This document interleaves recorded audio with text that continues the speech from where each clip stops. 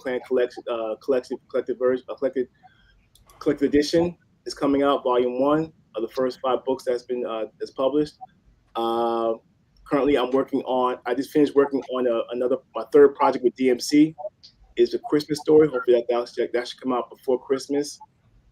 I'm currently working on a Teen Titans, doing some layouts for Teen Titans, young adult graphic novel. Nice. Okay.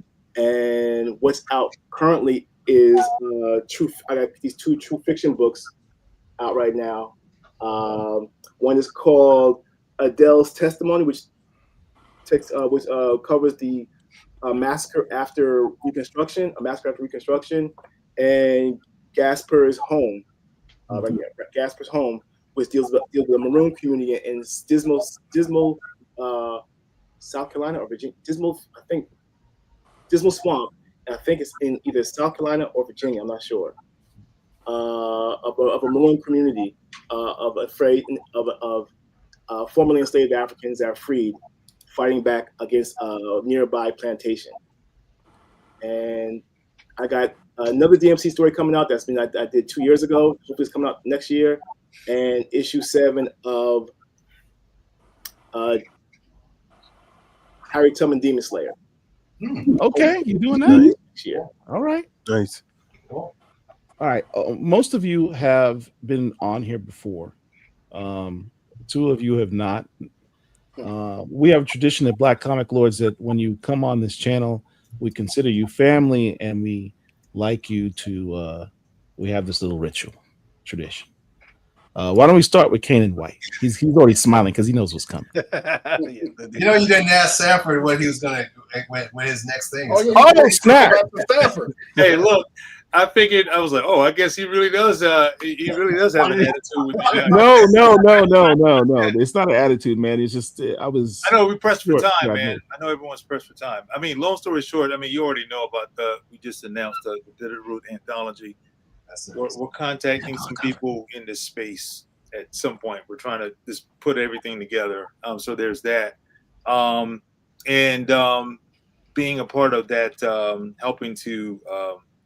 I guess create the world for the Legends Has It series with Marvel, with Nas and De La Soul and Ghostface, all these hip hop legends, helping to curate that and put that together. You don't have any more signed copies of that, do you?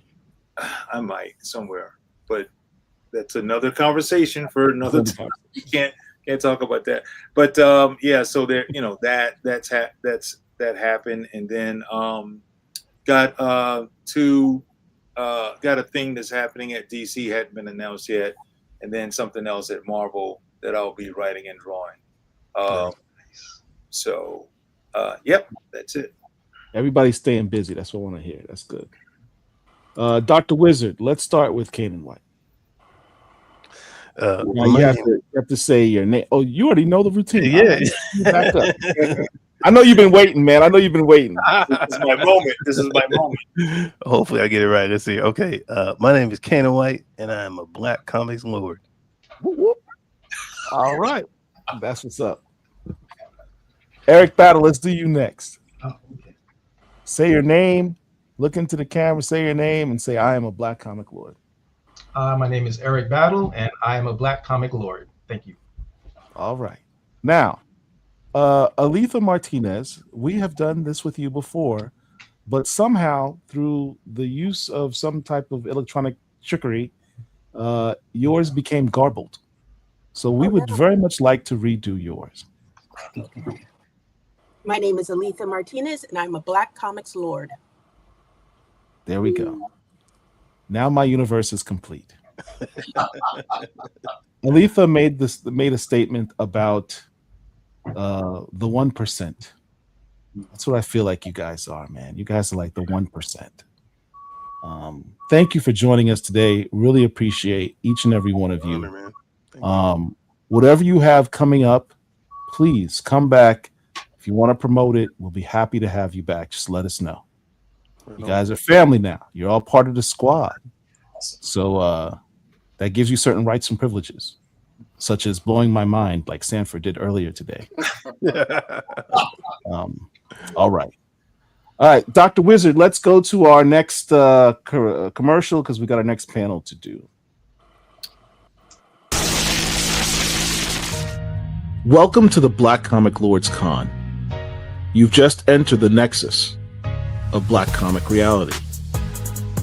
From comic books to pop culture, from indie visionaries to industry legends, from collectors to creators to the fans who keep this whole thing alive. This is your one-stop shop for everything in Black media. Now, we know you're watching from living rooms, home offices, maybe even on your phone while you're supposed to be doing something else. We see you. But make no mistake, wherever you are right now, you're exactly where you belong. Because this room, this stream, this moment, it's ours. We don't just celebrate the culture, we are the culture. We're the readers who saw ourselves in heroes when the world didn't bother to draw us. We're the creators who said, if they won't tell our stories, we'll tell them ourselves. We're the collectors who know that these pages hold power, history, and legacy. So stay locked in. Watch the panels. Bid in the auctions. Grab that limited edition BCL Con gear and let the world know where you stand. This is your day. This is your community. This is your con. Our stories, our heroes, our legacy. Black Comic Lords, we got you.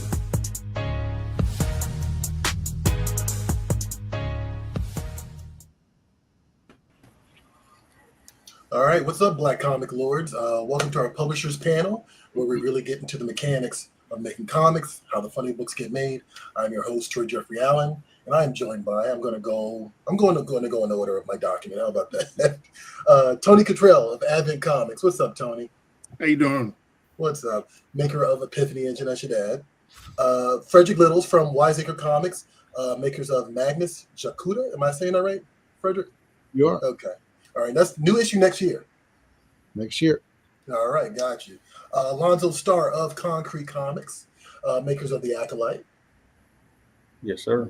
What's up? What's up? Sebastian Jones from the sexiest publisher, Stranger Comics, makers of Niobe. What's up, man? How's it going, Sebastian? He made sure I said that, actually. He told me to say Yeah, appreciate it. Tyler Martin of Godhood Comics, maker of the Antagonist. How you doing, Tyler? What's up, brother? How's it going, guys? Full disclosure, I've dealt with a few of you at different points in time on the marketing side when I was at Diamond Comic Distributors / previews, right? And we'll definitely get into distribution woes because I think like that's an important thing that maybe we should kind of discuss for this audience. But I feel like every fan thinks that they know what to do as a publisher. There's a lot of armchair quarterbacks who think they have an idea of how you would run a comic book company, right? Particularly like I see all the time people saying Marvel and DC and this and that. Like I would do this, I would do that, right? But the reality is being an indie publisher means that you're wearing a lot of hats. So what I want to do is I want to go around and I want you guys to introduce yourself again, but I also want you to say, what other roles do you fulfill at your individual companies? And Sebastian, since you're in the upper left corner, I'm going to start with you. Hey guys, my name's Seb and I run Stranger Comics. We are in our year 16 of doing this. I've got grays just like you, Troy. Yeah. We've been doing this for a minute. Yeah. We're mostly known for doing our Fantasy World of Asunder, Niobe and all that kind of stuff. And for folks in the chat, just to let you know, thank you so much to all the Black Comic Lords for having us on as publishers, as creators, allowing us to connect, of course, with you guys in the chat. It's a real honor and super humbling. It's a beautiful thing. For everyone that's in the chat, make sure you go to strangercomics.com or you go to the link in the description to get your free Niobe She Tribe. That's our gift to the Black Comic Lords community. I want to make sure you guys know that. Don't forget, it's in the description. This is us to you. Kanan, of course, to the interior art. and use BCL for 15% off the website for everything, including the Black Comic Lords exclusives. So that's one of the hats I wear is marketing, right? Yes, so we just yes. right, Tyler? That's how we do here. We gotta let folks know. Yes. What else do I do? I drive the trucks to the convention. Do you? You know, occasionally I'll load those suckers onto the truck and then set up the booth, take the studio meetings, you know, pitch, sell, market. You know, I'm on Instagram. I respond to folks. And one thing that we do too, of course, I'm sure a lot of these guys do as well, is making sure that we don't velvet rope our stuff. We are there to connect to the community, boots on the ground. Like we're on the other side, just like you are, as fans of this beautiful genre. So everything from sweeping the floor to meeting the heads of studios. So yeah, that's me. You sweep your floor after a convention? You're way nicer than I am. No, yeah, okay. Tony, what about you? What other roles do you fulfill over at Advent Comics? Well, first, I want to thank yourself and Black Comic Lords for opening the door, letting us all be here today. It's been an amazing con so far. I've been watching since 10 o'clock this morning, and I'm going to watch to the end when Seb closes it out because he always got some good stuff coming. So thank you. I appreciate you and all your fans. I wear every hat you can think of. Like Seb, I've been doing this for 16 years now, whether it's the production, the marketing, the editing, every hat you can imagine, I'm wearing on the business side, conducting meetings, trying to get, you know, deals in order, books in stores, books in retailers, and actually some other stuff that's going on, different things. So there's no position that actually I don't fulfill. And that's the thing, you know, my wife always tells me, you just slow down. You want to try stuff to the ground early. But, you know, it is what it is. I love what I do. And I asked for this life, so I'm going to do it. There you go. Lonzo, what about you? What roles do you fulfill at Concrete? Right. Actually, can I preface this by saying Lonzo didn't know what day it was yesterday, and I was like, he's working hard. I know he is. Oh yeah, man. So first and foremost, thank you to the Black Comic Lords for having all of us here, man. This platform has been a staple in the Black comic creator community, and you know, I'm just happy to be here, bro. Yeah. Amongst some of the greats here that I get to run across in the con circuit all the time as well. When it comes to wearing, well, I'm the CEO and founder of Concrete Comics and also the publisher, and I'm the writer of Acolyte, Zoriel, and a few other titles as well.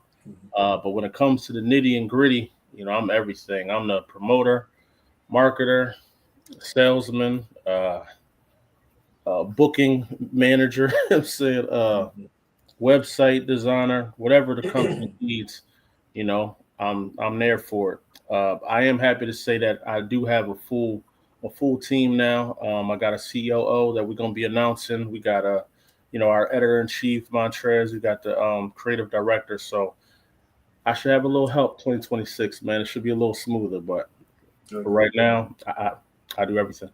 Good. Fingers crossed. Frederick. Can I call you Frederick? Do people call you Fred? They call you Frederick. You can call me Fred. That's fine. Okay, Fred. All right. What roles do you fulfill over at Wiseacre Comics? First and foremost, Frederick Littles, owner and founder of Wiseacre Comics. Shout out to Black Comic Lords for this event. This has been amazing. Again, these gentlemen here on the post and the panel and everything, outstanding. I've learned a lot from each of them and watching them in their efforts and everything as they continue to grow. And it's like everybody, I think we wear multiple hats, right? There's no hat we have not tried on to where we can actually run this company and everything. So I feel like I take a behind the scenes role quite a bit. Unlike Seb, I don't really like marketing as much, but I'm gonna try to do a little bit more. But that's something I've really take the honest and everything on to where I have to be a little bit more of a face of the company. But I love just being behind the scenes when it comes to editing, lettering, just reviewing submissions, writing stories. That's kind of my forte. All right, cool, perfect. Tyler, what about you? What are the different hats that you wear over at Godhood? Yeah, man. So, well, first of all, like the other guys, just want to thank you for having all of us here. It's an honor to be in the room with these people, man. They have been huge inspirations to me and Godhood Comics over the course of our 10 years. We're at 10 years now. And like a lot of them, they've named all the roles, but I feel like there are new ones that are created every day, right? It does go into sales and marketing, creative director, right? Writer, creator, publisher, shipper, printer. Like Seb said, you're talking to studio heads, you're looking for investors, you're trying to acquire funding, you are trying to find the best printer, right? And so I think what we didn't mention is graphic design. You know, I was never a graphic designer until I started making comics. And so every day I'm discovering a new skill. Well, for 10 years, you're developing new skills, and the roles just, like I said, they continue to add up every day. Absolutely. Customer service agencies. Yeah. All of it. Yeah. Absolutely. Actually, that was the answer I was looking for. It's like, yeah, it's a little bit of everything for sure. I want to get you guys I want to do like a little bit of origin stories, right? So I want to find out what got you into publishing. Like it was, I recently saw an Alan Moore video where he said like he read a book and he was like, I could write this shit, you know? So like, you know, but I mean, you know, he says like, look at bad stuff, look at good stuff, et cetera, et cetera. But like, where did that nugget of inspiration come from to be like, you know what, I'm going to do this for real this time? And I'll go in Z formation. So I'll start with you again, Sebastian. Yeah, I mean, for me, obviously, I'm sure like a lot of these cats, you know, I grew up loving comics, inspired by the creators, and got me through formative years, you know, bullying, aggression, you know, all those, whatever it is, comics has always been kind of a bit of a safe space. And for a number of years, I ran a record label, and around that time, I was playing a lot of Dungeons and Dragons. Hence, check this out, our Dungeons and Dragons homage. No way. Nice. Can't help myself. And when I was playing D&D, I was creating this fantasy world and these characters like Niobe and so on. And as I grew, she grew with me, and I felt I was developing more as a man, as a person. And the world around me was changing. And so I wrote this story called The Untamed. This is where you first meet the whole world of Asunder. And I shopped around to different companies as a film, to a graphic novel, and so on. And this is a while ago. This is maybe 18, 19 years ago. And a lot of the comic companies were very much like, we don't do black comic. We don't do female lead comics. We don't do black comics. When we don't do fantasy. I'm like, yeah, I'm doing all three.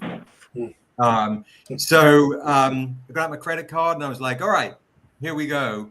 And I literally, rest in peace to my mom. She was our angel investor and paid for the first printing of the very first comic of The Untamed that we dropped at San Diego Comic-Con in 2009. We didn't know what we were doing, right? Like Tali was saying, like graphic design, what am I doing? Learning, I guess, you know.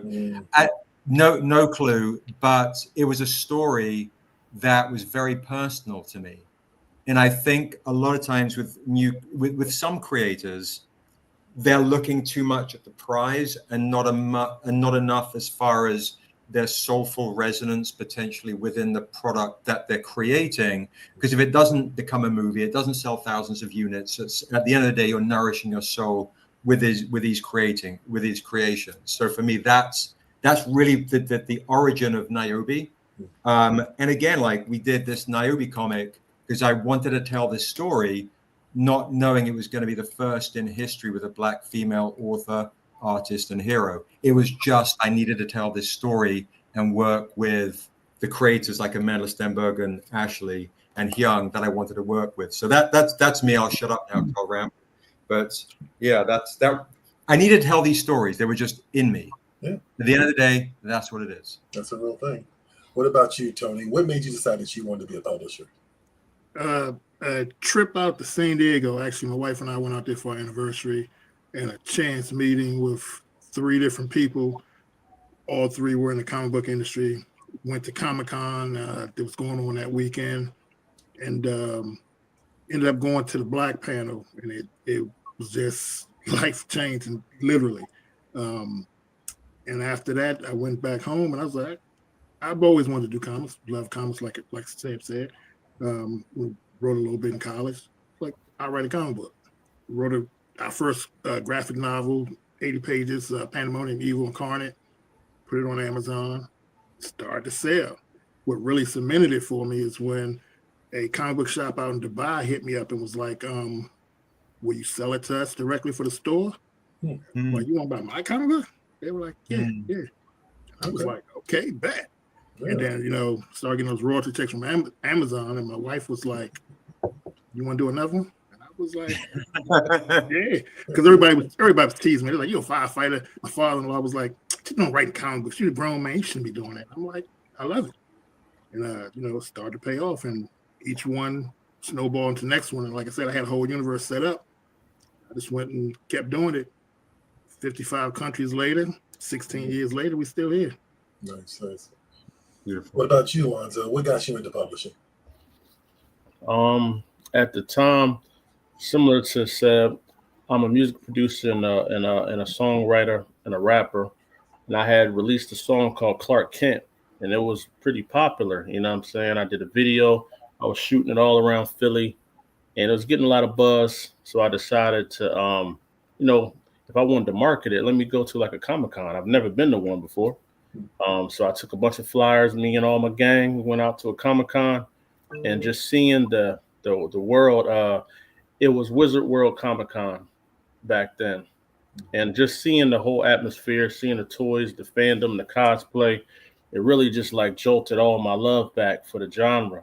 I've always read comics, but it was like a 15-year gap of me not reading, just watching movies, but not reading comic books. And that kind of got me back interested. And because I made Clark Kent, I said, man, I would love to make my own character, Long story short, my boy, he had saw a video. It was like an animated video of a character called Dark Eagle on Facebook. And it was my first time ever seeing like a character that wasn't Marvel and DC. I didn't know there was anything outside of Marvel and DC or like Image. I only knew like those three, to be honest with you. So when I saw something from my city that was independent and that was by a black dude straight out of North Philly, I said, damn, I didn't know niggas was making comics. let me, so it just like rushed. Like all my energy was like, yo, I could make a comic. So I reached out to him because I just wanted to do a theme song for him because it was like a silent video with no music on it. It was just an animation. So I reached out to him. I said, hey, I want to do a theme song for you. He told me no at first. I said, listen, I'm not charging you. I don't want that. I just want to make it. So he eventually said, yeah, I can make it. And when he sent me the script, because I had to learn, how the character was, how he operated. When I read the script, I saw how similar it was to writing a song. And my mind just went boom. And then, I created this guy here, Mr. Acolyte. And the rest was history, man. I figured out I learned the whole process, like how comic books worked. Back then I thought it was one person that just wrote it, drew it, did everything. I found out it was a inker and a penciler and a colorist, a letterer, editor, writer. I didn't want to cut no corners because in music you can't cut corners, man. You need that engineer, you need all those things. And I wanted to do it right. Anything I put my name on, I wanted to be quality and professional. So I took my time. I figured out what I wanted to do, and 2019 I started dropping pictures of Acolyte, and 2020 we launched. And the rest was history, man. Now we out here keeping it concrete. Love it. What about you, Fred? What's your origin story? So I would say 2018, I lost my mom to cancer. I went through a pretty good bout of depression, right? So I just wrote. I fell back on, two things my teachers taught me, Mrs. Welch, art, and Mrs. Robertson, drama. And so I just wrote stories. And I was scrolling through Facebook one night, and I landed on Godhood Comics. Tyler F. He was offering this course, this webinar and everything on how to create comic books. And I was like, okay, the big man above must be talking about me. He must be looking after me and everything here because he's sending me some messages. And in this course, not that I meet Tyler, I also met David Krause. And these two guys were just talking up and everything about the process. I'm telling myself, I have no idea. I have these stories and everything here, but I have no idea how to create a comic book. And they gave us the tools to really start and perfect their craft. And through it, I pitched the idea to Tyler Magnus Jakuda. But the first one he said I pitched was a comic. And Tyler gave me some good notes. He said, "Hey Fred, the cover looks outstanding, but everything inside the book does not match the cover." And at that point, I told myself, okay, first impression won't be my last impression. I'm gonna go back and do the work. And from that day on and everything, I pretty much modeled and mirrored and went back to my roots and everything to really, just do a deep dive into milestone image. And I went to the comic book store and I requested the antagonist, and they didn't have it. And I was like, okay, why? And a lot of it because we don't do black comics here. We don't do any comics here. We don't put those type of books and everything on our shelves. And I was like, okay, I can be part of the process of change. And that's how, Wise and Comics came to life in a way. All right, great. Well, actually, then that's perfect. We can definitely kick it over to Tyler. Tyler, what is your origin story? How did you get into publishing? Let me before I say that, let me just say about Fred is that Fred, we don't give Wiseacre Comics enough credit, right? Because where we say we've been here 10 years, 15 years, 8 years, Fred has built an entire fan base, community, and comic book company in 3 years, guys. 3 years. From Kickstarters to even his indie prints, where he's taking on other creators, he's giving back and publishing other creator books. That's not something I can take on. That's something I was like, I can barely get my own stuff out. I'm not going to be focused on somebody else's IP. And so I really want, if you're in the chat, guys up here, please check out Fred, check out Wiseacre Comics, because they are doing things at a phenomenal rate. So I'll say that. That's my credit to Fred there. For me, guys, it was a little more life and death. My father was a severe alcoholic, and my mom had fled from him when I was 1 year old. But the backlash of that divorce was echoed through my childhood, from arguments, phone calls, and these big blowouts. And so 94, watching X-Men, reading X-Men, watching X-Men, that was my way out. It was an escape to another reality, right? Because my reality was not stable. And so reading about Spider-Man and X-Men, comic books were just like the epitome, and of course, Dragon Ball Z. And so I also started writing my own comics. I would draw them first. Back then you draw first and you write later. And I take a ruler and I'd be drawing the squares. And then in 5th grade, my teacher said, "Hey, we got a guy coming." So we went to the auditorium and I met a guy named Bobby Jackson. Look this guy up. He created a comic book. This is probably 2003. He created a comic book called Young Brother. It was the first time I had seen I wasn't really into Black Panther. It was the first time I had actually seen an independent Black publisher, Black man, creating a Black comic book. It blew my mind. I had no money. I said, let me go. I had to go to the principal's office and call my mom, and that she needed to bring me some money so I can get this book. He ended up giving it to me for free, but please check out Young Brother. And then from there, much like Fred, I went to school. I was a high school teacher for 8 years. Very much down on my luck, very much depressed because I was not in an environment where I could create freely, had all these ideas in my head. And on Facebook, I had joined, I think it was ICC, Independent Comic Creators Connection, or something like that.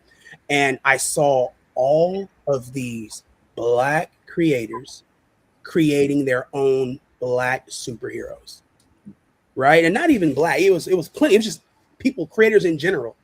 And in kindergarten, I created a character called Mega Woman. She didn't look, when I created her, she was white because I didn't think I could create Black characters, right? So I had created Mega Woman in kindergarten, and she was this white girl, fashioned after Captain Marvel or something. And I started getting pictures of Mega Woman, getting pictures drawn of Mega Woman, posting Mega Woman, reaching out to artists, reaching out to some of these guys like Tony, some of these guys, who really laid the groundwork for us to come in after. And that's when Godhood Comics was founded. But much to like Alonzo said, I have always had artistic marketing in me. I always, my grandma used to tell me I could sell a Bible to the devil. right? I was always able to sell and market, and I knew, that anything I did had to look good. And so for Godhood Comics, I said, listen, if I'm going to do this, it's got to be great quality.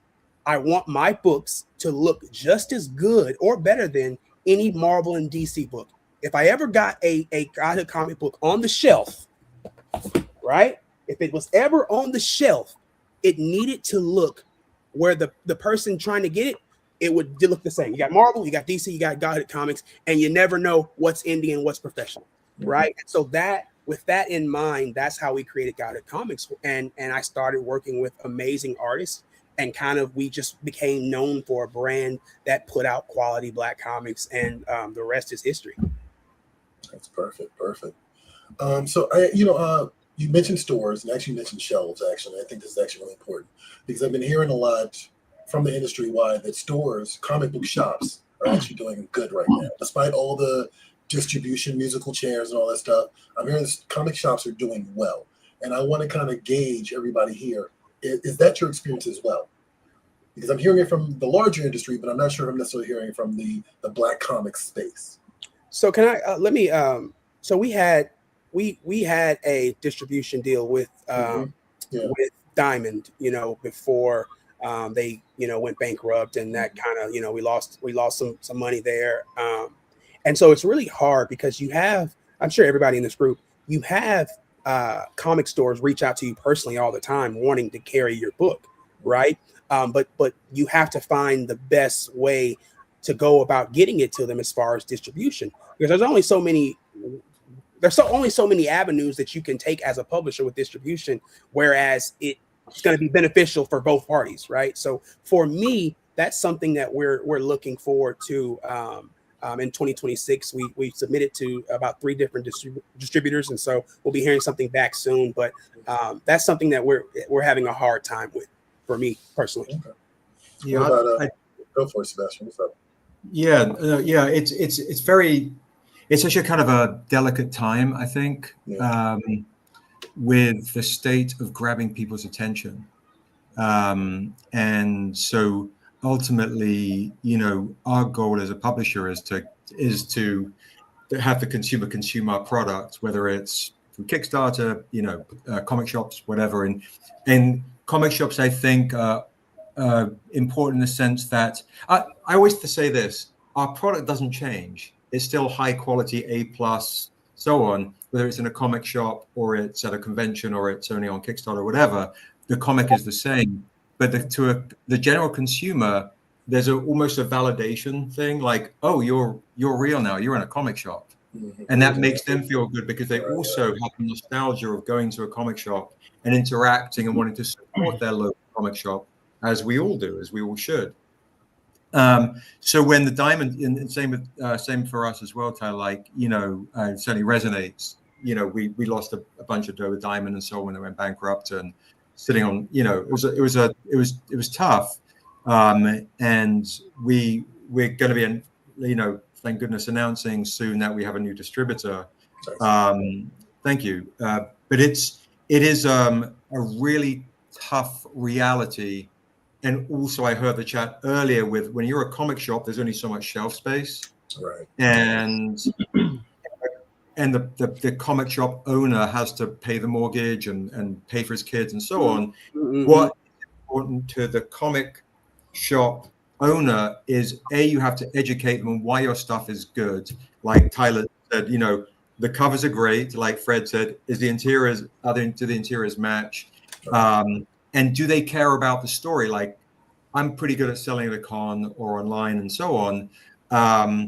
We have to educate the stores as well so they can make money as well. And how do you then build those relationships and so on? So I think it's important that we're in comic shops, A, because of the extra revenue stream, but B, the validation and the sense of awareness. Like, there's been quite a few fans have gone like, oh, I seen you you're at a convention. I picked up your whatever at a comic shop. Oh, this is great. I didn't know you existed. So it's just more avenues to reach the consumer. But to the creators out there that can't get into comic shops through a distributor, you have my pitch is this: go on Google, type in top 10 comic shops each state, and then contact those comic shops. Go on Google, top Black independent comic shops, blah, blah, blah. Contact them, build your relationships, and so on.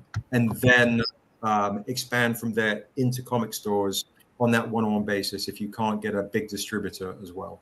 So, what's up, Lonzo? So yeah, I was in Diamond. I think me and Tyler went in at the same exact time, I believe. And you know, I talked to the big homie Tony and Marcus Roberts at Second Sight. They kind of already had their feet wet within Diamond and gave us the rundown of how it works and what to look out for and things like that, scheduling, because, you know, it was a whole new world.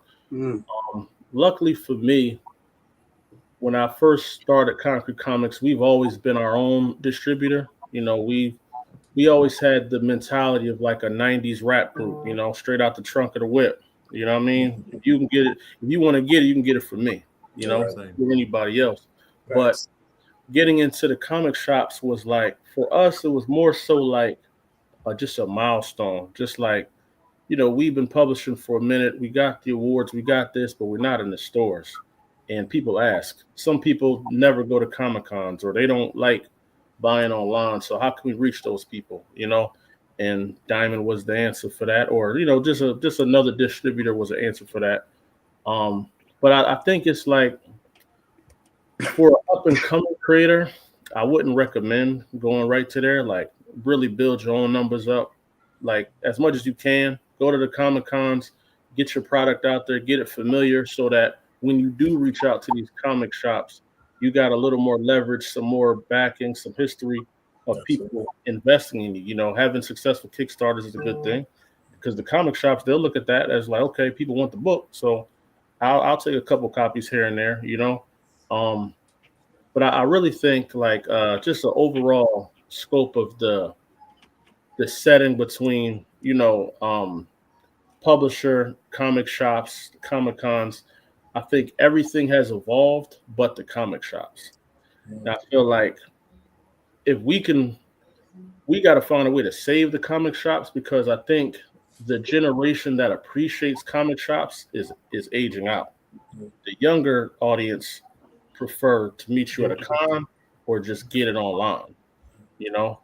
And you got to find a way to make the comic shops be the mecca once again of where you get your books. And they're going to have to play ball with the indie community because, you know, there's a lot more to comics than just the big companies. There's a lot of us out here that can bring a lot of quality to the stores, and they got to start realizing that because we got options. They're soon, comic shops are soon running out of options because Marvel and DC are doing Kickstarters now. They're doing other things. So, you know, that's just kind of how I feel about it. I will jump in here and just say with that said, let me say one thing, Troy. Go ahead, Tony. Go ahead. Publishers and people who are just looking to get their books in stores, there are things that you can do to help comic shops out and let them realize what you're bringing to the table, whether it's the quality of your book, the art of your book, or your ideas. There's a little trick, well, not trick, but we do shelf talkers. So whenever we bring new stores into our Advent Retail HQ program, stores who sell our books, we send them shelf talkers, or basically little quick elevator pitches of what our book is. Depending on the store, some stores don't like to read full books. Some do. If you give them full preview books, send them emails of little stories or previews of what the book looks like and what it's actually about. They appreciate that because then they can judge whether or not they're going to spend their hard-earned money to put it on their shelves. So that kind of worked for us in the past. And stores tend to appreciate knowing, okay, well, this is a quality book. You know, basically I can see it, I can read it, I know what it is. I think my fans will like it. And we also send out, at Advent, we send out preview copies sometimes. Give stores advanced copies. Now I tell them, you know, don't sell them yet because they're not ready for sale. But I'll let the stores look at them, let their fans and patrons look at them, and that way they can get a judge of whether or not they're ordered for their stores or not. And it works. For us, it works. And but like I said, we were also with Diamond, and when they crashed, we had to scramble and do some things because I didn't want to be out there too long. So right now, presently, we're Philbo, but there's some other people who've been knocking on the door. Luckily, our time in the industry has gotten us noticed, and people are coming to us now. Okay. Fred, do you want to chime in? Yeah. One of the biggest things the time is take advantage of book signings at your local comic book store. Yeah. I just recently did one, and it was amazing. I got a chance to interact not only with the new customers and readers and everything too of the series. It just gave me opportunity to actually present first impression and everything to that store owner, to where they're not asking me, "Hey, when is issue 2 coming out?" And so, yes, we landed a distributor this year, and a lot of it came from being out to the convention trail. And Lonzo was right. You have to do it in layers. As a new creator and everything, I would not suggest you send out and trying to get distribution deal from the onset. Get out on the convention trail, share your story with these readers and everything to get new customers that want to gravitate to your brand, and then build from there, stepping stones. And then from there, like I said, as you continue to grow and you're starting to now outpace Kickstarters or your online sales, then look at distribution. Absolutely. Yeah, I was actually going to say, like, one of the things I have been hearing from other retailers is that they are getting a new generation of fans in now, which actually kind of surprised me, to be honest. Like I had fallen into the mental trap of, well, newer readers just want to read manga, right? And they're probably pirating manga, like, you know what I mean? So it was actually encouraging to find out that, like, there is a new generation, possibly from the MCU movies, probably just because the last 10, 15 years has been superhero movies, and now they want more. It's become a common thing for them. But that new generation is walking the comic shops now, so hopefully it's a good sign for the future, because I agree with Lonzo. Like, there is the current generation is going to age out eventually, probably sooner than later. So you do need like something to fuel the next generation of comic fans. Tyler, I actually wanted to ask you about comicpreneurship at Godhood. Like, it's kind of like a manifesto, it sounds like. Can you kind of explain what that is? Yeah, so we have a what I like to call the Godhood Schoolhouse Initiative. Fred mentioned it earlier, where I have mentored a lot of creators, both independent and who write for Marvel and DC. Dorado Quick is one of our greatest success stories. He joined the Milestone Initiative, has since written for Cyborg, Kid Flash over at DC Comics, and we were just talking. Comicpreneurship is, we teach about the difference between a comic creator and a comicpreneur, right? And so what is a comic creator? Well, a comic creator is what we all are, right? We're all someone who we enjoy making comics. And that's fine. But comicpreneurs are kind of what we all are also here. And kind of we touched on that earlier by being publishers. It is, how can I make comics, but also think about profit, margins, optimizations, operations. I learned early on with my first Kickstarter that I was like, oh, wow, I can make money with this. I had never seen a $6,000 check.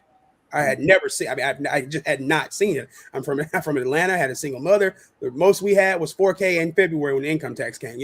I had just never seen what my ideas could produce. And what I found in private DMs and emails with people, just the people I mentor, and just in general, is like, well, how can I make money doing it? How do I make money making comics? And to each their own. I mean, there's different ways to go about it. But comicpreneurship is just what an entrepreneurship is. It's a comic creator who wants to make a living off of making comics. I think we all was sold the same lie early on, where art, you can't make money with art. I wanted to be an artist. My mom dead set told me, you're not going to be able to make a living that way.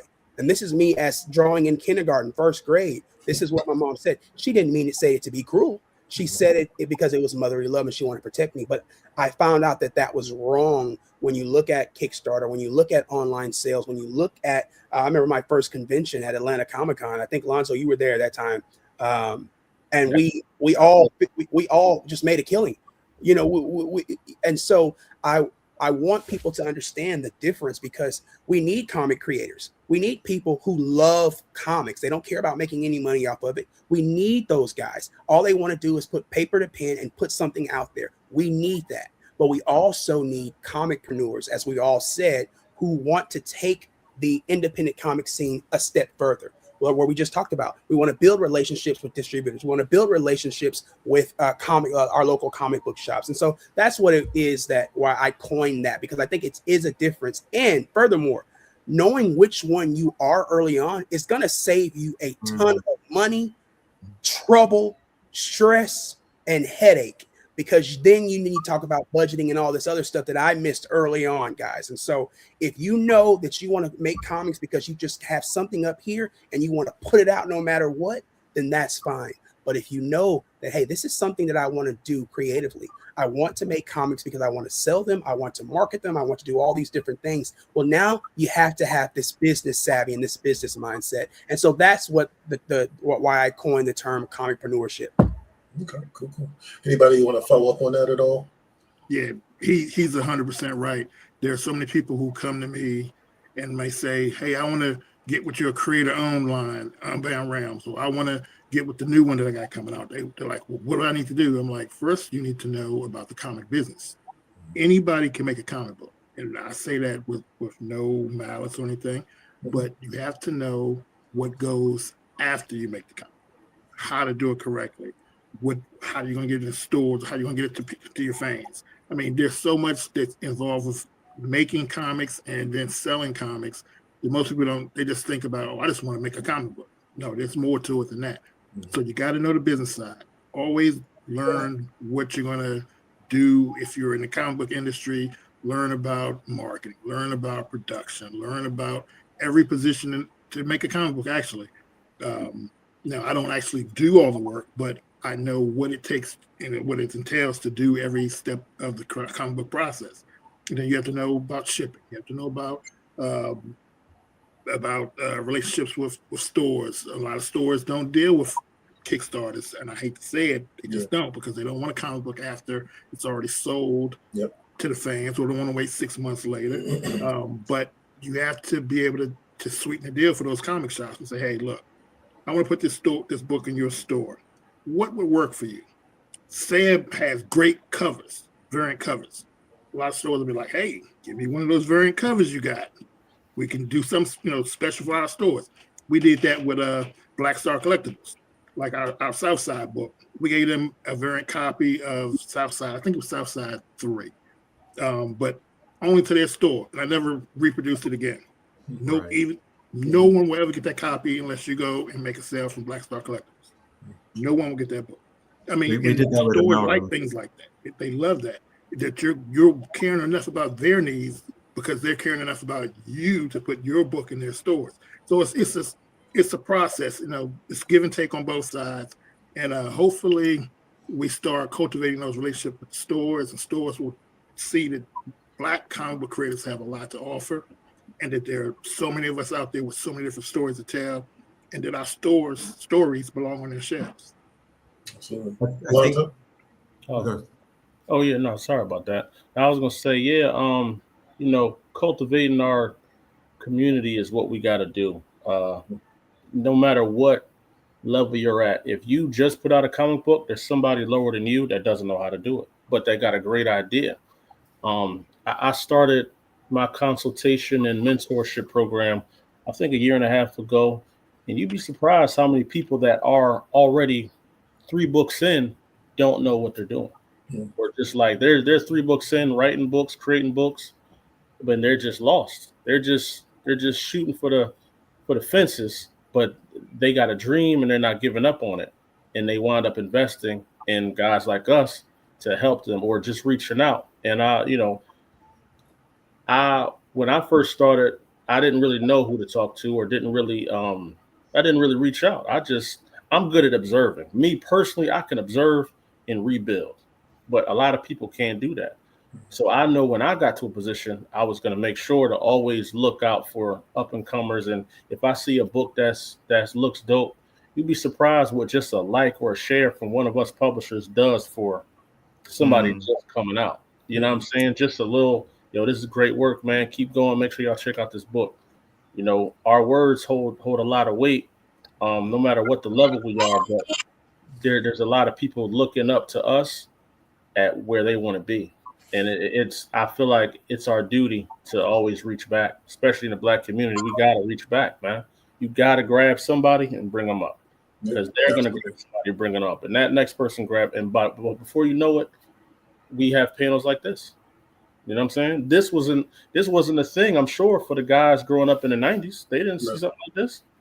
In the 2000s, I didn't see nothing like this. I'm saying, if I would have saw this, it'd have blew my mind. But we don't see it. So I make sure to do it. Me and Tyler be chatting, me and him and Impound Comics and whoever. We shout out to Impound, guys. Shout out linking up, because we all kind of we're the class of COVID. I'm saying, me, Tyler, and Impound. So when we came out, that was the exact time we dropped. And you know, a lot of people came out when we came out. A lot of people still ain't here right now, and I don't know what the reason is. Some of them had good books. Some of them may have spoiled their names in the community, but none of that matters if you're doing this to really benefit the next generation and just build a legacy, man. So I just encourage people to look back every now and then, bring somebody up that you feel is worthy to be up in the cloth of the Black Comic Lords community, man. You know what I'm saying? Yeah, absolutely. That's beautiful. Can I piggyback on that, Root? Just go quick? ahead. Yeah. Thank you. Because I think, Lonzo, you hit it on the head with bringing up the next generation. I'm probably just, you know, I'm in my 50s now, and like seeing kind of the different evolutions of the last few years. So for folks that are in the chat, to echo what Lonzo said, I do a panel called "How to Take Your Idea from Concept to Creation." For folks in the chat, I'm going to be doing that panel tonight at 8 o'clock. So that's my gift to you guys. I'll show off some tips and tricks and some ideas and thoughts. And that panel I've toured around and to different conventions, different universities, South Africa to Sweden to New York Comic-Con, whatever. And I get messages from people out of the blue going, you changed my life with that panel. You gave me that kick in the butt I needed. Can I reach out to you? Can you review my stuff? I'm now a video game developer at this big studio. Can you write something for my video? So all those interactions that I think when we're in the lab, and I don't know how it is for the rest of the panel, but we're in the lab, it's just such a crazy vacuum. And then when we go out to these conventions, we're reminded with these real personal interactions how we're doing this for community, and to have that soulful connection through this medium. We're connecting in a soulful way with soulful resonance through this comic medium. And I'll also just come back to just something a little bit earlier.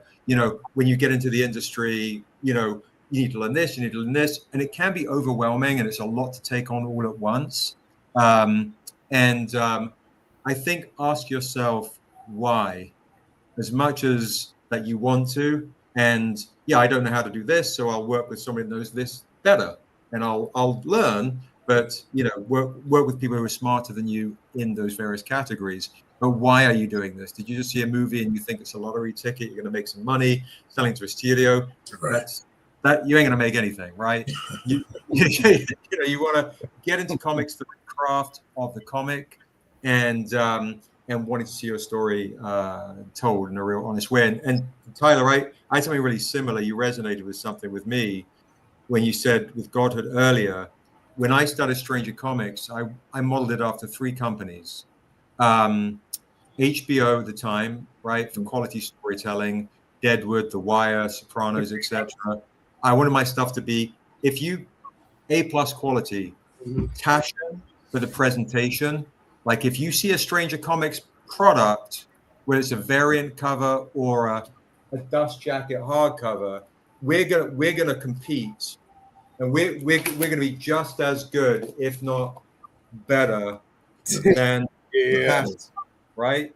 Like I want that folks to have our hardcover coffee table books on their coffee table. Like this is a source of inspiration and pride and honor. And then the last one is Blue Note Records. There's an aesthetic. You can pick up a Blue Note album and go, that's Blue Notes, like Spike Lee or David Lynch. That's our age group. Right, Blue Note, right. So Spike, it's got to have a signature, right? So if you're a creator out there, what's your voice? If you're so if I see Concrete Comics, I'll know that's definitely Keep It Concrete, right? It's a voice. He's got a voice. The same now with Wiseacres, the same obviously with Tyler. Don't be a sound-alike. Don't auto-tune your stuff. Right. Real quick, Troy, before you move on. Now, unlike Seb and Tyler and Alonzo, I don't teach courses, but my door is open. It's always open. And you'd be surprised how many people, whether they're novice, whether they're peers, and actually a couple people work for the big two. They'll hit me up, privately, and I don't share anything that people say to me.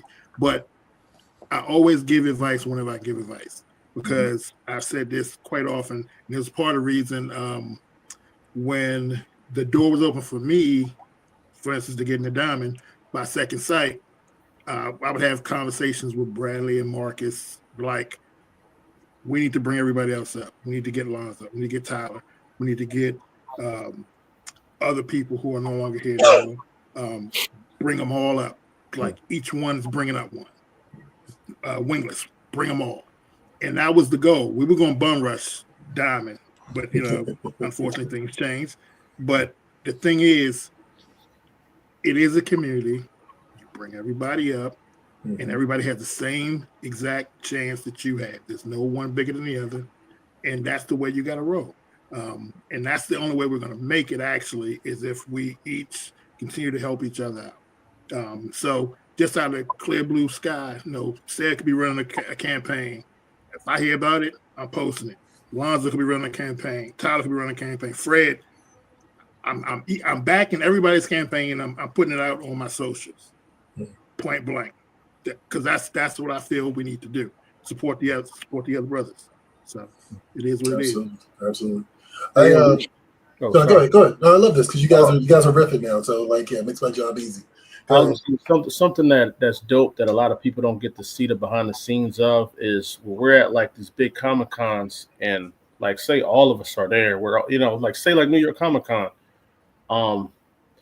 A lot of us do, like, we direct people that bought from us where to go next. We be like, yo, make sure you go stop at Stranger Comics. Make sure you go downstairs to see Greg Elise. Make sure you go here. So it's like we're like a secret Hydra inside of a corporation that don't know we're there. You know what I'm saying? We're just moving through the veins of the system, and I'll see somebody with a Stranger Comics bag or with a Ray Comics bag. And then they're like, yeah, I know, I just got from TJ. But, oh, yeah, well, you got to get from here now.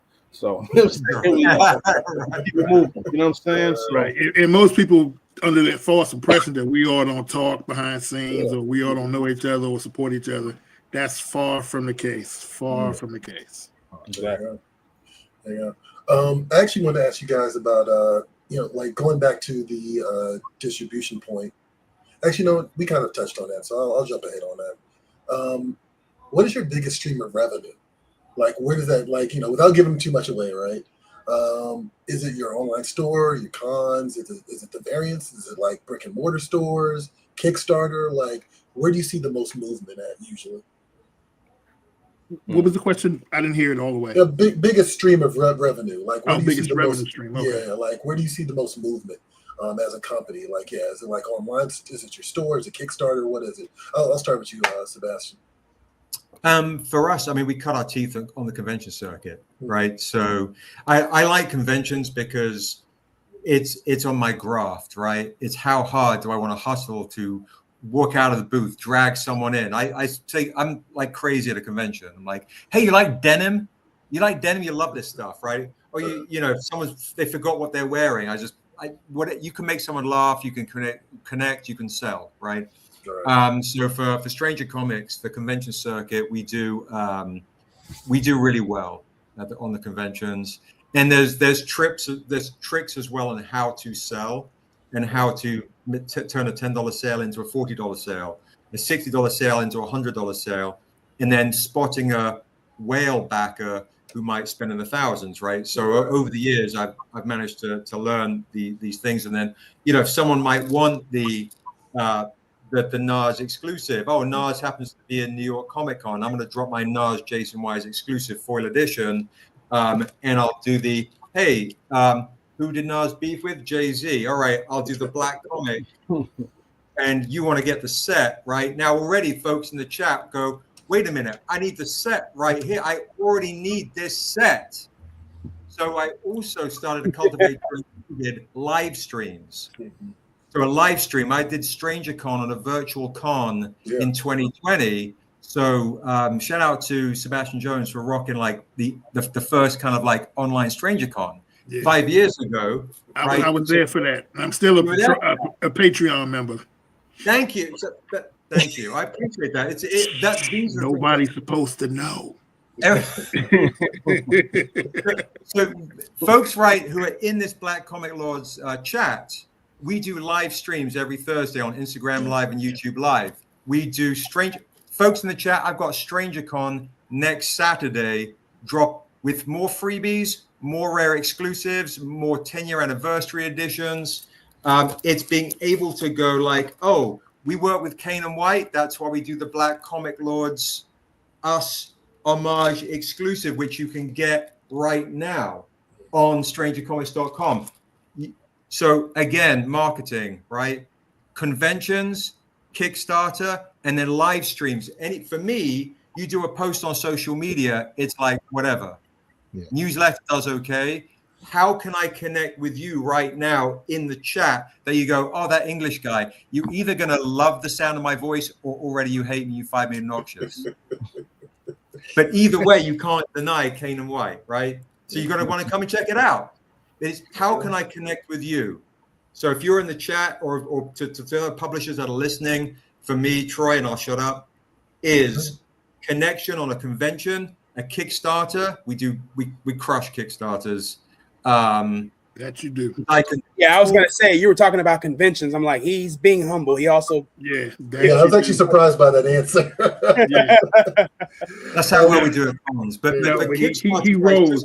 I first met Seb at Baltimore convention, and I was looking over. This is like one of my first years there, and I was looking at him. He was just rolling in and out. People had like 2 tables back to back, and everybody was coming to a table. So I went over to after the show and introduced myself to him. I was like, man, y'all doing okay over here? And he was like, yeah, we doing okay. He's real humble the way he is.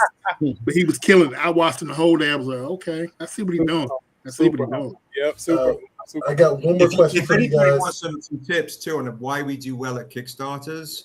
If you're a publisher or you're a creator, like I'm super giving with my knowledge. DM me on Stranger Comics on Instagram. Just make sure you follow and join just DM me on Instagram, Stranger Comics. I'll answer some questions. And tune into StrangerCon next week. I'll also talk some more stuff. But why do we do 80 to 120, 130 on a Kickstarter? It's really difficult. It's not easy. It's a real science to it, right? But a lot of it is interacting lives during it with your community. Something Lonzo said earlier about before you worry about comic shops, establish your core relationship with your consumer, right? Value them. It's like the same way you value the busboy to the king or the queen. In the same way, everyone's equal. I don't play any of that hierarchy stuff. The same with your consumer. They're taking a risk with their $4 or their $20 or $1,000 on you versus Marvel. So that's why, like, I totally believe in what Tyler said. Like, it's the quality they expect and deserve. So you have to put your soul into this stuff. So somebody said this guy can sell a Bible to the devil. So you got my grandma's quote there on you. but Troy, I want to answer this too because I think for new creators. So for us, obviously Kickstarter and the store, but here's something here's some advice for new creators. Create a Shopify, get the book done, and don't forget about the digital sales. Yes, everybody prefers prints. Everybody prefers prints. We know this. We prefer prints. But what happens is with Godhood Comics is even when we went 2 years without prints because it was more, we didn't have the supply and we had all of this demand. but constantly our downloads are always going. This is a constant revolution. So even if you have one comic book, get the Shopify. It doesn't have to be a beautiful site. Get the Shopify, put the book on there, and let people download it. Charge them $5, let them download it, and it'll always be downloaded. And over time, that is going to accumulate in sales. And also, 9 times out of 10, people who download the digital are waiting for the print. Yeah, right. They're gonna and they're signing up to your mailing list, and they're gonna. I have to get this print because I read the book, and now I've got to hold that sucker. See, Seb, I can do it too. So now I've got to hold that sucker. Right? But yeah. So if you're a new creator, here, go ahead and put the digital download on the site. See. Y'all gonna play that game. Y'all gonna make a brother start doing it too. Hey, you know what? We might as well. Brother start doing it too. Come on, man. The Sean Hill Titan, brand new, coming out with 2026 Southside trade paperback. You got a Southside volume. You got a Southside trade. Yes, sir. It's coming out the first of the year. But to answer your question really quickly,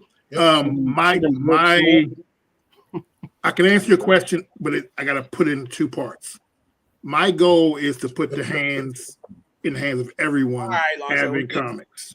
Everyone, and that's my mentality. That's my focus. Everyone is getting Advent Comics in their hands. So with that said, I'll hit digital marketing. Christopher Priest told me in 2009 when I was to bother him on his old website and tell him I was getting ready to start Advent Comics. He was like, "Go digital, young man." He was like, "It's the way of the future." Yeah. I started digital. That was one stream. I go to stores. I go to conventions. And I did Advent different than everybody else. I was selling out of the country before I started selling in America. So people were like, "Who's Advent?" People didn't know who Advent was. And this is as late as 2019. I mean, I had already had money coming in from outside. People were like, "We don't know you." Yo! Hey, how you doing, Paul? Look, thank you for letting us come to the show. I recognize the fact that we assembled the best independent comic dudes in the business. I recognize that. Shout out to all of you. Thank you for showing up. By the way, they're better than us. They're still out there. Trust and believe. You just haven't seen them yet, or you haven't put them on the show yet. Well, that may be true, and hopefully y'all can direct them our way. We'd be happy to put them on as well. Definitely. But in terms of the publishers that are most popular in our space, it's you guys, and there's a reason for that. All of the reasons that you just said. First of all, you work your asses off. Second of all, you focus on customer satisfaction. You do quality content.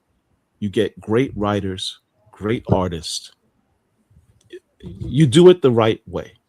And then on top of all that, you help others come up. And I have mad respect for each and every one of you. I think you all know that. You wouldn't be here if I didn't respect you. Thank you. Appreciate that. But time to go. Yes, indeed. I look forward to watching the rest of the show. We got other things to do. Indeed. Thank you guys for letting me be up here with these powerhouses. I appreciate it. Thank you very much. And everybody, I'm going to say this real quick because I know we get to it. But yes, it's coming. And Stephen Harris is finishing the epilogue now. Epiphany Engine is coming. We never stopped working. When the Kickstarter was finished, the work began. And there hasn't been a day that it stopped working. Even when I was in ICU for 2 months, 2 weeks, a couple months ago, work never stopped. It's coming. We're almost done.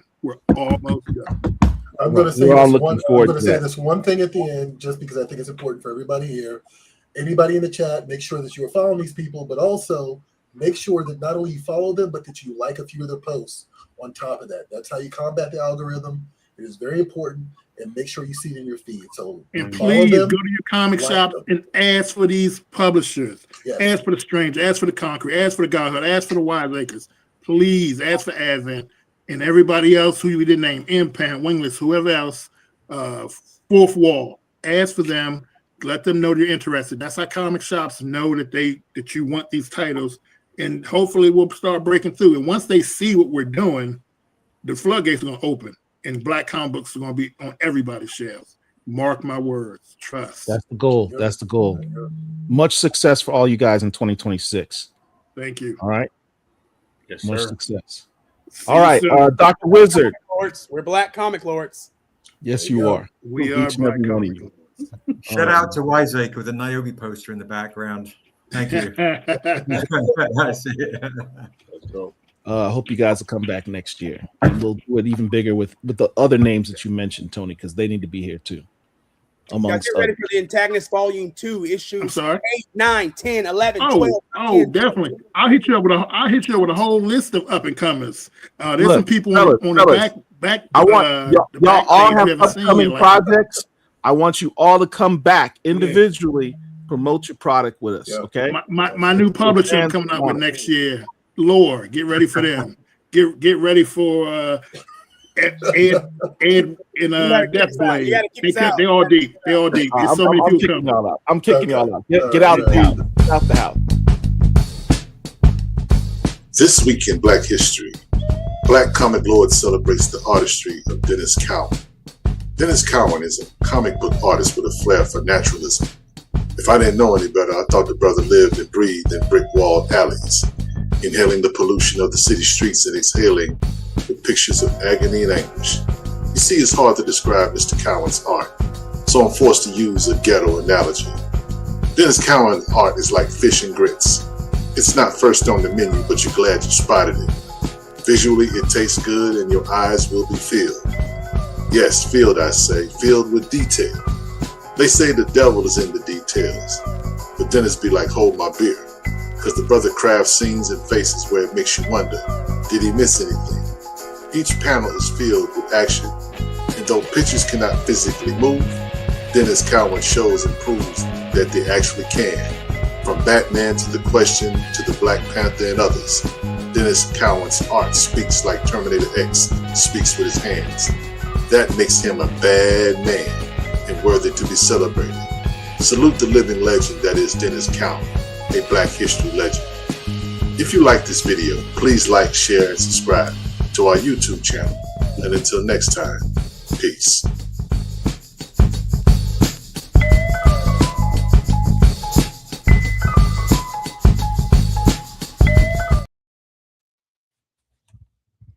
Wow. Derek did not do what I asked him to do, but that's all right. That's all right. Listen, y'all. With this next section is the BCL Awards. Surprise! Here's the thing. Derek, can you put me on singularly for a second? Thank you. In comic books, we talk about superheroes a lot, right? And I've mentioned this before. I've said superheroes are our modern day fables. There are Gilgamesh, there are Beowulf, there are Achilles, there are Anansi. These are the characters of legend and lore and story who are there to inspire us to aspire to be more, to be greater, to do things that are fantastic, that seem superhuman. That's why a lot of us love comics. But what happens when in that realm of comics, there's a real life person that becomes a superhero for you and inspires you to be more, to be greater, to see things in a different way. 30 years ago, in 1994 or so, I was a college student, Rollins College in Winter Park, Florida. And I had the opportunity to bring down Mr. Dennis Cowan to the school. A year earlier, I walked into my LCS, went to the shelf of my LCS and saw this on the shelf. It's like, what? What's that? It's those black faces. They look like superheroes. Is that a black superhero team? Sure, that can't be. I opened this thing up. It's an interview with Mr. Dennis Cowan and many of the other members of Milestone. And they talk about this burgeoning idea that they have coming out the following year. I called my LSDS and said, send me everything. I want pre-orders on everything. Add it all to my pull list. And that's how I got my entire Milestone collection. So the next year, when I had an opportunity to bring Dennis Cowan down, I did. His lecture was on the multiculturalism in comics. And brought him down. I was also his chaperone for the weekend. Now, if you ask him, he's not going to remember any of this. This is 30 years ago. But, you know, during that weekend, I got to hang out with him. Took him out to eat, showed him the sights in Orlando, went to a few comic book shops. And he was asking me, what do you like to read? I told him stuff I was reading. Iron Man, X-Men, you know, stuff like that. And he goes, what about Black Panther? I was like, I don't know. He seems kind of weak. Doesn't really, you know, there's not really a lot about him. Not like these other characters. He's like, oh, no. Black Panther's dope, man. And he pulls out his run on Black Panther in the comic shop. So you might read this. And I think I ended up purchasing that and like Don McGregor's Panther's Quest or something like that. Panther's Prey. Then he handed me, he's like, if you really want to get into comics, read this. This is the best book you could possibly have. And he handed me a Kyle Baker book, Why I Hate Saturn. He says, if you want to know what's the best in comics, it's this. I still have that book to this day. Then he proceeded to do his lecture and he talked about the history of comics. He talked about Crown Comics #3. He talked about all Negro comics. He went through the history of comics. He mentioned things like, hey, did you know that back in the 70s, all these superheroes had this V-neck? The black superheroes had the V-neck outfit. I think it was to show that they had to show the black skin to let them know that they're black. I mean, you had Dr. Voodoo had it. Luke Cage had it. Black Lightning had it. They all had that V-neck thing. I was like, oh, it's interesting. He used to tell lots of interesting stories and things of that nature. But at the end of the day, at the end of that weekend, I realized that he set me on a path. He was the Morpheus to my Neo, and he pulled me out the Matrix. And he set me on the path of collecting black. I would not be a Black Comic Lord today if it was not for Dennis Cowan. Not only for that weekend, but for the works that he did that I've always admired and have always inspired me. So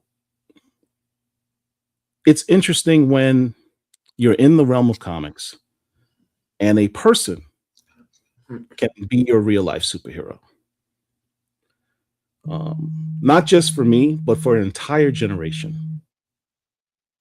He has inspired many of us. And for that reason, the Black Comic Lords would like to give to Mr. Dennis Cowan the Icon Award for accomplishments above and beyond in the realm of comics. Phil, Mr. Cowan, that is the award on the screen. Wow, it's like a real thing. It's a real thing. Oh my God, thank you so much. Is that going to be mailed to me or something like that? What do you guys do? It's going to be mailed to you, brother. When I see you at the next con, that'll be fun. No, it's going to be mailed to you. Amazing. Thank you so much. Thank you so much. Thank you. I really appreciate it. That's incredible. I don't deserve any awards, but I will. Thank you so much. Thank you so much. But you guys know me. I'm not an awards person. It's like that's particularly why you need to get the award. But I really appreciate it. But it just embarrasses me because I'm like, what do you say now? I don't even have a speech. You don't have to have a speech, man. Just be yourself. You're mad humble. Your legacy and your work alone is the speech. We were more than, and I'll be very honest, when we were talking about doing this award, there wasn't anybody else named in the running for this award, for the Icon Award. Like it's not even up for debate. You are that person for us.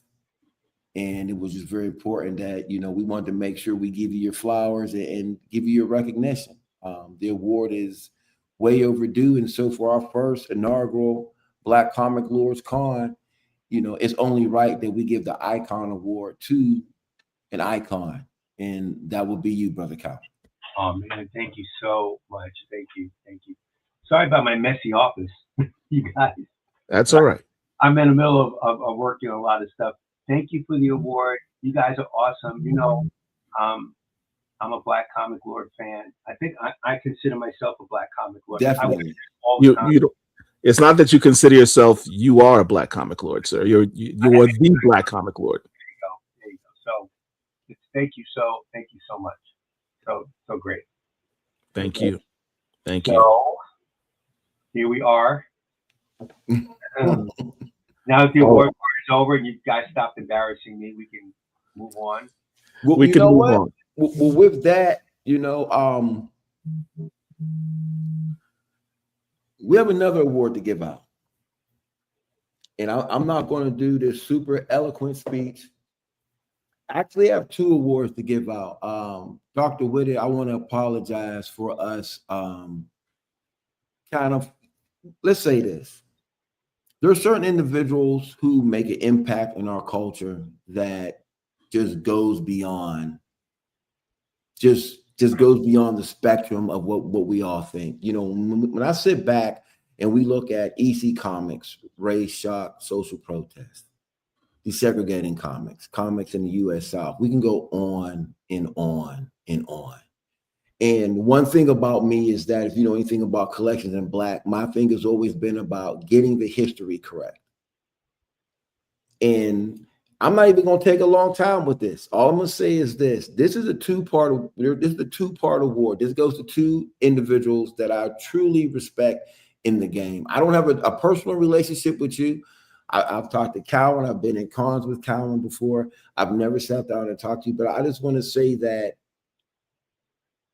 first ballot BCL Cultural Impact Award goes to the good doctor that we have right here. And so read what it says on top of it there. You know what I'm saying? Read this. Get my Dharmas correct. Oh my BCL God. Cultural Impact Award presented to Dr. Quiana Whitted 2025. And we also have another one that will go to who couldn't be here today, none other than the great Ken Quattro. Absolutely. And Brother Quattro gets one as well. And we just, it's just very important that we do this. A lot of awards will sit back there and we can argue about who's the best artist, who's the best writer, what's the best company, et cetera, et cetera. But when it comes to culturally relevant historical situations in our particular lane, it's very important. Like I said, I'm going to say it again. I'm going to say it 3 more times. That we get the history right, that we get our stories right. We complain about our stories not being told, but if we don't tell our stories ourselves, who is there to blame for that? So with that, we will make sure, we are more than happy to make sure we send these to you. And to be honest with you, we worked on these awards for a while. We designed them. We ain't cut the glass out or nothing crazy like that, but we sat back. Paul will tell you, man, I'm going back and forth to the spot. They was having issues, and we're doing this, and we're doing that, and we're going back and forth. And when I got them, I said, "Wow, I'm proud of this, and I'm proud to actually just be a part to present these awards to y'all." Yeah, Dennis, your award. Hold that up again, if you would. It's And by the way, I have an event after Collections and Black Winners Ball. I'm a DJ. I have a big event about to happen. I'm in the green room, so there's gonna be sound checks. So y'all may hear music on the outside. I do this for real. This is real life. So I apologize, but we're gonna hold this award up one more time. As you can see, it's an exclamation mark because we thought it was kind of indicative to comics. When you wanted to do a whiz bang boom, you put an exclamation mark at the end of it. Nice. And we think that's what your career sort of has sort of represents. It's an exclamation mark on the realm of comics. Thank you so much. And I apologize for not wearing my gloves like I do with the art, man. So I'll make sure I wipe them down and everything, man. It's not gonna come to you crazy. I apologize. Do we have another award there? Oh, wait a second. And yes, there's more. All right. So make sure you have it before I start saying anything. Man, don't. You know what, man? Listen. You like the best man with the ring, man. You screw it up, you mess it up for everybody. I would never mess. Listen. I was the first person here this morning. All right. So listen. One last award before we go. In the Black Comic Lord, it's not easy doing this stuff. It's not. And of all the Black Comic Lords, there is one individual that I think deserves special recognition. Someone who goes above and beyond. Yes, sir. To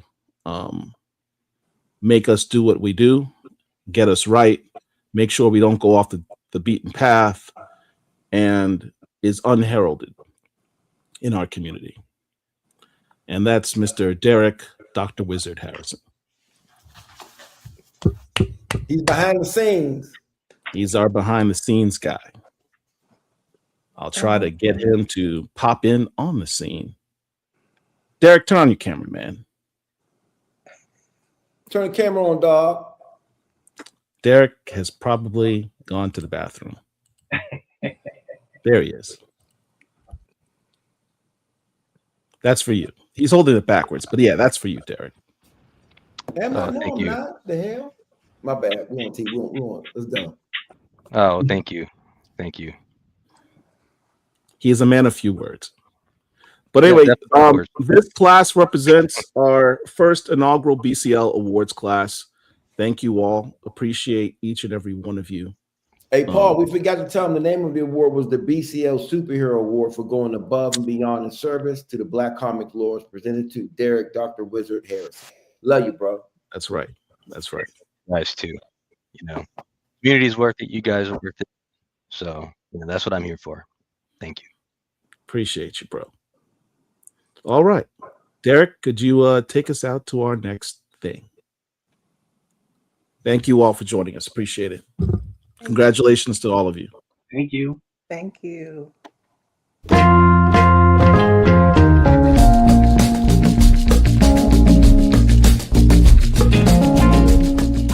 When you go to an art museum and you see pictures on the wall, what do you think? I can tell you that a picture cannot audibly speak anything. Yet you will be challenged to find something, however, that doesn't speak louder. They say a picture is worth 1,000 words. And that is how I justify buying black books at times solely for their covers. Sure, I would love for the story inside to be amazing. I would love for the writing to capture my attention and hold my thoughts for ransom. Yet I have experienced a world of story in an image. I am drawn in by drawings and pulled in by paintings, not having an inkling of the message communicated by the ink. For my mind has made up its own mind, and it has told me it does not care what the artist creates, for I, a created being, see me in the work. I see my babies, I see my ladies, I see my brothers, I see my fathers, I see my people, I see my equals, I see everything and anything and something completely different from you and you too. We see the same shapes and colors, but not the same images. Beauty is truly in the eye of the beholder, for I beheld a canvas that canvassed my heart and mind, giving me peace, giving me sadness, and giving me anger, giving me love and giving me hope. So when I see comic books with a face like me, I see a story where half the story has yet to be told, because truly it can. After all, a picture is worth 1,000 words.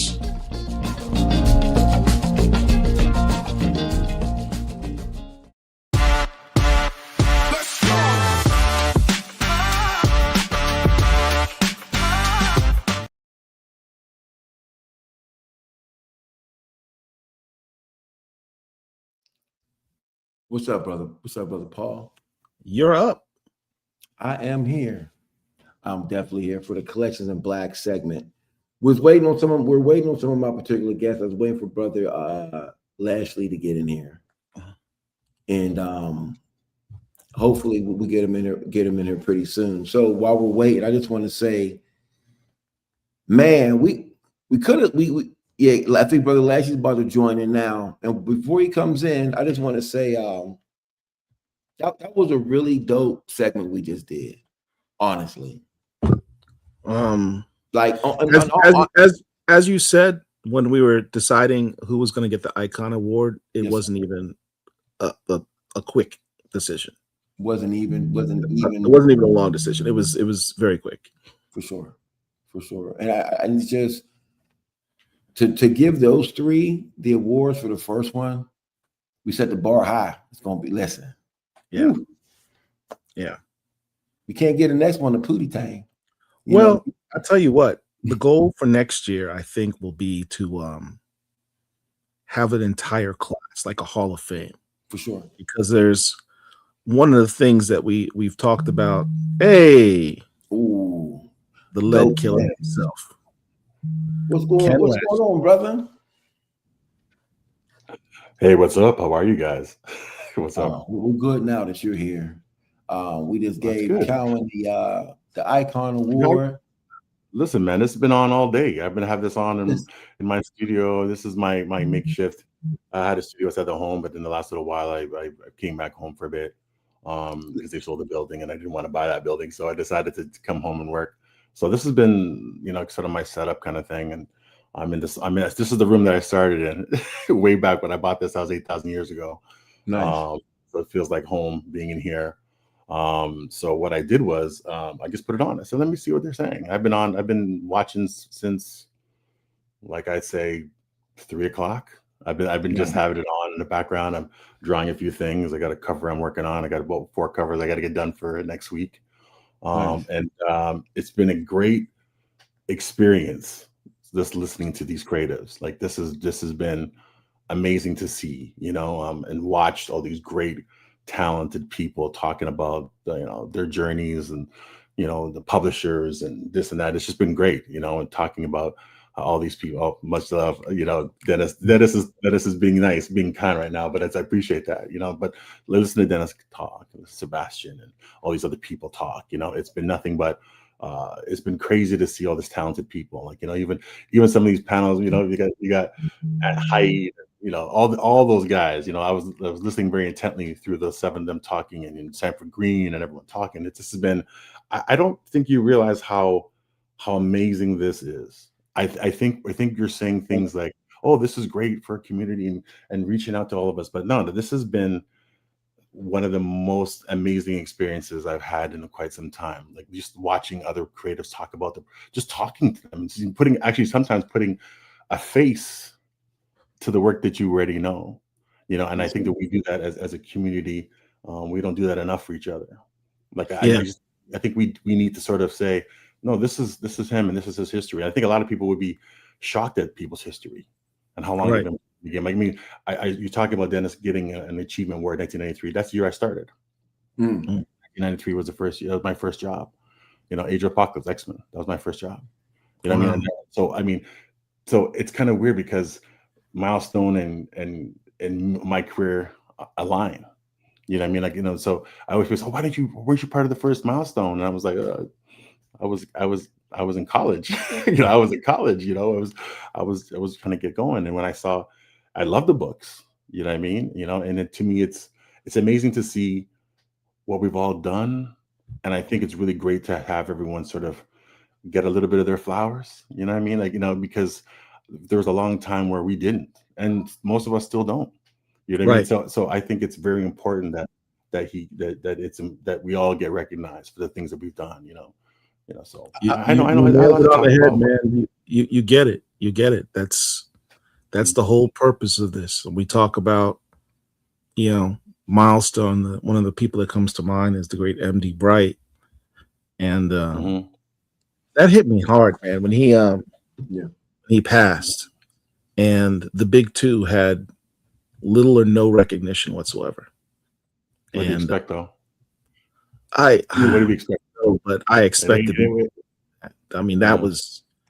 I mean, we even brought on Tom Brevoort at Marvel to ask him why, and he said, quite frankly, not enough people know who he is in the editorial. That young cats over there. Look, listen, man. I get my own work sent back to me saying, "Can I match this style?" Wow. Right. So like, what do we expect? What do we expect? Like, I mean, it's a young person's the energy to do those books. So, I mean, like, hey, Ken, we love this cover. Have you seen this cover before? I said, yeah, I did that like 15 years ago. You know what I mean? Like this is the nature of the business. I can't be mad, but you know what? That's our problem. We have to take care of that. You know what I mean? So like we have to do that. Right. Like we don't need others to give us the acknowledgement of how dope we are. That's never been the case. Yeah. We set trends. We don't need to be we don't need outside recognition and influencers to tell us that we're dope. Everything one of my partners, Richard, always says, everything that we need in our community is already. We did this con ourselves.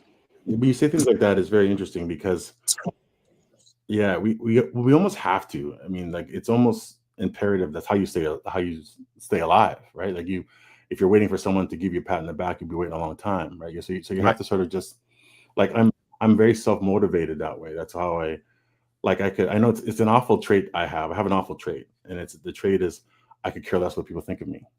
You know what I mean? And it's how I survive, right? I don't care what an editor thinks. I don't care what any editor thinks. Even when I hear things they said, I could care less, right? So, but it's kept me moving forward, right, all the time. So whether it's a good compliment or bad compliment, I treat it the same, right? So, I mean, I think that's one of the things people of color have to do in this business, is that we've got to sort of get a tougher skin. You know what I mean? Because I think your skin has to be tough, right? Like, when I got nominated, even when I went to see Black Panther, and I'm there at the purple carpet and doing all that stuff, and there's a good chance that my name wasn't going to be in the credits. Like, they were like, I felt that. I mean, Marvel brought me out here, and it's all this thing, and you're feeling so good about yourself, but there's a good portion of me that was thinking, well, let's see. You know what I mean? Let's see. Yeah. And my daughter was so, the beauty of youth. The beauty of youth. My daughter was like, I'm not going to bring you all the way out here and not put your name in the credits. That's ridiculous. And I went, oh, hold on, girl. Hold on. 2.5 hours from now, we'll have another conversation. Yeah. And I love our conversations, man. And I'll say this too. I remember when we first met, when I met Ken in Orlando, it was me and Paul, brother Otis. And, I was walking with Still Freeze, talking to Still Freeze, and we stopped past you for a second. And then we just stopped, and you gave us the dopest 3 minutes of conversation. That was ridiculous. And I have it on film. It's a dope picture that we posted, and we were just so attentive to it. And and I always told him story, and it is in my movie and Collections in Black. And Paul, you know what I'm going to do, man? I think I'm going to stream Collections in Black on BCL real soon. For real? Yeah, I'm just going to let y'all get it. When we met him, he did this work for me. But that's a pretty nice face. I'm just trying to hold up my end of the bargain. Yeah, man, that's a pretty nice one. That day was crazy, but I remember when you showed your we were auctioning off a piece. and you did this really dope Batman piece. And I said to Otis, I said, man, nobody else is getting that but me. I don't care. I don't care what happens. I'm getting that drawn at the end. And I'm being honest. The movie ends, my Collection of Black ends with me buying the piece. With Otis narrating me getting the piece, because it got to the point where I got in a bidding war with this guy who was in front of me, and he wasn't letting that piece go. But what messed him up more than anything was when he got up and he turned around, he gave me like this look. Like I wasn't gonna win it. Oh, you should. I don't care if I had to eat oodles and noodles for 2 months. I'm getting that wrong. That's pretty funny. So I just want to say, man, that was it was real though. So I really appreciate that. I mean, I and looking back at that piece, it was sort of like I always like to do original pieces when I do those kinds of things, because I think everything has anything that's original that goes into a published book. It's sort of like it's like they're like children, you know what I mean? But the thing that you bring, the commissions that you give, and those kind of things, they have energy and life, and then you just kind of hope they find a home. Like I kept on my Sherry pages, I kept on my Black Panther pages. There's only a handful of them that have gone out of my studio. Right. You know, like maybe 15 or 20 of the whole run, are not in my possession. You know what I mean? So and I like to keep, like the first time Sherry puts on the suit. I mean, I tell that story all the time, is that I'm the only one that cared about that. Like I mean, I love this page. I was like, I'm going to keep this. This goes into me. This is my mother when I was a child. She bought me the Black Panther book, right? And she bought me this book. She said, you might like this. And it's Don McGregor fighting KKK. That's the first issue she ever gave me of Black Panther. And I'm reading this book, and I was like, I'm in Canada, so we have a little bit of our racism, and then the thing to deal with racial divide is a little different, but it's still there. But I remember reading the book and going, what is this about? This black guy? And, oh my goodness, right? And I remember this crazy book, and it got me bit. That was the beginning of me falling in love with comic books. Move forward to the time when you get a chance to work on Black Panther. Do you know what I mean? To go from a kid who is in Canada and who is loving comic books and superheroes, and then now I'm getting a call from them, and sort of. That's my mom, by the way, who just said that. Shout out to my mom in the building. Here we go. Hello, Mom. How are you, Mom? Let me tell you about the power of mom. So amazing that she's in here, but I'm just thinking about my own mom. My mom ends up getting onset dementia, and we're at the end of it now, and it's been like 8 or 9 years of this. And I tell you, my biggest regret in my life, I would say, is being a part of the Black Panther, Wakanda Forever, and have my name in the credits, and not have my mom be able to enjoy that with me. And I think about all of that moment, that she would have just loved that. You know what I mean? She would have just loved that, And I started thinking about, like, I'm in this journey right now where I'm doing all these work. Yeah, and I've got, I do, 8 to 10 covers a month for Marvel and DC and all that stuff. And it's great and all, but ownership is my future.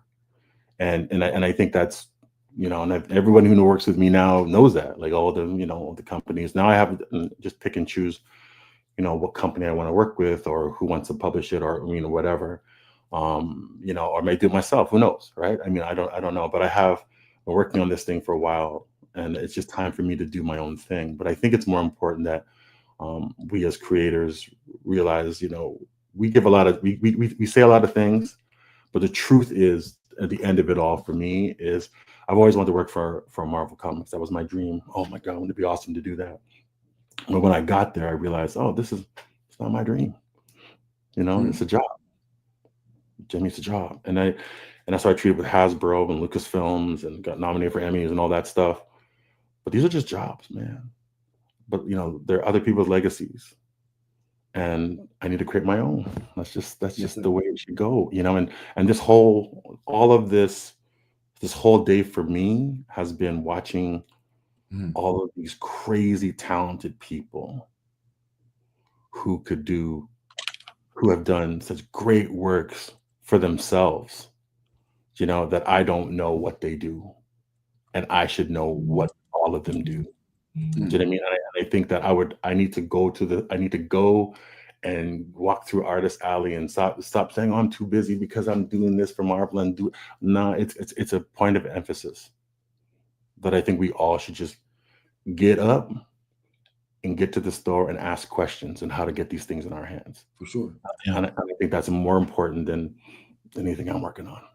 I think that, you know, when the one thing I want to say though is that for one, I appreciate the kind words. You know, this has been a labor of love putting this whole piece together, and to have somebody who is on the Mount Rushmore of when we talk about you. When we talk about the modern era of artists, you're on the Mount Rushmore. I mean, it's not even up for debate. But to hear that coming from you, not true though, but I'll take it. It's true. It's all right. You ain't got to pat yourself on the back. I got you, big dog. You know, it's just it's just amazing. You know, just to have you on here, to have seen, you know, in different spaces and things of that nature. And when you were talking about ownership, you know, I'm working on a book myself right now called The Forgotten. I'm gonna plug my stuff. I don't care, but which is going to be mine, and that'll be 2026. But it's just being inspired by you and the Still Freezes and the Cowans and the Sebastians.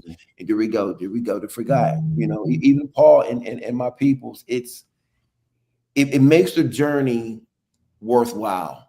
You know, and a lot of times when we sit back, we kind of just want to get right to the end result, and we don't want to respect the process.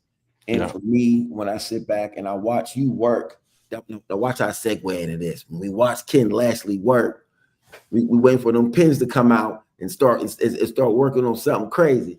But to watch Lashley work is a work of art.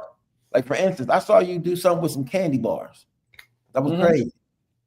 You know. But it's just I've seen Lashley in person. I've seen you draw in person. And the one thing I'm gonna give I'm gonna say this real quick. You know, I'm a hip hop cat, and I'm all about, you know, we getting the battling and beef and whatever. Lashley gonna draw. Lashley gonna be at a con drawing. I see that smirk. See, Lashley gonna be at a con drawing. You'll get. And I'm gonna talk stuff now. You'll get some of these really dope artists and whatever. But you'll never see them pick up a pencil or a pen and draw that John live. Lashley does.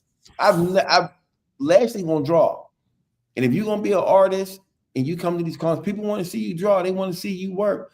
That's like a drummer not picking up the sticks and not drawing and not getting busy. So that's one of the things that, you know, I really appreciate about Brother Lashley, and just the fact that you were able to be on here. That's been a blessing to us. I'm drawing some right now, so keep talking. That's what I'm talking about. So we're gonna keep it going. You know what's funny? Let me ask you this though, Lashley. Do you have a particular? Well, you may not be able to say it. I'm gonna say this. Another thing I'm gonna say real quick too. What I've seen you do with these markers. I know I may be using the wrong term. I mean, I've seen this brother draw. Don't even start off with the pen, just going crazy with the marker, and it turns into something incredible. Like, what is that thought process in doing it like that, to the point where you don't have to start with the pen or a sketch, and you just get busy with the marker and straight? Well, I find it more of it's immediacy, like getting into it. I mean, I don't find it that it's not perfect. I mean, nothing's perfect, right? But I always feel of it as, you know, I'm just going to go do it, and if it doesn't look great, so c'est la vie, right? I'm just going to keep rolling. I've learned to live with the mistakes. The beauty of mistakes, you know. And people always think, you know, what's a style? Style is a repeated mistake that you make, that you do repeatedly, and it becomes your mistake, which means that's what style is, right? And style is, you know, it's something you repeatedly do that's not perfect. And I think that's awesome. I think that's because if it was perfect, it would look like a photo. But I think it's awesome that people, you know, think that what I do is interesting. You know, I'm sponsored by Olo now. Olo markers, you know, they graciously send me stuff, so I use their products, and I love their products. You know, and I think it's in general. I think we have to be okay with making mistakes. I think that's really what the problem is. A lot of artists, all of us in general, we want to be perfect, but once you realize that no one's perfect and nothing is perfect, then everything is perfect. Do you know what I mean? It just becomes you. Like, that's what happens. And you know, like when I'm talking to young artists, and they're like, "Oh my goodness, the stuff you do is this, and the stuff you do is that." And I go, "Well, I appreciate it, but it's about other things, right? It's just not about other things. I don't really worry about. A lot of guys like to worry about, what people say about their work, and all these things that they say, they want the masses to love their work, and I don't really care, right? Because there's a time where no one cared about my work. There was a time before all of this started where I was doing it for myself, because no one else cared. And then even when I got into business and started rolling, I wasn't one of the fan favorite guys. No one cared. So I just went, okay. So I just I built my own area, built my own area of the universe, so to speak. I had people in my corner. I had my own my own little part of Instagram, and I just Instagram and Facebook, and then all of a sudden people started to notice, but I didn't care, right? So if people were cool with me, that's great. All right, that's awesome. But if you didn't, so what, right? So and I think it was. So when people started to like, oh, like it's funny because I'm gonna tell you a quick story. I know this is, I'm working on an Absolute cover right now, Absolute Batman, and there was a time where I was working with DC and I wanted to put Lead Kill on it, and there was pushback. Right. And there was pushback, and it was like, oh, you told me the story of how you came up the Lead Killer name. Can you tell folks Yeah, that? it was a kid in my studio was he's like a son to me. And I think I'm like a father to him because his father passed away when he was 17, and he was in my studio. In fact, little weird story. He would be okay with me telling this story, so I'm going to tell it. So he was living on his own because his dad passed and his mom passed when he was 10, so he really didn't have anybody. And he was working in my studio as an intern, and he said he got an apartment. And I'm like, okay, cool, we got an apartment. I want to see your apartment. And he was like, oh no, it's cool. And I was no. I want to see where you live. You come in here every day, come and be intern. I want to see where you live. Right. I went to his apartment. He wouldn't let me in the first day, but it was a rough part of town, like rough, right? So I dropped him off the first day. Second day, I was like, I'm coming in. You're coming in. I'm coming in your spot. So I come in there, and it was rough, man. It was disgusting. It was nobody should live there. So I said, get your stuff. And he was like, what? Get your stuff. You can't live here. You're going to move in my house. Come on. And I packed up all his stuff, put it in the back of my truck, drove him, probably lived in my house for 3 or 4 years, till he got himself right. And, now he's got a couple of kids and he's taking care of his family, and we still talk. I talked to him 2 days ago. But I think that's what you got to do if you're going to be one of those people. Like, you can't say, "Oh, I got a studio, I got all these people of color." And I remember when I was doing the reason why I tell you. So he was the guy who I was drawing something, and he goes, "Man, you're the killer of lead. Man, you're the lead killer." And I said, "Okay," and I went with it. And I had it as a pen name for a long time before I actually used it. Didn't you also have it somehow tied to this? That's it. That's the logo. I'm wearing my hat right now. What are you talking about? I got my hat on right now. Yeah. So that's the first logo I did. And it was because we were all black studio back in Toronto. We were all people of color. And I remember when somebody else from another studio came and said, "Oh, you have black people working here. You have nothing but black people working here." And I was like, "Are you gonna do it? What do you mean?" And it was just a moment of like, what should I apologize for that? For giving a young black kid an opportunity to draw and fulfill his dreams. So I had 14 guys from her, and we're all people of color. Like, what should I apologize for that? I'm not apologizing for that. You don't apologize for Marvel's beginnings. You don't apologize for DC's beginnings. Like, you don't apologize for those things. I just saw a need for a young black kid who wanted to draw to be around other black professionals. I said, "Well, okay, come in." And then all of a sudden it started to be nothing but black kids in our studio, all giving them opportunities out of high school.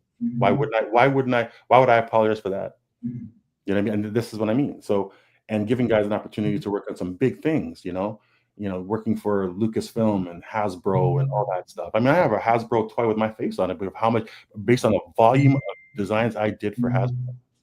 I did so many designs for them that they said, "We got to honor you some way." And so I have my own face is on a dreadnought. I'm a character called Burnout. got long dreadlocks. I look good, but it's right. So that's what I mean about you have to sort of, I don't know. I tried to explain to people like why I do the things that I do. Like, I try to explain because people say, like I always think of it as, you should be more famous. You should be this, you should be that, all these things that they think I should be. I said, I'm exactly where I'm supposed to be. I'm exactly where I'm supposed to be. And it's a kind of, I've had a curated career where I've picked certain things that I think would benefit me. And I don't do things that I don't want to do that are not great. So even now when I'm doing covers, my greatest, I think the thing that I think is the most powerful is when they ask me to do something. It's like, is it okay? What can you do this for us? As opposed to we have this opportunity and we've decided to call you. It's not like that. It's more like we have a cover. Would you be interested in doing it, Ken? And you have to you answer it that way. Like you say, yes or no, right? Yes or no. I'm not saying that it's an ego thing. I'm just saying that it's like I've waited a long time to be respected in that way. Do you know what I mean? I've gone through a lot of things, and I have to say no to jobs and say, oh, no, and stand up for yourself, and that's the hardest part. The hardest part is standing up for yourself when you know someone did you wrong. Do you know what I mean? And I remember when I was working on DC Comics, and I also name names. I don't care. Like I'm not afraid to name his name. Oh, I'm aware.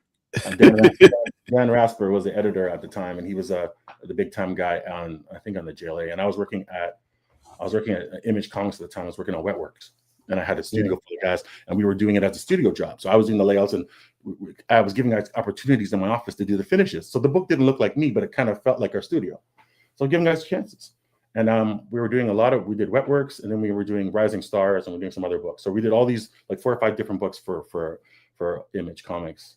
And we're doing these books. And what happened was he asked me to leave those books and come to DC to do a book there, whatever.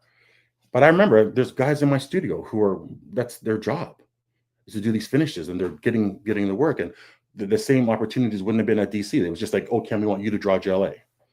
And I was just like, well, I can't really leave these books like this. I have a studio to think about.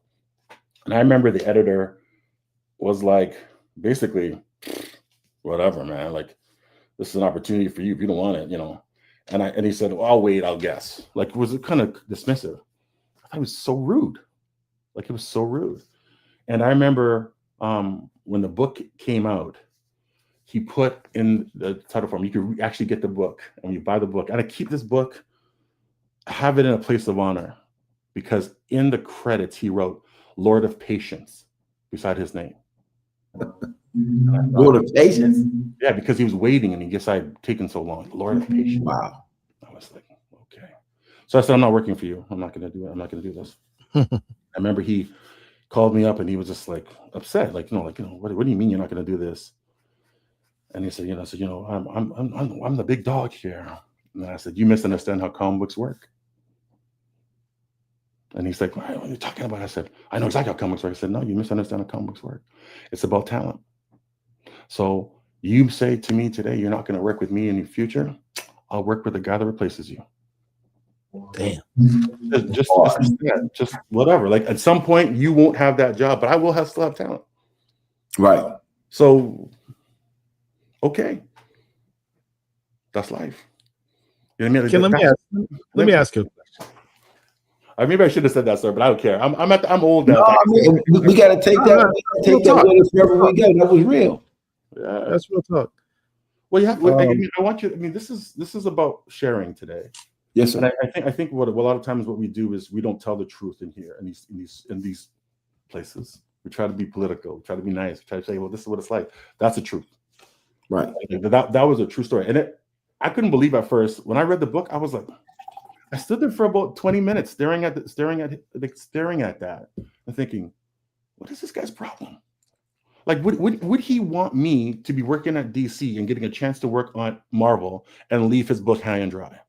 Right. No, he wouldn't want that. But he wants me to ruin my reputation with a publisher for him because he thinks I'm a bigger dog and I'm the one I just called you and that's enough. I said, no, I have a whole relationship with some other people. and I can't just firebomb that because of a job on JLA. I can't do that. I can't do that to the people in my office. I can't do these kinds of things to people. Like, you just can't. Integrity. Yeah, well, it's just I wouldn't want that done to me, just Right. straight up, right? So I thought that was really strange, and my beauty of that was he was in charge of Spider-Man, and he was in charge of, I think he was in charge of Superman. He was in charge of Superman office, I think. I don't know what he's in charge of, but I tell you, man, a few years later, I did Doomsday. So I'm not gonna say nothing, but I ended up still, today I'm working on a Batman cover. So you still working? You're still eating. You're still eating. I guess that's how it works. Ken, what would you say in your storied career is your favorite work you ever? I know you've asked this. That's my favorite thing. No, let me change it up. Don't answer that. Okay. What would you say in your career, in your opinion, is your most important work? We know the answer. We know the answer to that one too. Go ahead. Go ahead. Not what other people say. What you think is your most important work. Okay, honestly, I got a quote from him for that, but go ahead. It might have changed since then. Okay, that's fair. That's fair. That's fair. I could tell you, when I was a child, my favorite, and it's not really a book. It's not even a book, or it was a time. I'll tell you what time. My favorite thing as a kid was Star Wars, G-Force, and X-Men. And X-Men. Those are my two. When I was a kid, those are my favorite things. And there was a time where I was designing the G-Force cartoon, the new G-Force cartoon. I was drawing X-Men Gold for Marvel, and I was designing the Forces of Destiny cartoon for Lucasfilm. That was one calendar year. That's crazy. So I was like, oh, this is what you asked for, bro. Right. You cannot be mad at that. Like, that was just an amazing, like, I'm so blessed, man. I know that my grandmother took care of me. Like, she's up there saying, I'm going to bless you. There's no other way around what my career has been than it's other than a blessing. I would be so out of my mind to think that it was me. You know what I mean? It has to be gifts. I try to live the proper way. Sure, I've made mistakes. There was a time where I was working with Sebastian, who was going to do some covers, and I didn't get them done. But what Sebastian doesn't know, and I haven't told anybody, and I'm going to tell it here for the first time, that I was really ill. I was in the hospital. And I didn't want to share that because I didn't think I didn't want to feel like obligated to him. It just didn't work out. And I left it alone. It was so sick that I couldn't see. That's how bad it was. I was like, oh my God, I got to get myself in order. So it took me months to, regain my eyesight properly and do all those things properly. And I said, I got to take care of myself. And I'm on that path. I'm taking much better care of myself. But I'm just saying that, you worry about the work more than anything else. The work. But it's like, you can't do that. You got to take care of you too. And mentally, physically, all that stuff is part of the plan, right? And we don't think about it, we're not going to be here forever. That's another thing too that got me on this path of getting my own stuff done, because you're not going to be here forever. My mom has Sebastian heard you, by the way. That's good. I mean, I never told him that, because it's like, I'm not feeling well. I can't get this done. I'm in the hospital. I'm doing this. I can't do this. And I'm so mad at myself because it was I did that. Like, I could have took care of myself for years, and I didn't. And now all of a sudden, I'm in a hospital, and I'm mad. I'm in a hospital. I was mad because I was just like, what am I doing here? I should know. I know better. What am I doing here? And I see these jobs, and I didn't want to say, it's great. I'm glad I'm speaking my truth now, but I'm glad that this day is this day. Because I thought about all this today. I got so much work to do. I got a cover for Godzilla. I got a cover for Batman. I got a cover over here for Ghost Rider. I got another cover for 2099. I got another cover over here for Predator. Come on, man. Come on now. Hey, that's not a bad problem. That's like a good problem. Exactly. These are the things to do, right? This is the issue. But and Sebastian's offering you another cover, by the way. Check out the screen. Well, anytime. Anytime. You know what I mean? Like, it's all good. And I'm to be honest with you, and I didn't tell anybody. This is the first time I've ever mentioned it to anyone, even in my own group. I never mentioned it. I just kind of was like, oh, didn't do drawings for like a few months because I was just tired. I felt I was tired or whatever. But the truth was, I couldn't see. And I remember, I was, everyone knows, it's, and I remember having to go and see people afterwards, and I changed my whole eating habits and lifestyle and all that stuff. And I've never been more angry, because I was just like, come on now. Come on. You know what I mean? Like, and that's why I just started to be so angry and aggressive with it. So I think it's important to be truthful with people. And I wasn't truthful then, because it's like, oh, it's personal. I can't tell anybody. These people don't know me. I'm not gonna tell them anything about this. You're like, whatever. I'm gonna live with them thinking I was unprofessional. I can live with that part. I don't tell any stories, that I don't like the ending of. I don't tell that story. But the truth is, now, listening to everyone talk about the truth and how they go about their business today, I felt it was important to just say publicly, yes, I had that job, but yes, I didn't do it. And I think about it all the time. I should have done it. At the same time, I had other jobs I didn't do either. Spawn, all the other things too. I got some stuff done for them. But what I'm saying to people is, I think as we get older, we should be truthful about everything, Yes, and I think that it's really important, Like I loved working. I love being able to pick and choose the jobs, but I don't feel connected to a lot of these covers. I can do all these covers. There's tons of them, but I don't know what's happening in 2099.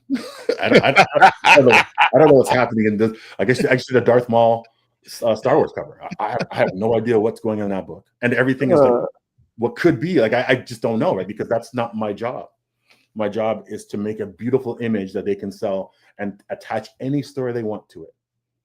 That's the job. So when I do Suicide Squad, or when I do any, like I don't.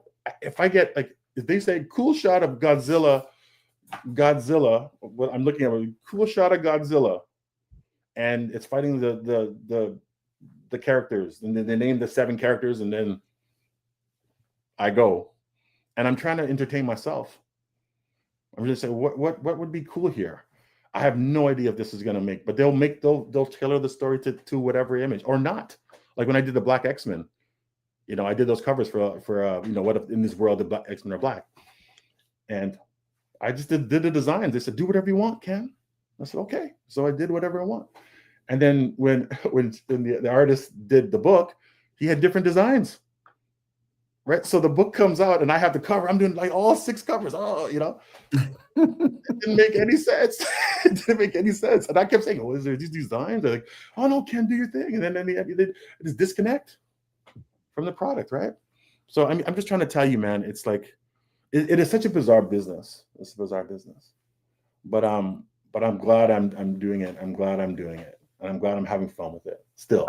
I just want to say real quick, I think too, you're one of the individuals. We'll go back to this Mount Rushmore, the modern artist. Hold on a second. Here, keep on. You're one of, being that you're on the Mount Rushmore, like you said, they just tell you to go ahead and do what you do, because those books fly off the shelves when we see your art on the cover. So we can be humble all day, and I love that about you. I love. I'm gonna call it humble confidence, because if you say something crazy, Lashley gonna get you, but he's gonna smile while he gets you at the same time. I didn't seen it. I'm a football coach, right? Say it again. I'm a high school football coach, right? It makes sense. So I also coach all-stars. I coach at a club level, so like guys who already want to go to university. So I don't sugarcoat it. Right, you're not supposed to. So I just say straight. I'm kind with it, but I let it rip. One of my favorite, you are trash, but we're gonna let you sit at the end of the bench. But you do have a nice personality, and your mom look good. But let me tell you my favorite line. I'll tell you real quick. I know you got to go on the next. But my favorite thing was this kid came up to me and said, "I just want to talk to you, coach." It's okay. What's up? It's like I come to every practice and I never play. And I go, me too. Hey yo. Me too. The kid's like, so what? Hey, that was hilarious. Is that it? You know what I mean? And he's like, yeah. I said, all right. And I put my arm around him and I moved him to the side. I go, now, are you better than Jimmy out there? Mm. I said, are you better than Johnny? No. I said, so what's this conversation about? That's real. That's real. And as men, we gotta have these real conversations with each other, because the real world doesn't care about any of that. They want to see what you can and what you cannot do. I'm gonna reiterate this again for those who just came in, and I'm gonna say this. One thing about me when I'm on this channel, Paul, when I start getting to my collections in Black Bag, a lot of times the conversation is going to switch from just comics, and we start to get into some real stuff. And I know sometimes people will be in the background like, man, these cats are getting all deep, but I like to get to the realness of life. You can trust me, you can catch Lashley on 1,000 other podcasts. We're gonna talk about Wolverine and we're gonna draw this and whatever, and that's fine and dandy. And it's dope too. I watch all of them, I like them, share them. But I like to be able to have these particular moments with our people in the culture so that we can sit back and have these real conversations that sometimes we just don't have. Not that we don't want to have, but it just may not be the right time. Well, let's talk comics before the end of it. Let's go. We got 10 minutes. Let's go. Let's do this real quick. I'm gonna need 2 of them candy bars, big Lashley. I'm gonna need 2. So I need 2 for myself. But I'm very interested in what you're working on right now. I know you're not going to show. Let me ask you this: are you able to show that Ghost Rider cover that you're working on? No. What about the Godzilla? It's going to be no for all of them. I'm ask again.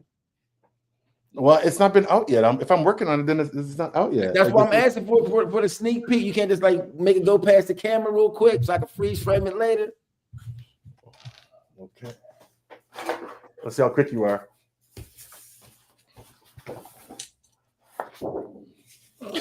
No, man, come on now. Hey, that's what you said you could do. So it is what it is. That's fact. You know what? That counts. This is a Black Comic Lords exclusive. What happened? That's the exclusive. I was like, what's happening? That was good. What else I got here? I got See, the thing is, the absolute. I can do an absolute Batman one. You know what I might do? I'm talking to DC and Marvel about it. I'm talking about doing one of my covers live, like doing a cover on the live stream somewhere. Let's go. And I'm thinking about, because I'm doing the end 2099, the end. Marvel number 2 of the end. I'm doing all the battle variants. It was like 5 variants. And the battle variant number 2, they skipped it on purpose because number 1 is pretty good. It has a lot of characters. Number 2 is the best cover I've done in the last 3 years. Really? And oh yeah, it's one of my favorite covers.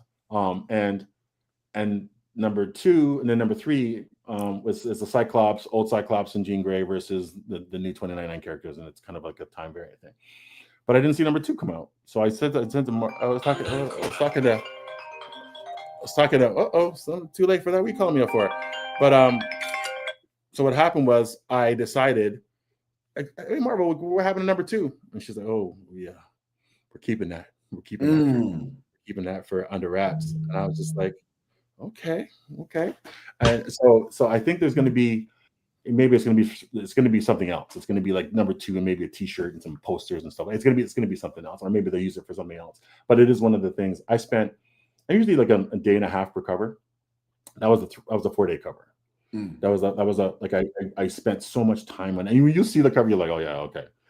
So I even said to Marvel, even this week, I said, when are you going to get back to giving me covers with like one person on it?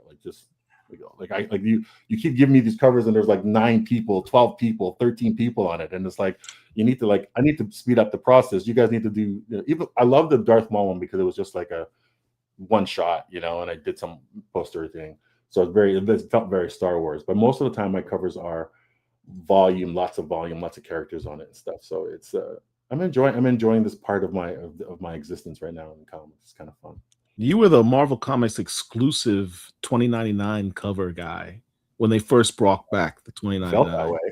Felt that way. You had all these covers that had the border around. Yeah, don't you wish they should have done them in foil like they did back in the 90s? Wouldn't it have been right, cool? Right. And I remember that was how the ones back in the 90s were. whose idea was it to do that border around? Because I knew which covers I need to go buy because I would just buy those. Oh, there you go. Nice. Wolverine. I'll give it to somebody in here if somebody wants it. Hey, have it so drawn. Hey, Lashley, let me text you real quick. I got your package here with the other one, with the other stuff. I'll take that, Ken. No, I'll put it in the same thing, and it goes to him. You can fight him for it whenever it comes to him, or you can do it for sure. And I'm going to say something real quick. I've said this before. We had a couple pieces. Shout out to my man Otis. We had a couple of pieces in Collections of Black of Yours. The one thing that I said about your art that's always your superhero characters feel like superheroes. Like they all look strong. They all look like, oh, this is what this is supposed to, you know what I mean? And I feel like, to me, it's ridiculously dope. Like, for instance, okay.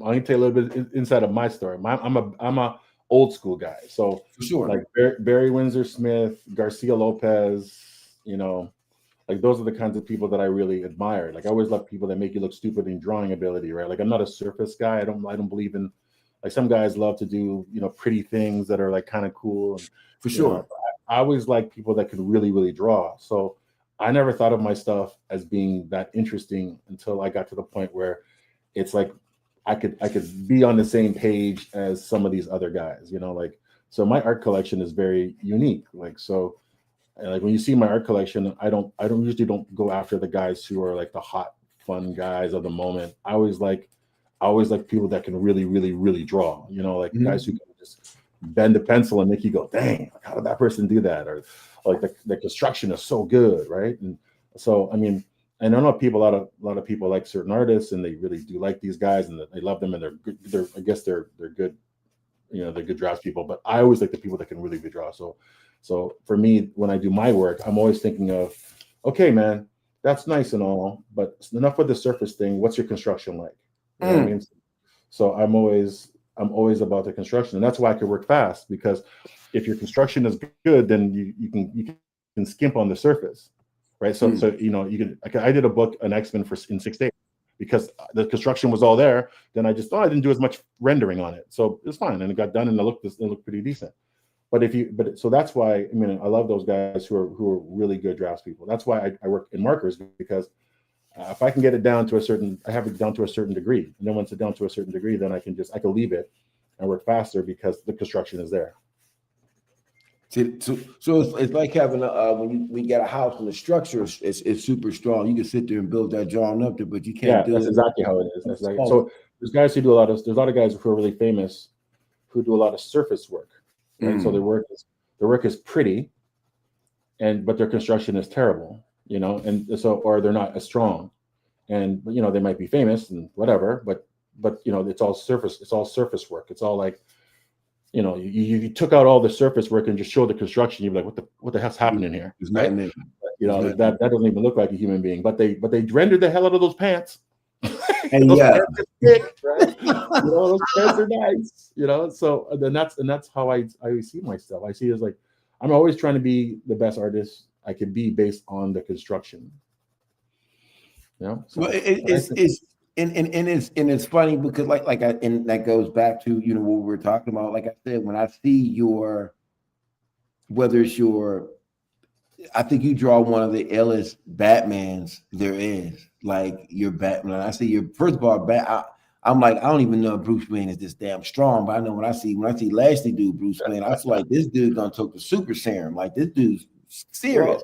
And your Wolverine is super crazy. And I'll be one of my personal favorites, and we could talk about the Black Panther and all of that. But you did I love your Ghost Rider. That's why the first thing I said was, can I see the Ghost Rider cover? That was just a hint. Okay. I love the way you do Ghost Rider, but you did a Bashinga before. That was crazy. See, there we go again. I love it. I love it. I don't know what you're talking about. What do you mean? I don't know what you're talking about. Man, you know exactly what I'm talking about. But we gonna let that slide. For the Let it slide? since we have a couple minutes left, I want to ask you one quick question. When and this is first and foremost, I want to thank you for coming on. 2, I just want to thank you for always keeping it 100. 3, I want to thank you for allowing us to get past comics and get to some real shit and come stuff. Sorry, y'all, and come back to comics. But you were talking about your own IP, right? Do you have a timeline on when you're possibly going to? And can you reveal that? Well, timeline? I mean, I can put it to you this way: I have 2 IPs. I have 2 IPs that I'm working on, and I already have I had a cartoon deal with one of them, and that in the development it didn't work through. Then I had the same IP went to a video game company twice, 2 different video game companies, and we were pretty far in, and then it didn't work out. So I've had this IP for a couple of years. Well, like 15. And anybody who knows me well enough knows, when are you ever going to do that? So I decided that. So I did a cover for a studio, and I said, you know, I have this IP I want to do, and they go, whatever you want to do, Ken. Like, just tell us when. That's you the key phrase right there. And yeah, so I'm deciding on either I do that one first and finish and do a comic version because it's made for TV. Or do this other IP that is really about a love letter to my children.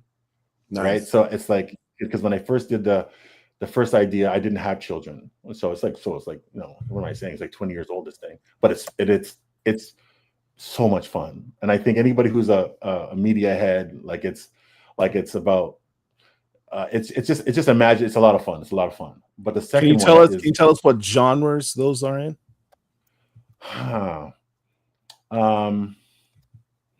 Superhero, sci-fi, fantasy. It's completely different what you expect from me. The first one is not. It's completely different. Imagine a cartoon version of. Imagine Primal mixed with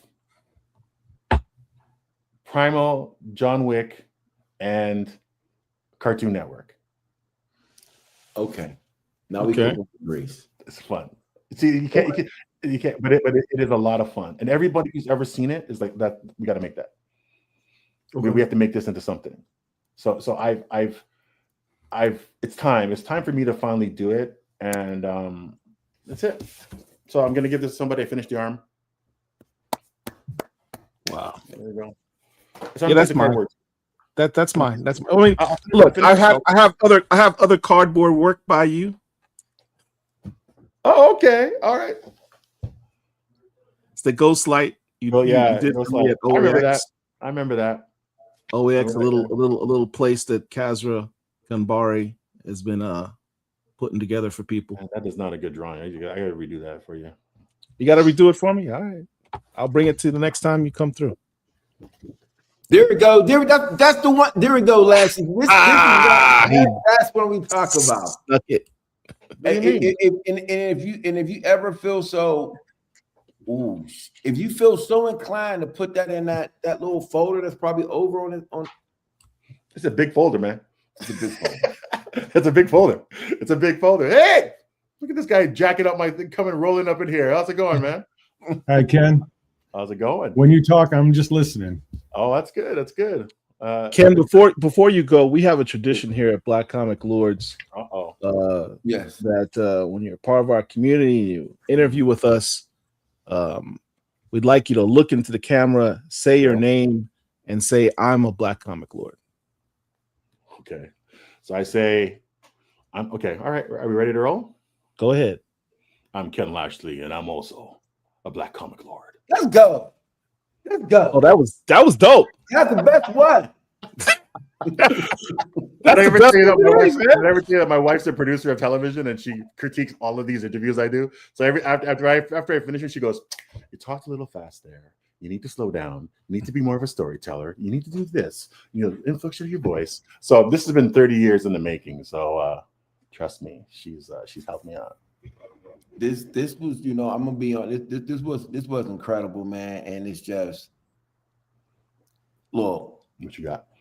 All I gotta say is having Brother Lashley on here and like I said, Collections in Black, the film ends with me winning your piece. And then with just having those conversations with you, just been super paramount. I appreciate that, man. Yeah, first of all, can't nobody see that with that raggedy light you using on the camera, dog. Come on, man. Stop this to me. This is the remark, signature remark he did. Paul, last week we were just showing some artwork, man. You threw up some. Ah, damn it. He did it again. Hey, I put up 3 covers that are not coming out for another 4 months as I went by it. So you could pause it, and then I would probably get in trouble. But I would be like, "What do you mean? That wasn't that? What are you talking about? They were just roughs. Everybody just chill, right?" BCL exclusives. BCL exclusives. Yeah, I have. I'm doing right now. I'm doing like about 7 or 8 covers a month, and I'm doing some DC work too. So nice. It's fun. Yeah, nice. So I'm doing an absolute cover for number 17. So, well, all we gotta say is, man, we want to appreciate Goat Lashley coming on here, and like I said about Mount Rush, you on Mount Rushmore, even though you say you're not, you on there. That's some nonsense, but I'll take it. But whatever, you're gonna take it. So we appreciate you, big dog. Hey, listen, I'm gonna be texting you later on, man, because I got a book coming out, and I gotta get my coins together, man, because I'm gonna need a Lashley cover. You know, we gonna do this for the African diaspora. You know what I mean? It's Juneteenth. I got you. It doesn't take that much coin. It just takes, if it's something I want to do, I'm going to do it. That's how it works. As coins are for people that I'm not sure about your project. So that's how it goes, right? Other than that, I'm good, man. I'm good. Don't worry about it. Right? All right, man. We'll definitely keep in contact, and we'll talk soon. And I appreciate you inviting me on here. And this is like a great event. I had it down on my main TV and my main floor downstairs. I had it up on my computer, so it was reverberating through the whole house. Everywhere I went to, this was streaming. So well, Ken, now you're official member of the Black Comic Lord Squad, family. I wasn't until then. What do you mean? I wasn't. No, you gotta come on, and then you have to do the ritual, and then you are official. Oh, okay, all right. So now you're blessed. Like so you gotta come back. Support next time you have anything you need to promote. Right? I got to support these guys too in their show. It's a pretty amazing show. I went to the very first year, and it was an amazing event. And it was being around a lot of people who were just talking a lot of great comments and saw some crazy things that I thought I'd sold 8,000 years before. And it's pretty amazing to see this stuff. And it was a great event. Support. We got linked back up at another one. Like I said, I met you at OAX. I mean, me and Paul, we all met. Like I said, that moment with you was just, it was literally like a life-changing moment. Like we just sat back and we always talked about that. Wow, I'm being honest. If Otis was in here, he'd go 20 hours about how important them 4 sentences you said to us were. Yeah. And it really was. And there's a moment where we're just standing there staring at you, listening to you talk. And we actually forgot, like, we should probably be recording this. I'm gonna tell you something else. Down the road, I would love to invite you guys to look at the things that I've collected and the artwork that I have saved, because it doesn't leave the country because I just don't carry it, right? It's just it's so valuable. But my own personal, like what I've kept, I think is like, there was a time where I just didn't sell artwork. I just don't sell it, right? So I would say I have 70% of my career still in my possession, which is just let us know when and where we'll be there. All right. I'll do you one better, brother Lashley. Let's wrap, and maybe we could come up with a special Collections in Black, just all Lashley edition, when I come down and we just film going through your art. I appreciate that. I appreciate that. That's really kind of you to say. That's really kind of you to say. Now that I'm working with Olo, and I'm cutting into your time, but now that I'm doing this thing with Olo, and I'm wait, what? I'm doing a Olo's a marker sponsor. They're markers. Okay. I thought you said, I thought you said something else, almost knocked everything off this table. Go ahead, my brother. What I thought I'd say? I thought you said you was doing this thing with Polo, and I was about to go crazy because I'm a rock Lawrence. I was about to knock the boy. It's not that. I have I'm doing stuff with Topps. I have a series of NFL card set that I'm working with Topps right now, which is crazy, and a lot of likenesses and things. But Olo markers, because they're a sponsor, the book that I'm doing is going to be done in markers, and I'm documenting it. So there's going to be documenting it. It's a bit of a mixed media thing. So some panels will be photos. Some panels will be markers. Some panels will be just pencil. It's going to be quite an event, and I'd like to be able to showcase that. And the pages will be really unique because there'll be a mixed media. It's going to take a little bit of time to do it, but I think when the product comes out, it'll be very, very interesting. I'm also filming it, and it's going to be like a DVD kind of. It's going to be a movie sort of speak as I create this thing. So it's going to be pretty interesting. All right, Pete. Well, we appreciate you, brother Lashley, and you just let me know when you need me to come help you out, brother. I got you. All right, I got you. All right, everybody. When and where we'll be there, my man. Peace. Everybody. You take care of yourself. Peace. Thank you, brother. Yeah, man. You guys take care, man. All right. Now we got none other than brother Kazra. You down here in Columbus, 2 hours. You ain't but 2 hours away, man. You supposed to be up here. I should be a lot more fun. It took me an hour to get home just on an Uber. It was a miracle I got here. I'm still wearing my jacket, still wearing my badge. Yeah. Yeah, but the jacket don't go nowhere. The jacket, listen, that's the official Kazra out. I swear you got like 12 of them jackets. Yeah, it's cold up here. Did you notice how cold it is up here? It's 85 when I left Orlando. It's like 20. Yeah, that's crazy. Right. 20. Well, Phil, yes. we have a lot of people who are watching who may not be familiar. Oh, my bad. I thought we were just talking. I forgot we was on. I know we do that because this is a family event. So we sometimes forget we got people here that are watching. So why don't you introduce who Kazra is and what he's with? So let me talk. We got Kazra, my beige brother, man, who is I call him the cool. Is he going to be our first recruit for the Beige Comic Lords? The Beige Comic Lords. Yeah, we're doing Beige Comic Lords. Come on, you can round up. I don't need to.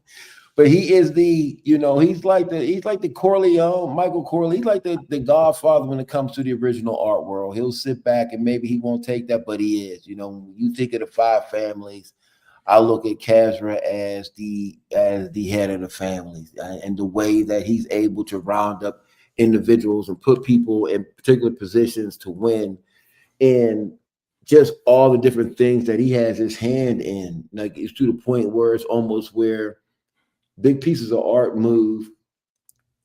Kazra's the one that has all of the information. Like, when it comes to original art, this is the man. When it comes to comic art fans, this is the guy. When it comes to OAX, it's just amazing what this brother has been able to do. And every time you talk to him, he's like, man, I'm getting ready to do this. I'm doing this. I'm knocking this out. I'm doing this. And it's just, it's hard to explain. Let me tell you this before I explain. If Derek can show this quick clip real quick, I just want to give y'all a taste of what this looks like. Derek, if you're ready, my brother. And Derek might not be ready. And if he's not ready, I see him doing something. Dr. Wizard's doing something. Okay. Is it called?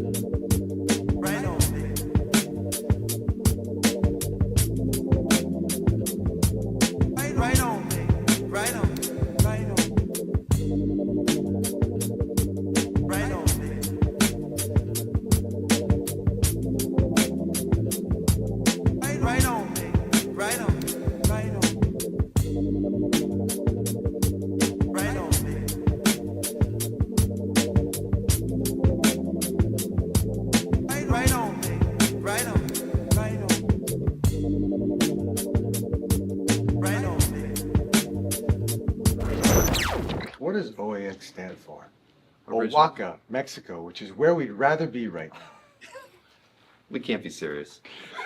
Exactly. Like you just said, man, you just spent 6 months of your life. Come to OAX. Brother. I'm gonna spice up. I can't be serious right now.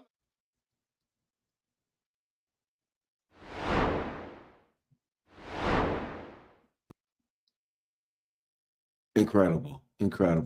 So for people who don't know what OAX is, it's the Original Art Expo. It's in Orlando, Florida.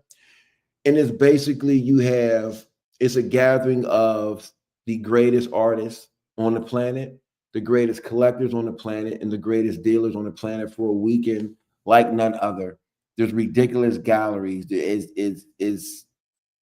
It's something that you have to actually go there to actually understand exactly what is going on. But I'm gonna let Casper talk about what we have coming up in February, my brother. Or just do your thing, Cas. And let me say one more thing about this before Cas speaks. The other thing that makes OAX unique, it's almost a misnomer to call it a con, because it's not like any con you've ever been to before. Right. It's much more intimate experience. We go to cons that it's your elbow to elbow with people. It's like information overload, particularly with cons they have today, because you've got your manga, you've got your anime, you got your movie people there, you got gamers, you've got toy people.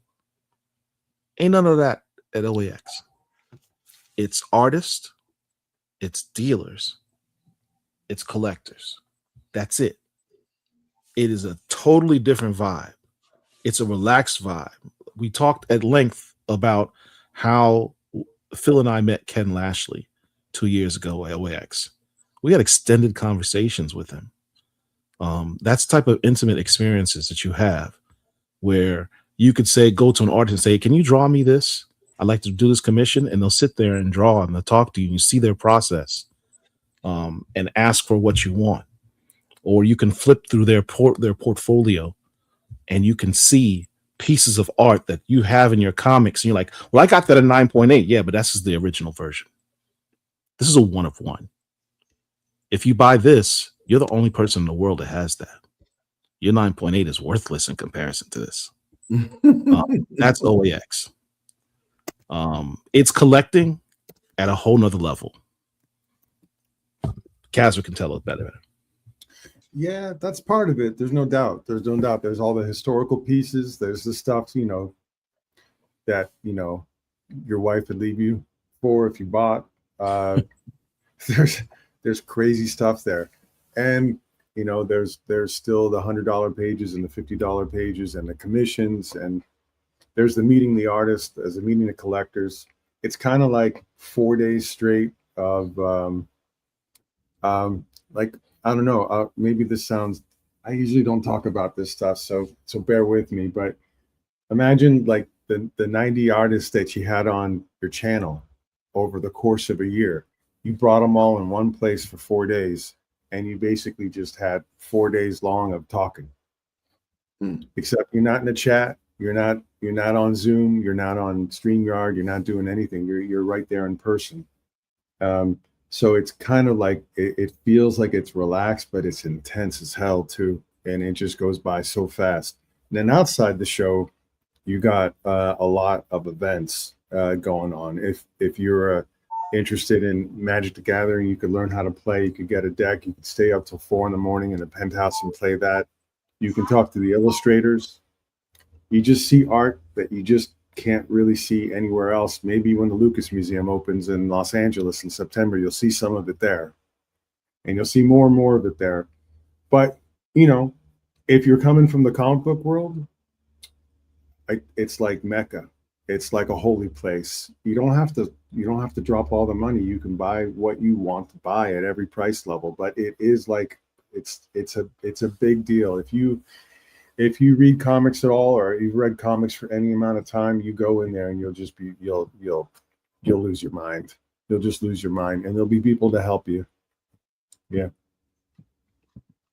That's all facts. It is possibly, in my opinion, the greatest. It is by far my favorite. I keep using the word con, but it's not. It's probably one of my greatest experiences that I've had in that type of space. I mean, and maybe I'm a little biased because we did have the Collection in Black Gallery in there the last time, but I would say my first time going, I was blown away. The first one that you had, and I remember when Otis was like, "Man, this thing's about to happen. It's about to be something crazy," and it's just something that I would just everybody that's in this chat, like I really do, everybody that's in this con that's watching this, obviously love the arts, love the original art and things of that particular nature, this is something that you should pay attention to. And if you're in the Florida area or close to the Florida area, it is something you should try to make a move and visit it in February. And also all the different artists that are in here and all the up and coming artists. This is something you want to go and visit. And it's just I know it sounds like a plug, but it's just the truth. You know, this is the place. This is where you want to be, honestly. And as a matter of fact, I got one more short clip real quick of Derek. I want to show one particular piece. There's a scene where I'm gonna let this speak for itself. But in this particular scene, there was when Brother Otis came in and we're actually looking and talking about some of the art pieces that are laid down. And if Derek, if you could run that real quick, this is some of the stuff that happens behind the scenes, but just to show you how serious OAX is. If you could run that for me, Brother Derek, I'd appreciate it. Emotion, like look at this is Collections in Black for real. It's all black. Like if you look at their eyes, intent, evil intent, evil intent, evil intent, evil intent. We got the wrong drawing on there. Because he's looking at the noose. Yep. Talk about emotion, like look at this. Like he has the fear. He has the fear. Like if you look at their eyes, intent, evil intent, evil intent, evil intent, evil intent, fear. Looks at the because he's looking at the noose. Yep. Evil intent, fear. What's go surprise and then boom, boom, boom, holy boom. Like I mean this. You know what makes it crazy with that too? Because you were talking about the evil intent and the fear and the surprise, fear, and all that. Mm-hmm. How it switches, how he switches from how the emotion switches. You know what I'm saying? So it's like Sanford just showed emotion through artwork, and it's so easy to follow. I'm like looking at this as if I'm watching it. Yeah. Do you know what I'm saying? Like watching it take place. Right. And watch this. What a way to cap it off. What a way to cap it off. And the brother's holding his neck. Right, yeah. He's holding his neck because he's like, man, I still got this, John. This thing ain't crunched up. Yeah. This thing ain't. Yeah. Yeah, man, he snapped on these. Yeah, that's crazy. And for me to give a little context to what that was, because with the scroll going down, you couldn't see it. What that was that Brother Kazzer was able to get every page from Bitterroot #1.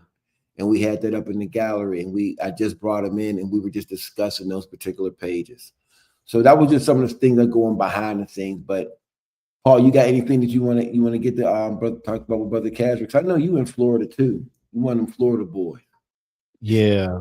Look, if you've been on this channel for any length of time, you've heard us talk about OAX. It's not because, it's not about us plugging it or anything like that. It truly was an experience. Moments like what you just saw on screen, that was the entire weekend. It was, oh my God, look at that. Oh my God, that's a Weird Fantasy 18 cover. That's,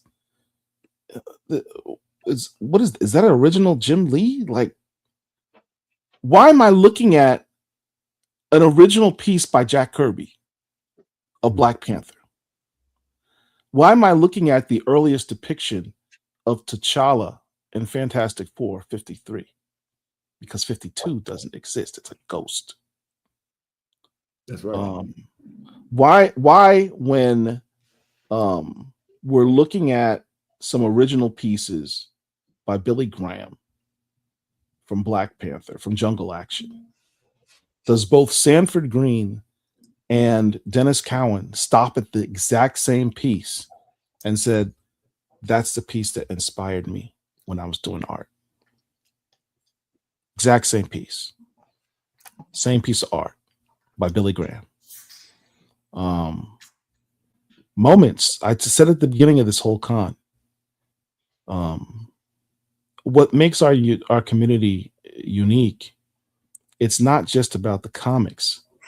It's about the community, and it's about the experiences. And, OAX was an experience, and what made it even more so an experience was sharing it with Phil and sharing it with Otis. That was a dope moment. That was a dope moment. And let me say this real quick, because I want to make sure Casual plugs everything that he got coming up, because this dude's going crazy. If you see you go online, he's at the Kirby joint, he's at the Frazetta joint. He is bananas. I want to say this: when we did Collections in Black at OAX, the way that me, him, and brother Khalil, and Khalil was going to surprise and come in there and Casual, but he had something he had to do. Oh, okay. The level of pieces that were able to be put together was unreal, in the way that it was just an incredible experience. And to see, the first time you see Luke Cage with the tiara, the first time you see him with his powers, and have those particular pages, to have all of the Jungle Action KKK pages, to have the pages where Robbie Robertson, where it's whited out, like, nah, we gotta make him black, and because he was a white character at first. There were just the first Killmonger, and like you said, seeing Dennis Cowan walk past and say, I used to trace this all day. The dopest moment was when Brian Stillfreeze and Sanford Green walked in, and we all walked and talked for like a half hour. But then the day before that, Cowan was in there giving Sanford so much love and praise for the art. It's just amazing that can be put together. But then on the other spectrum, when you go around, there was a Frazetta piece right next to Collections in Black. You know what I mean? And then when you go down the hallway, there's a whole thing with card art. There's, you have then you go past the dealers. Every one of your favorite covers was literally there. Wasn't that Frazetta piece like $1 million or something like that? Something crazy. It was more than $1 million. And then what one just sold for what, 13 million? Then one just sold for like 13 million. Yeah. Man, so it's real money. But listen, I gotta let Casual plug what's coming up. What can we expect? Hit us with some news we don't know anything about. And, it's February 20th through 24th? Yeah, February 20 to 22, Friday, Saturday, Sunday. Most people try to get in on Thursday and leave on Monday, but that's up to you. My whole thing is, if you go to conventions, drop one, come to ours. Drop one, come to ours. If you don't like it, let me know while you're there. We'll smoke a cigar together and we'll have a good talk about it. I'd love to hear what you got to think. Drop one, come to ours, give it a shot. The special galleries are going to be back. Sci-fi, fantasy art, illustration art, stuff that you only see in a heritage catalog, themed art. We added the Animation Art Expo, A2X this time. You're going to see all kinds of animation art, anime art out of Japan, but you're going to see a lot of stuff we grew up on here in America. A lot of cartoons, a lot of animation art, original art, all of it. Every price point. I'm not kidding. Starting at $25, going up to $150,000. Not kidding. Every price point in between. Ones you didn't even know existed. The Jack and Roz Kirby Awards. We just created those, and the first award ceremony will be Saturday night before the auction and fundraiser. God willing, in about 10 days, I'm going to put out a lot of news about the advisory board, the 7 awards, the legacy awards, the core awards, the committee that's going to jury. I need to stop you for 1 second, because I need for you how you casually went past the Jack Kirby Awards. I need for people to understand that the Kirby Awards hasn't been around for how many years? Well, in the mid 80s, they had it for 3 years at San Diego Comic-Con. It was called the Jack Kirby Industry Awards, and after 3 years, there was an argument by the two people at the source of it, and Jack said, "I want my name off of it." So they divided the awards into 2 awards. One of them is called the Harvey Awards that Fantagraphics took over, one of the most prestigious awards out there. The other one was the Eisner Awards. So those two, that's how we get the Eisner Awards. And so now How Yeah. did we get how did we get how did we get this awards to come back to OAX? How did this happen? Well, 2 years ago, we got hold of the fact that the Kirby family was interested in the possibility of an awards named after Jack Kirby, and that there were a bunch of groups sort of vying to put a proposal in. And I said, I'm going to write up a proposal. And I wrote up the craziest shit you've ever heard. I don't know if I owe someone $5 for swearing, but that's fine. It was worth it. I wrote up some crazy stuff. I wrote up like the anti-award show, the most unorthodox. I was drawn from alchemy and the hero's journey and the artist's journey and symbology and iconography, and I gave it to them, and I thought, this is the dumbest thing I've ever done, but this is what I believe in. And 100% to the credit of the family, they did not run the other way. They said, wow. They said, wow. And it took about 1.5 years of talking and meeting in person and really, putting the details in of what the awards would be. So, it was called the Jack Kirby Industry Award for 3 years in the mid-'80s, when just another small-minded human being tried to take advantage of Jack Kirby, which the families had to deal with for 60 years. This is a completely different award, and it's called the Jack and Roz Kirby Awards, the Kirbys, Jack and Roz. Yeah. And again, in 2 weeks, we'll put out a press release, and we'll finally disclose a lot of information on it. And if you're at OAX on Saturday, even if you just got that one-day ticket will get you 3 hours of food and open bar. After the show closes, it'll get you the award ceremony, and it'll get you a 100-lot auction and fundraiser, just 3-4 hours afterwards of just fun. I don't know how to put it. They're just fun. It's a good value, even if it's one day. It is. Speaking of tickets, I heard that you had some gifts for us. Oh, did that not happen? I give you more gifts if it happened. You can have as many as you want. I'd love to do a couple of giveaways. Weekend tickets to OAX. Is that what you're talking about? Because if it's another gift, I don't have it. I spent it. Yeah. Two giveaways. Weekend ticket to OAX. And if you can't make it, because I know, coming to Orlando in February, not everyone's going to be able to do that. You can gift it to anybody you like. All right. So let's make some parameters. For those who are watching, we're going to pick 2 random people who are following us on Facebook, on Instagram, and right here on YouTube, that you're a subscriber to the YouTube channel. If you have those 3 parameters, we're going to randomly select 2 people to get tickets to go to OAX in Orlando, Florida, February 20th through the 22nd. These tickets are not cheap. They're not cheap. Real quick, and you're gonna have access to some very high level in the building. Hey, we coming to OAX too. It's gonna be one of them. Y'all gotta be here, man. Hey, Nice. Pat Cans, are you in town on Monday, right? Yeah, I am. Yeah, I get in probably Monday early afternoon. We'll come around. We'll come around the way. All right, Are we getting some fish, Big Phil? Yep. Here we go. There we go. You taking Castle to my fish joint? Oh yeah, Cans, have been there. Oh yeah. I'll you've send you been? a video, Paul. Yeah, I've been there. That's why I want to go back. Yeah, that's my spot, man. That's a good spot. My bad. I'm sorry. I messed that up. I'm sorry. Go ahead, peoples. So how are we giving these away? What are we doing again? Oh, we'll select a couple random people that are subscribed to the Facebook page of Black Comic Lord's Facebook page, our Instagram account, and our YouTube channel. If you're subscribed to all 3, you're in the running to get the free tickets. I got to add more to that. I'm sorry. Okay. These ain't no play tickets. There's more stuff you got to do.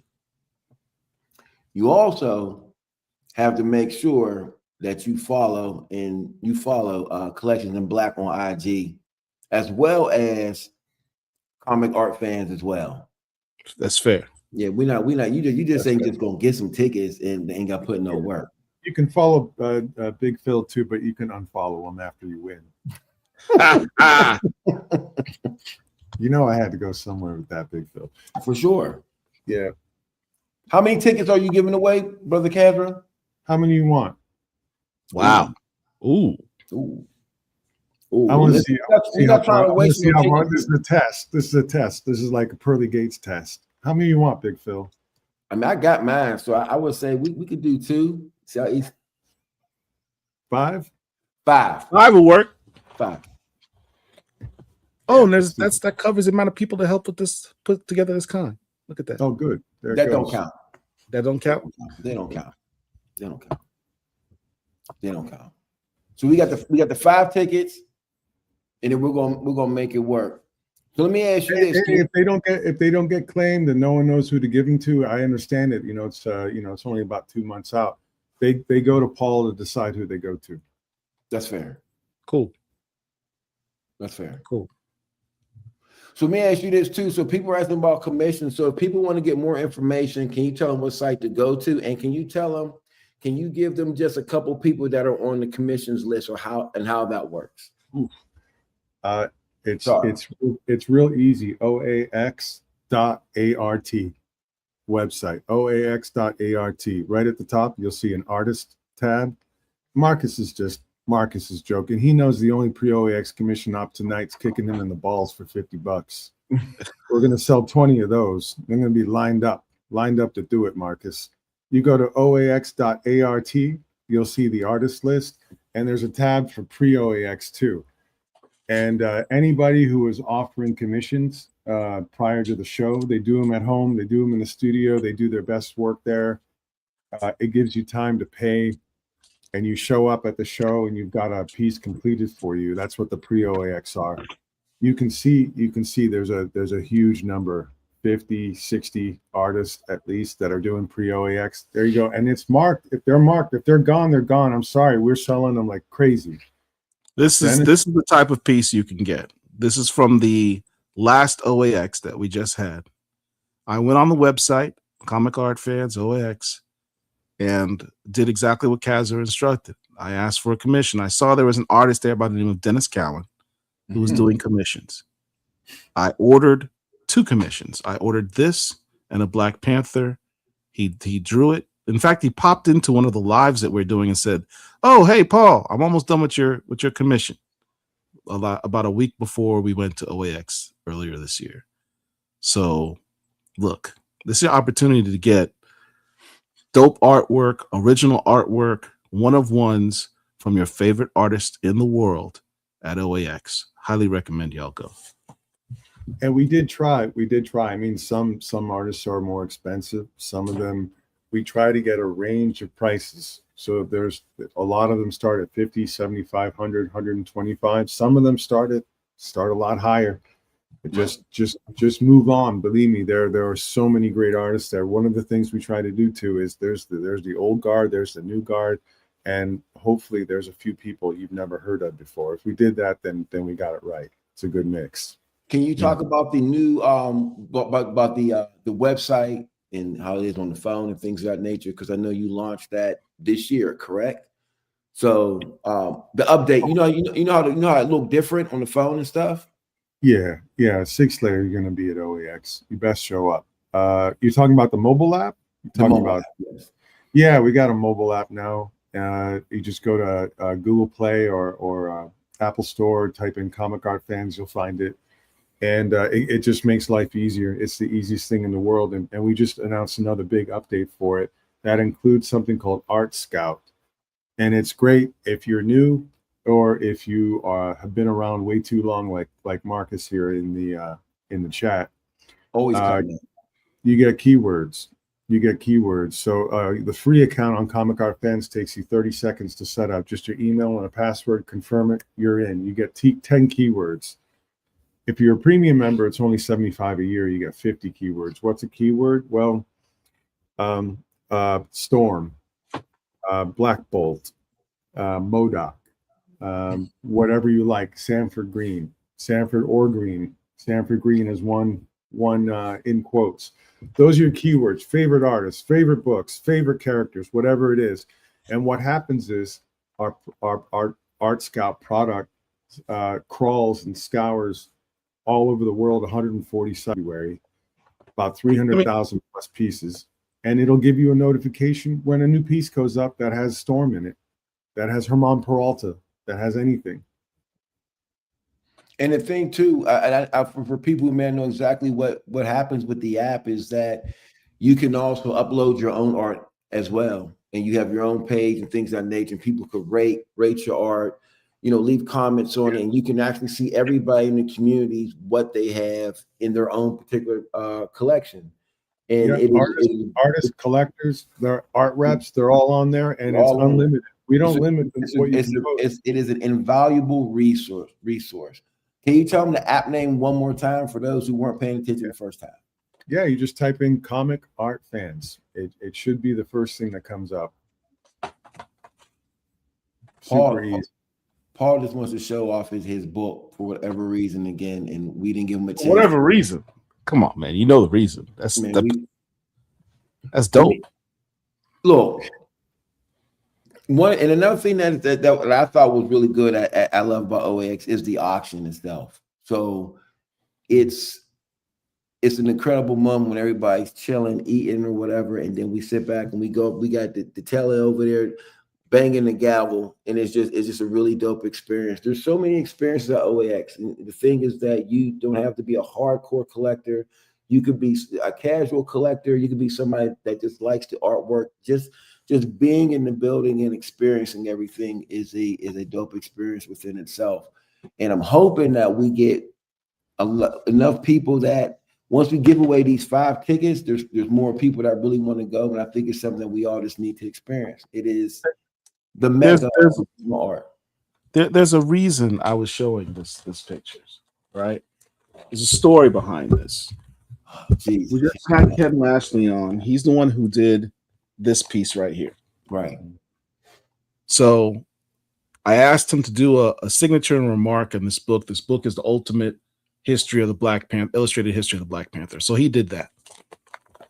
I then saw Brian Stillfreeze. I showed him that art and said, "Hey, Mr. Stillfreeze, I was hoping you could bless my book and do also a signature and remark in this book." This is all Otis's idea, by the way. He says his goal is to get this book and fill it up with every artist that's ever drawn Black Panther and then get their signatures and remarks in the book. So I was like, that's a brilliant idea. Let me do the same thing. Brian Stillfreeze, and I kid you not, did this image within 5 minutes. Wait, which one? That's Stillfreeze, right there. There you go. Right there. The purple one. He did that storm in 5 minutes. I swear his pen touched the paper like 12 times and it was done. I then show it to next year. I come back. I show these images, Dennis Cowan. And he looks at Stillfreeze. He goes, wait. He's looking at the book. He's scratching his head. He's looking at the book. He closes the book, gets up, and walks over to Brian Stillfreeze's table. And he's like, "You did this? I what am I supposed to do with it? I can't do better than that. What am I supposed to do with it?" Stillfreeze is like, "I do what I do." So then Dennis Cowan went ahead and did this image afterwards. The storm at the bottom there was done by Sanford Green. This picture in the back was done by Herman Peralta, he said he is emulating Brian Stillfreeze's style. This is this type of stuff that you can get when you go to OAX. Very personal moments where you talk to these creators, get artwork done, and I can't talk enough about it. I love the place. Thank you, guys. Thank you. You know, if you like to get your books signed, it's a great place to get books signed. And on Sunday, for 1 hour, there's going to be at least 50 artists that opted into doing free sketches. For 1 hour, 50 artists all over the show floor. They'll be marked in your program. For 1 hour, you guys saw it. It gets a little crazy for about an hour. Everyone just running around trying to get in lines, and get as many sketches as they can. Free, quick sketches. Some people 1 minute, some people 5 minutes. It just depends on how they feel. Yeah. Definitely worth it. Definitely worth it. Yeah, I know one guy who got like 16 of them last year. In an hour? Yeah. He must have had a team. Just going crazy. I think he had a method. Yeah, he figured it out the first year. Yeah. I'm not even going to ask you who it is. So we're just going to leave it at that. He's so confident he's got his own YouTube channel now. Well, Kazo, it's been a pleasure to have you on, man. Thank you. Thanks for having me. Thank you. I missed out today. I was at GalaxyCon Columbus, but I'm going to watch. I'm just going to push play during the week while I'm working and listen to the whole thing. I can't wait. Appreciate you, Kazo. Appreciate you, Kaz. Thank you for all support. See you guys. Take care. Have a great one. All right.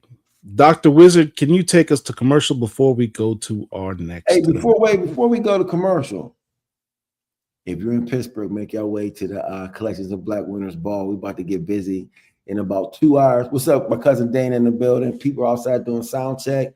We love y'all. This is going to be a really dope event. And I'm about to change my clothes. So I might even show Collections in Black on the screen while we DJing. And I'm about to do something crazy. It's going to be dope. So y'all stay tuned for the rest of the con. There's a lot more dope stuff coming up. I want to thank Ken Lashley. I really want to thank Brother Kazra for coming on here. And I also want to thank the people who was in the collection section earlier in the day. That was really a dope moment. And keep watching. I don't care if you got to go take the kids to basketball practice or something. Have this John playing in the background on YouTube or something, because there's a lot more going. We just getting started. I love y'all. Peace.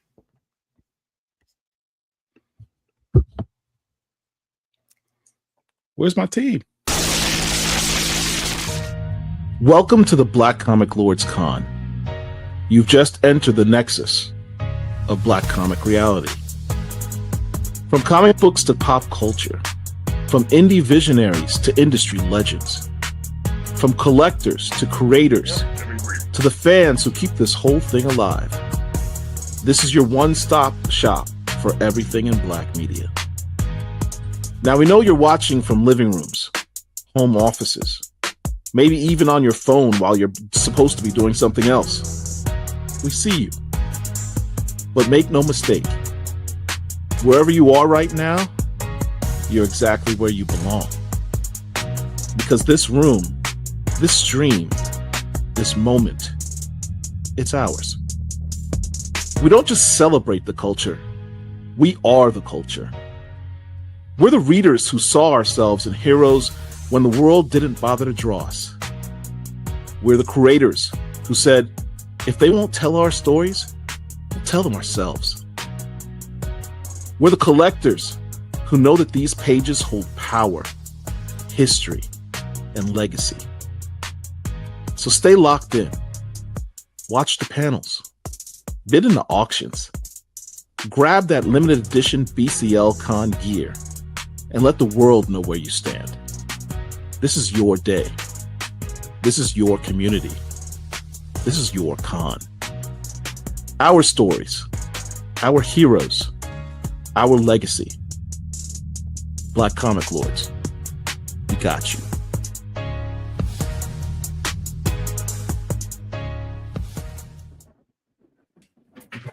All right, next phase up. One of the things we talked about was the idea that for many creators, the goal is to ultimately have your creations transition to the big screen or the small screen or animation. It's not easy to make that transition. And we have some guests who have done that work and have been successful at it. Here we go. Hey. Hello, everybody.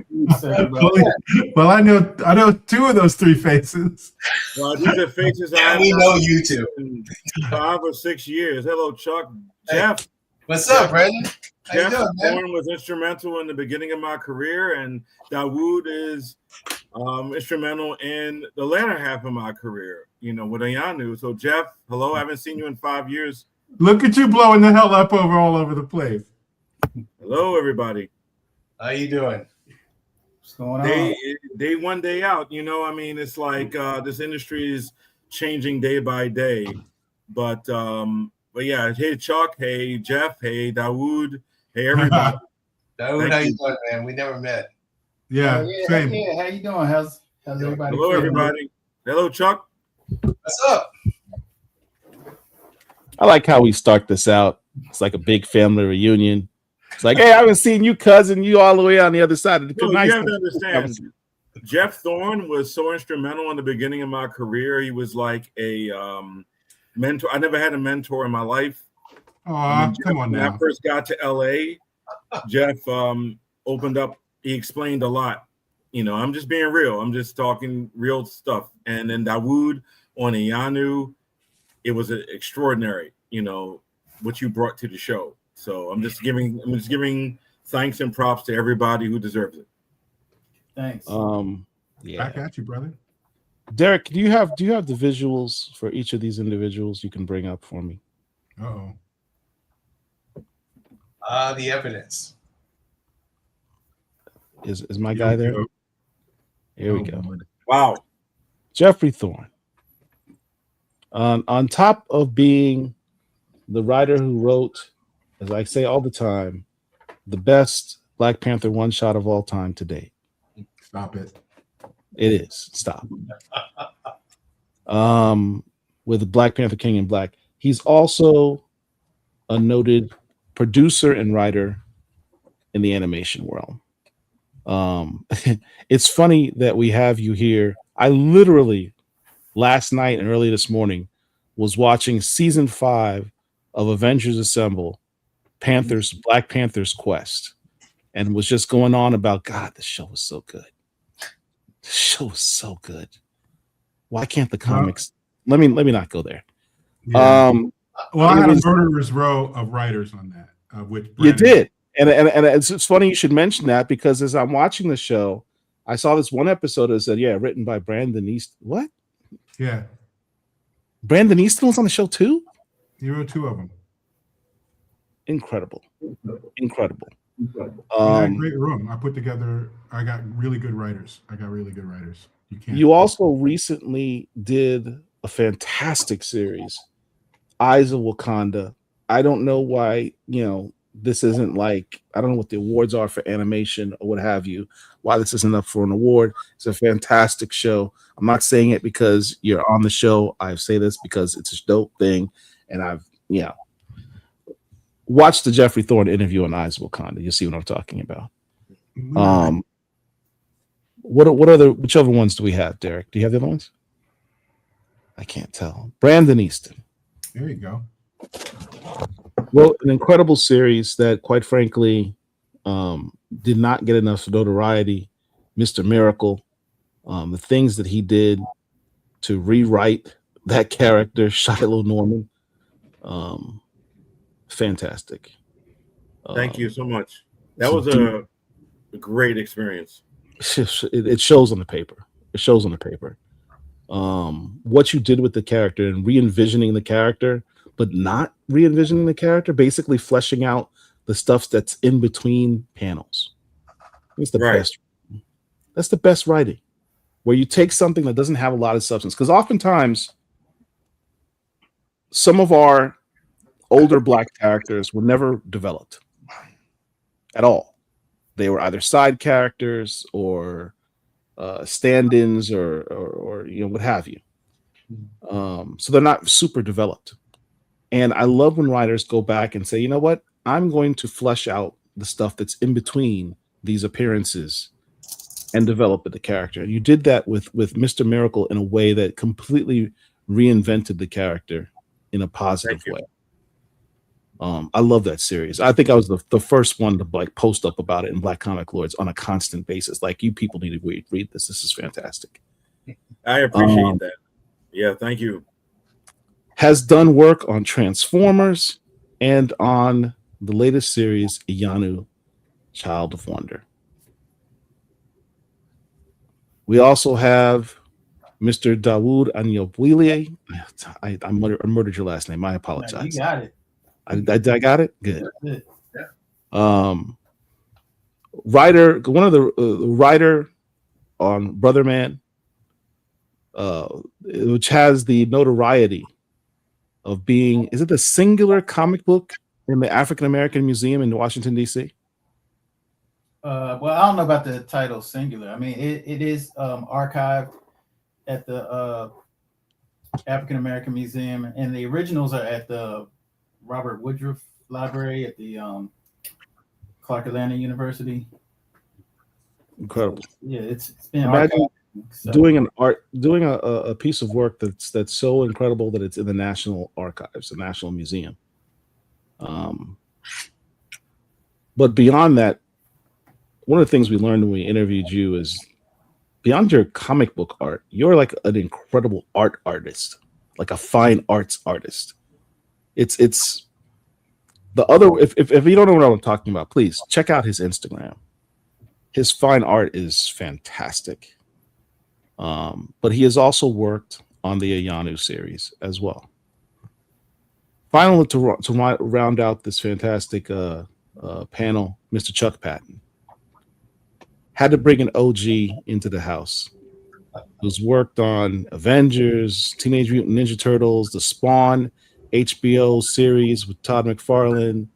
I want to say you also did Double Dragon as well, as if I'm not mistaken. G.I. Joe.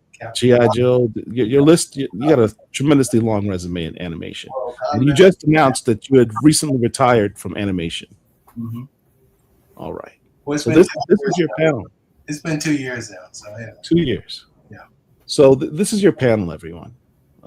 We promised you an assembly of the best. Here you go. Here you go. Gentlemen, why don't you tell me, and this is free, you guys talk. I mean, I'm not going to point to each one of you. Just what does it take? What was your journeys getting into animation? What did it take? Dwayne McDuffie. Yeah, I try to get on Justice League, either Justice League Unlimited or Justice League. I was like, back then they call it Boys Adventure. Chuck will remember this. And I only write that kind of stuff. So I was like, okay, well, if I can't get in writing superheroes, I might as well hang it up. And I sent them some stuff, and they said, no, we're already doing this. It's too close to what we're already doing. I was like, well, that's it for Jeff. And then a couple years later, I was at the Comic-Con, San Diego Comic-Con, and I had met Dwayne, I think, once or twice, just briefly, like, not friends, not even barely acquaintances. And I hear this voice booming out, Jeff Thorne. And I turn around and giant ass Dwayne McDuffie is standing there. And he's like, yeah, I read your comic, your indie comic. You're funny. And I'm like, I'm not funny, I'm witty. And he's like, stop talking. He said, so it was amusing, very funny. You did a good balance. We thought about writing for Ben 10 because he was running Ben 10 at the time.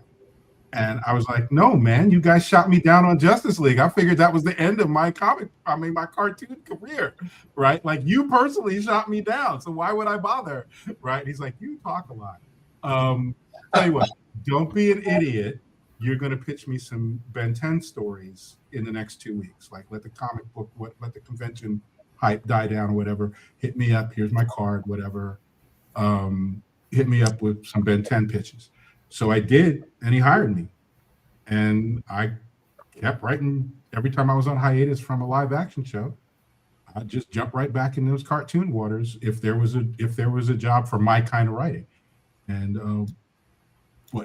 8 years later, almost 10 years later, Marvel approached me to run Black Panther's Quest before it had a name or anything.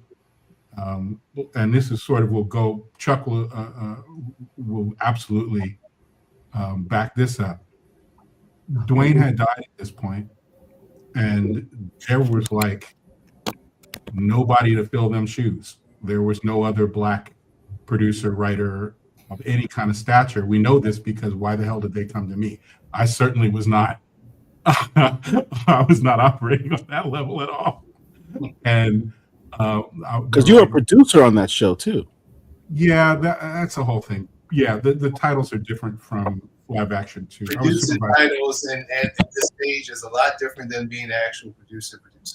Right. There you go. And you had to fight for stuff. Producers Whatever. deal with money. They won't let us. Yeah, yeah. And everything above my level of producer that they called me, because I was the showrunner, but everything above that, you get residuals and stuff. Right. That's Yes, right. Yes, Oh, yes, he yeah. didn't. Yeah. Right. Yeah. Right. But yeah, so that's how I got in. I just was just jobbing around. I wrote on a whole bunch of different projects, just like Brandon was on mine. I was a gun for hire on a lot of different projects. It was always adventure or sci-fi or something. I don't do like My Little Pony type stuff. Nothing. I got nothing against it, but I also can't write Teen Titans Go. I could never write an episode of that. But luckily, there was the kind of writing I do during this period. So people I'd work with would call me up, "Are you free?" I would mostly say no because I mostly wasn't. But whenever I said yes, I was in there. Like I zoomed in there. And I just did that for about 8 years, eight to 10 years. And I guess I had a tiny little rep where people would call me. That's it. Like I wish it was a bumpy or weirder ride than that, but it's all about Dwayne, man. It was all about Dwayne. There you go. Brandon? Yo. Why don't you talk about your transition into animation? Well, I was a school teacher for many years in New York City, but before I did that, I was in Boston University, and there were a bunch of BU graduates, Boston University graduates in the city, within Los Angeles infrastructure. I mean, other than Howard Stern and a few other people, you had Jeff Klein, who was the producer of a bunch of stuff like Jackie Chan Adventures, the Starship Troopers animation. And then I also connected with a guy named, I forgot his name, but he was the writer of the Pierce Brosnan Bond films. Oh, wow. And people who I had connected with by being a Boston University film school graduate. And it was also the dude who wrote the As the Years Go By, which was the Casablanca sequel in novel form. So a bunch of people in that realm had connected me to people out here. So when I came out here, Jeff Klein, who was at Sony Animation with Jackie Chan, Starship Troopers, and a bunch of other stuff, had connected me with the folks who did the Thundercats 2011 animation. So that was my initial entry into the business. So I got to write an episode of Thundercats 2011. And from that led to me working on Transformers Rescue Bots. And then things kind of progressed from there. But then eventually I got into the 2015 Disney ABC writing program, which led to me working on Agent Carter. And then a bunch of stuff that happened after that. So my initial entry was through connections from my graduate school, and then leading to the Disney ABC program. And then after that, I got the chance, thankfully, to work on at Blizzard Entertainment on Overwatch 2 and some other stuff that I can't talk about because it never got made. But that stuff, while I was at Blizzard, the Iyanu property came to me, and I got the chance to adapt that from the graphic novel to what will become the pilot at Warner Brothers Animation, which eventually lead to HBO Max and Cartoon Network and Lion Forge. So there was a bunch of stuff that happened, and I obviously. And then I had known Jeff, so I got to work on Avengers Assemble because of Jeff and a bunch of other stuff. So it was a very interesting kind of zigzaggy journey through the industry from live action to animation. Well, it was animation to live action to animation to live action to animation to video games to animation. So that's kind of how it works. But that's the reality of the business. you know. Dawood? Oh yes. Before I begin, it's nice to meet you, Chuck and Jeff, and DePaul. I've been tuned in all day since y'all started this morning. So you know how tired I am. That's what I'm saying, man. Props to you and your whole team, man. This is my first time really experiencing this type of event, a virtual event like this, with so much talent. I learned a lot from some people I wasn't aware of, and I saw a lot of people I did know, friends of mine and associates. So just hats off to you, man. Good work, and I look forward to seeing this, just blossom from here. Thank you, man. I appreciate that. Oh yeah, no doubt. So as far as my journey, it wasn't really like linear. Just having a opportunity to animate, because mine spans all the way back to the 90s. Where after I was doing my own comic, I had a opportunity to work on a CD-ROM game. That's how far back this goes. In New York City, Pink Panther CD-ROM game, and that and that was actually my first time working in a studio, feeling like I'm working around professionals. That's because wow. the animation was still like, when I think of it now, the animators that I met back then, they were still like high-end animators. We were just working on was it Animator Pro, I think was the program. Oh my God. Yeah. Bitmap. Storyboard Pro, yeah. Jesus Oh, now they Christ. got Storyboard Pro. Now we got Storyboard Pro. That was like that was PC. Right. And so I was doing like storyboard layouts, character design, like whatever they needed us for. And then when that company shut down, then I was at MTV Animation for a short while on the Daria show. Oh yeah. And then I relocated to LA and fortunately landed on at Klasky Chupo on Wild Thornberries and Rugrats as a character designer. So, and at this time I was probably like 30, 31, 32. So all this was new. And it was at a time too where there wasn't really like a lot of Black animators and stuff that I can really reach out to. Like there was, we were kind of sprinkled out, but it's not like now. It's kind of more concentrated. And we have social media now. Back then you were kind of like you're like in this pit trying to find out, like, I remember when I was at Klasky Chupa, I think I was the only brother in that whole building on Hollywood Boulevard for the time I was there. But it was a great experience, and then I left there in 2000, came to Atlanta, and then I was at fortunately I ended up at Turner Studios, and I was there for like 10 years doing the same thing: character design, animation, background design, storyboards, hundreds of commercials, like a lot of stuff on Turner Sports with Shaq and Kobe, like where they actually fly them in, acting out the things that I drew on the boards. There's a lot of stuff that I actually don't really have on my websites and stuff, but I was doing that for years. So I was doing everything, with Cartoon Network, TNT, TBS, and a lot of the projects I worked on, there were projects where I was actually directing, but didn't get director credit. Because it's not easy to just be a director. Because some people say, well, how can you weren't a director? I say, you don't just walk in and be a director. That's something like, I don't know. From my experience, it seemed like by chance, becoming a director. Not meaning that you don't have directorial skills, meaning carrying the title of a director. And it actually really wasn't my goal either. Like I was just happy, like learning. Because I didn't learn these skill sets. I was kind of more so a street artist coming up. So this was like a evolution for me. So then fast forward to Ianu, which is now was ranking number one at around the world. Showmax Africa, HBO Max, number one's kids show.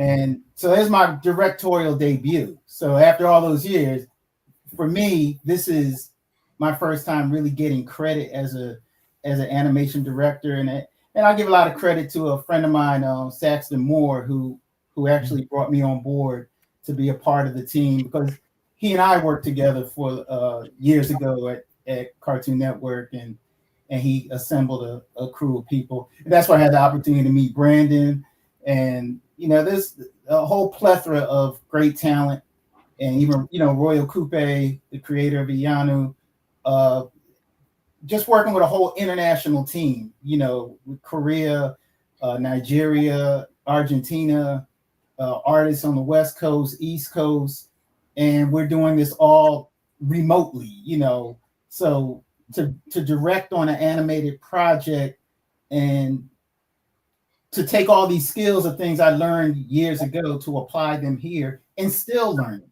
Because when I go into anything, I don't go in like, I know that. I always go in with a blank slate. Like, there's always something new to learn, and I'm always respecting the talent of people that come in, where there's something to learn from them as well. So, and that that's where my journey is now. So I'm also at the same time I was working on Iyanu, I was doing the Bad Boy graphic novel that just dropped. I just finished Victory Stand, the life of Olympic gold medalist Tommy Smith, and a couple other graphic novels for Kwame Alexander. So to me, it's all interconnected: graphic novels, animation, and just to end it with this, for any like young people, or even not like our peers. A lot of us have intellectual properties and we want to get these things created. I would just say enjoy the journey, and just appreciate life and enjoy the journey. But sometimes if we feel like, I didn't make this by this year, then they're ready to quit or give up. Then it's like, were you in this for really the art and for what you love? Because some of these things, they don't come on your clock. The opportunities come when they're going to come, and people see how you move, and eventually that pays off. There's no time frame for that. So that's my advice really to those trying to break into that field. Chuck? Everything he said. Well, I mean, it's funny with my career started off. I started out in comics in the '80s, mid '80s, and found that was what got me into animation was money.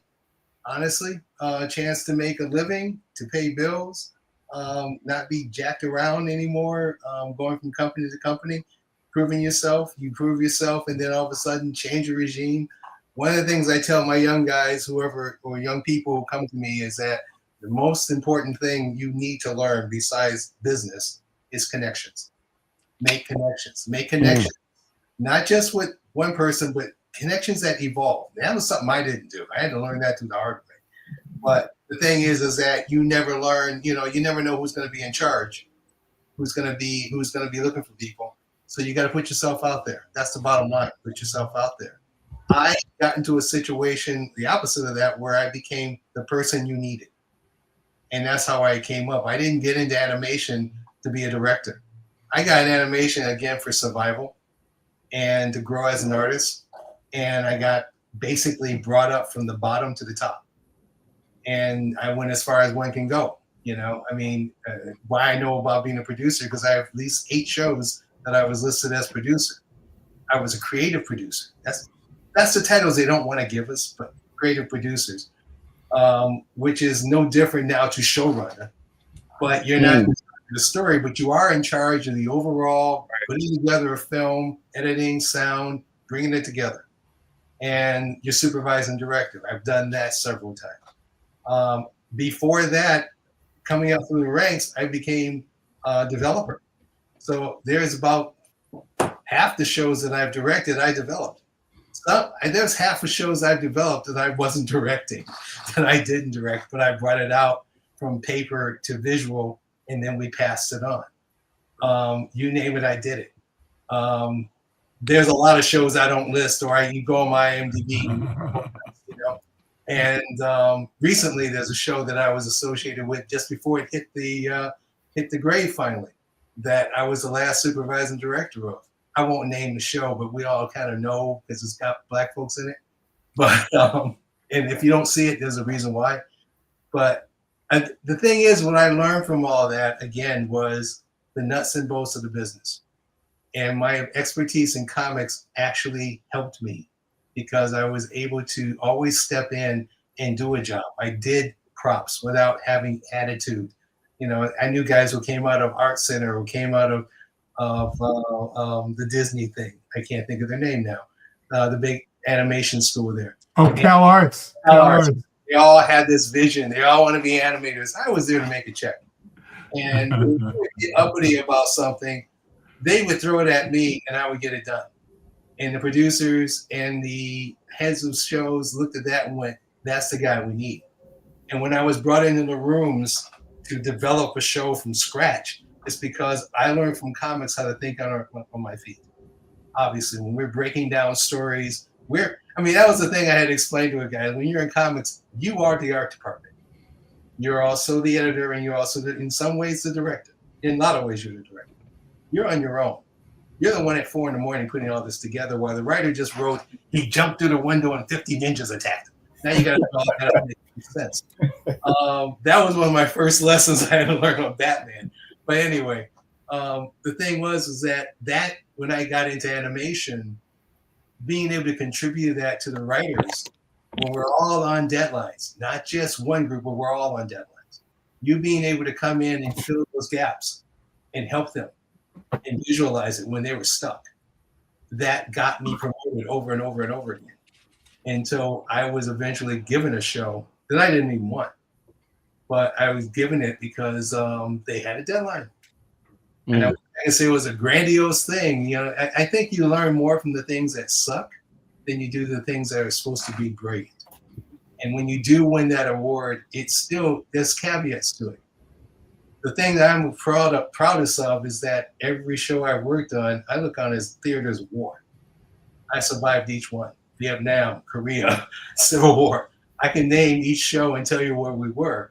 And the fact that we got it done, and the fact that we have lasted in people's minds, and these shows have gone on for years, whether it's Double Dragon or God, again, throwing out shows again. G.I. Dead Joe. Space. Dead Space. Dead Space is probably my favorite, and someone asked me why, because they left me the F alone to get it done. And I had no money and no money, no time to do it. And we still were determined to make it happen. And that was, again, the 30 years I put into the business to help me get through that. It was no film school. My film school was actually watching film. My film school was having a devotee of television, learning the craft, looking at shows, figuring out, breaking down, why is Rockford like this? Why is Jed Clampett like this? So simple, but if you can analyze and break it down, you've now learned how to be in the nuts and bolts of television. How scripted it works. One of the things that you guys have mentioned, or Chuck, you specifically had mentioned, was the concept of relationships. Yeah.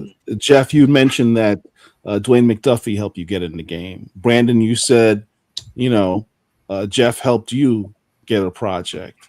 Dawood, same thing. Like, the one consistent thing you guys have all mentioned is how these relationships help you get into the business. Well, are there advantages or disadvantages? By the way, and stay in the business. Yeah, and staying in the business. That's general advice for anybody trying to come into the entertainment side. About between 50 and 70% of everything you do is going to be relationships, like people you've worked with, people you went to college with, people you worked as a barista with, especially if you're in New York or Chicago or LA or someplace like that, because almost everybody you run into wants to do something other than what they're actually doing right now. So everybody sort of tells their dreams to each other, and some of them will turn out to be jerks, but some of them will not. And you don't know. So just be friends with decent people and you'll see. But Brandon's a perfect example of how this can work. Brandon reached out to me because he was doing a podcast before podcasts were cool about Star Trek. And that there were like, what, 2 black Star Trek novelists that had ever... It was the Trek BBS where we connected. Right. And he hits me up and he's like, I want to talk to you about this because aside from you and Stephen Barnes at that time, me and Stephen Barnes was it. And I ain't nobody. Stephen Barnes was the one, right? He's like, let's talk. So we talked and we hit it off. And I'm from DC, he's from Baltimore. We just started hitting it off and we kept a little bit of email contact in, and he just showed up in LA one week. And I was like, what the hell are you doing out here? Please don't tell me. This is the greatest conversation. I said, please don't tell me anything I said in that interview made you quit your job and move to Los Angeles. Because you can't carry that. He said, dude, you don't have that kind of influence over people. Relax. Right. But I was nervous because it's hard. But the thing is, though, is that we've come up. Chuck was in that Dwayne McDuffie crowd. They came up when there was 2 guys. I came up when there was maybe 4 guys. Right. Brandon's right after me. Maybe there's 6 guys. The reason we all kind of know each other is because there weren't that many people to know. Right. Like, yeah. And to give it a little bit more context, I was planning to leave New York City anyway. And what happened was I was trying to connect with Black genre. Let me be more specific. Black male genre writers in the business. And me and Jeff Thorne were both on the Trek BBS. It's still there. It's not as powerful as it used to be. Yeah. But the whole point was that it was like Trek fans and me being a Star Trek fan with my connections. And the guy, there were 2 guys. Bruce Fierstein was the guy that wrote all the Pierce Brosnan Bond films. And Jeff Klein did Jackie Chan Adventures, Men in Black, Starship Troopers, and a bunch of other stuff. So when you did this like conglomeration of different people who I found a way to connect with, that's what led me to move out here. I was going to move out here anyway. Okay. And this is 2008 during the Bush recession. And I moved out to LA anyway. But what wound up happening was I feel that people have to take a chance and take a risk. And regardless of what anybody says, you have to take a chance on your own dreams. And if you don't do that, then it's not worth it. So when I got out here, I moved out here in October of 2008. Took a little while, but I didn't get into anything until 2010, which was the Warner Brothers Animation Thundercats reboot. That didn't show on TV until 2011. But I also had my own Shadow Law graphic novel, which was released in January 2012, which won the Glyph Award for Best Writer. So I guess my point in all of this is to, and especially in the new world, post Netflix buying Warner Brothers, which may or may not happen. I don't know if it's going to happen. But ultimately, IP is king. Yeah.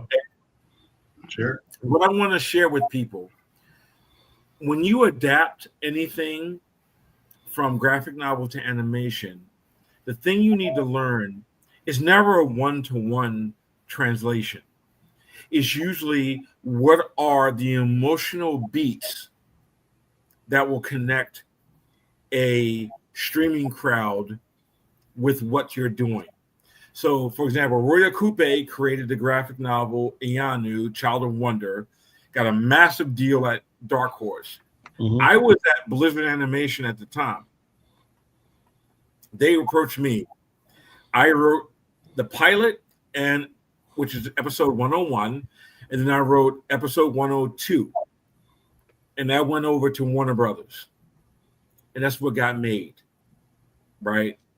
But the bottom line is that I understood, while they approached me, I understood how to take what somebody made and turn it into emotional beats for the crowd that would eventually watch it. And that's the key. So while X-Men, for example, X-Men 97 worked, was because X-Men 97 hit on the emotional beats that the crowd who through the 90s, and also newer viewers would understand and build upon, right? Well, it really came on. It really came in on the. It really came in from the comics because the X-Men comics is a powerhouse, and the reality is that all the shows, and I unfortunately have been involved with more than I like to admit, and but the one that made this work was that it was more akin to ushering in exactly what the comics people have been looking for and trying to do. Again, fellas, I've been on every X-Men show since the beginning, with the exception of the first, but I was against it because I had a show I was developing in rival of it. And so I got to see how it worked. And you're right. You're absolutely right. There are beats, but that's something that's typical with every show. It's not just the particular show. Each show, the good, do exactly what Brandon is saying. So whether it's, I mean, the first time I heard about, oh, I got the picture in my head and I can't think of this, the weird little adventure show, Adventure Time. First time I saw Christ. We all sat there, and I mean, all of artists and sat there and what the F? But luckily I talked to kids. And when I talked to kids and realized, oh shit, this is like, you found the cocaine for the little guys. Yeah, this is about to blow up. Right. Yeah. But that's my point, is that gaming, you had to find those things that were stake posts that people could relate to. Yeah, exactly. There's a couple with all of this. There's a couple of tracks too, like working on a pre-existing material, Ianu or X-Men or whatever. Those things, the company, whatever company, doesn't matter. The big giant corporation company, they've looked at the success of that and went, okay, we're going to capitalize on that success. It'd be the same thing if a toy company went, oh, everybody loves these Superman comics, let's make some Superman toys. Exactly the same. But you know what's funny with G.I. Joe? G.I. Joe's never, until recently, and I mean the last 10 years, ever capitalized on the real connection of G.I. Joe. But what has helped it was it always sold merchandise. Right. And that's the thing. That makes it attractive, right? That's what keeps looping back around. But everybody who went in and loved it, they brought their backstories with it. And in a way, it's like the audience helped the show. But believe me, I've sat in so many meetings with the writings and saying, can we get somebody to actually have a connection here? Can we actually have a continuity here? They didn't want it. No. So the next question comes from Tim Fielder. Okay. By the way, Tim, I want a sketch too, man. Draw me a sketch on my Instagram. Anyway, I'm curious what the panel thinks about the oncoming impact of generative AI in animation, both for the mainstream and independent sectors. Okay, I have a little bit of a soapbox and then I'll step away. If you're a one-person show in Appalachia or some little town in Tennessee or someplace, and you have access to nothing except the internet, then maybe you can get your thing in your head into the world via generative AI. Okay, that's one side. That's very much the little guy. Okay, the big guy, that's why you even know that there's such a thing as generative AI. They're using that because they don't like paying people. They're using that because they don't like people who can say, well, no, that's not how stories really work. We established this in episode 1. We're going to have to pay it off in episode 5. No, the algorithm says we're going to do something else. They don't want to have those conversations. The bad side of that, well, there are many bad sides, but the primary bad side of it is generative AI is a theft machine. It plagiarizes the work of, let's say, 100 years of illustrators in this context. Okay, and it trains itself on that. I'm not even going to talk about who should be paid or who should not be paid. Okay, and it generates an image. The problem is, once you get used to having a machine that you can say, hey, Machine X, go build me a Speed Racer episode. And don't kid yourself, within the next 5 or 6 years, you'll be able to do some version of that. Okay. But the machine can't anticipate and it doesn't understand what it's doing, and it never will be able to. So it still depends on the person giving it the prompts. And almost by definition, the person giving it the prompts doesn't know jack shit about how to make artwork. Or they they wouldn't have been attracted to this in the first place. Which is why it steals. Right. Right. So again, people are like, oh, Jeff, you're being whatever. But I'm like, that isn't even the actual issue. At some point, the bottom's going to drop out of that, because while they're selling you the here's how great generative AI is up front, the sort of magic trick of it, already people are seeing that the bubble's going to burst because it can't actually do what it's claiming it can do. But what's happening is guys like me, guys like Chuck, guys like Dawood, guys like Brendan, I'm in my 50s. Okay. Guys who are ahead of me are in their 60s. We know how to do this stuff. I can actually put my hands on a pencil and draw I something. hate to interrupt you, but I'm already in my 60s. So, okay. So I'm saying slightly I'm ahead. on the road. I'm knocking the door on 70, but don't go for it. But my point being is that what this generative AI will do is erase the ability of people to learn what we all learned how to do. No one's asking us to teach you how to do it. And some of us, myself in particular, I'm not a teacher. I'm a practitioner. I don't know how to teach. Like, I would not be a good teacher because I'm hostile to people who turn in bad work, right? And I know it, so I can't teach, okay? But what's going to happen is you're going to get a generation more and more and more who are used to giving prompts. But the prompts can only work on what artwork's already been created. And there's no new artworks getting to be created because you're erasing that group of people who creates that artwork by telling them to do prompts instead. Within 20 years, the bottom drops out and there's no one to fill it up. It's a snake following his own tail, and it doesn't know it. Exactly that. Nobody wants to hear that story because everyone's thinking of the immediate gratification. This is another Hollywood tale where they won't hear it until it falls down. Until it falls apart. Right. One of the reasons I retired was because, unfortunately, a lot of us are being phased out who have been around and have seen this and have told them, and they didn't want to hear that. Also, no, they don't want to hear it.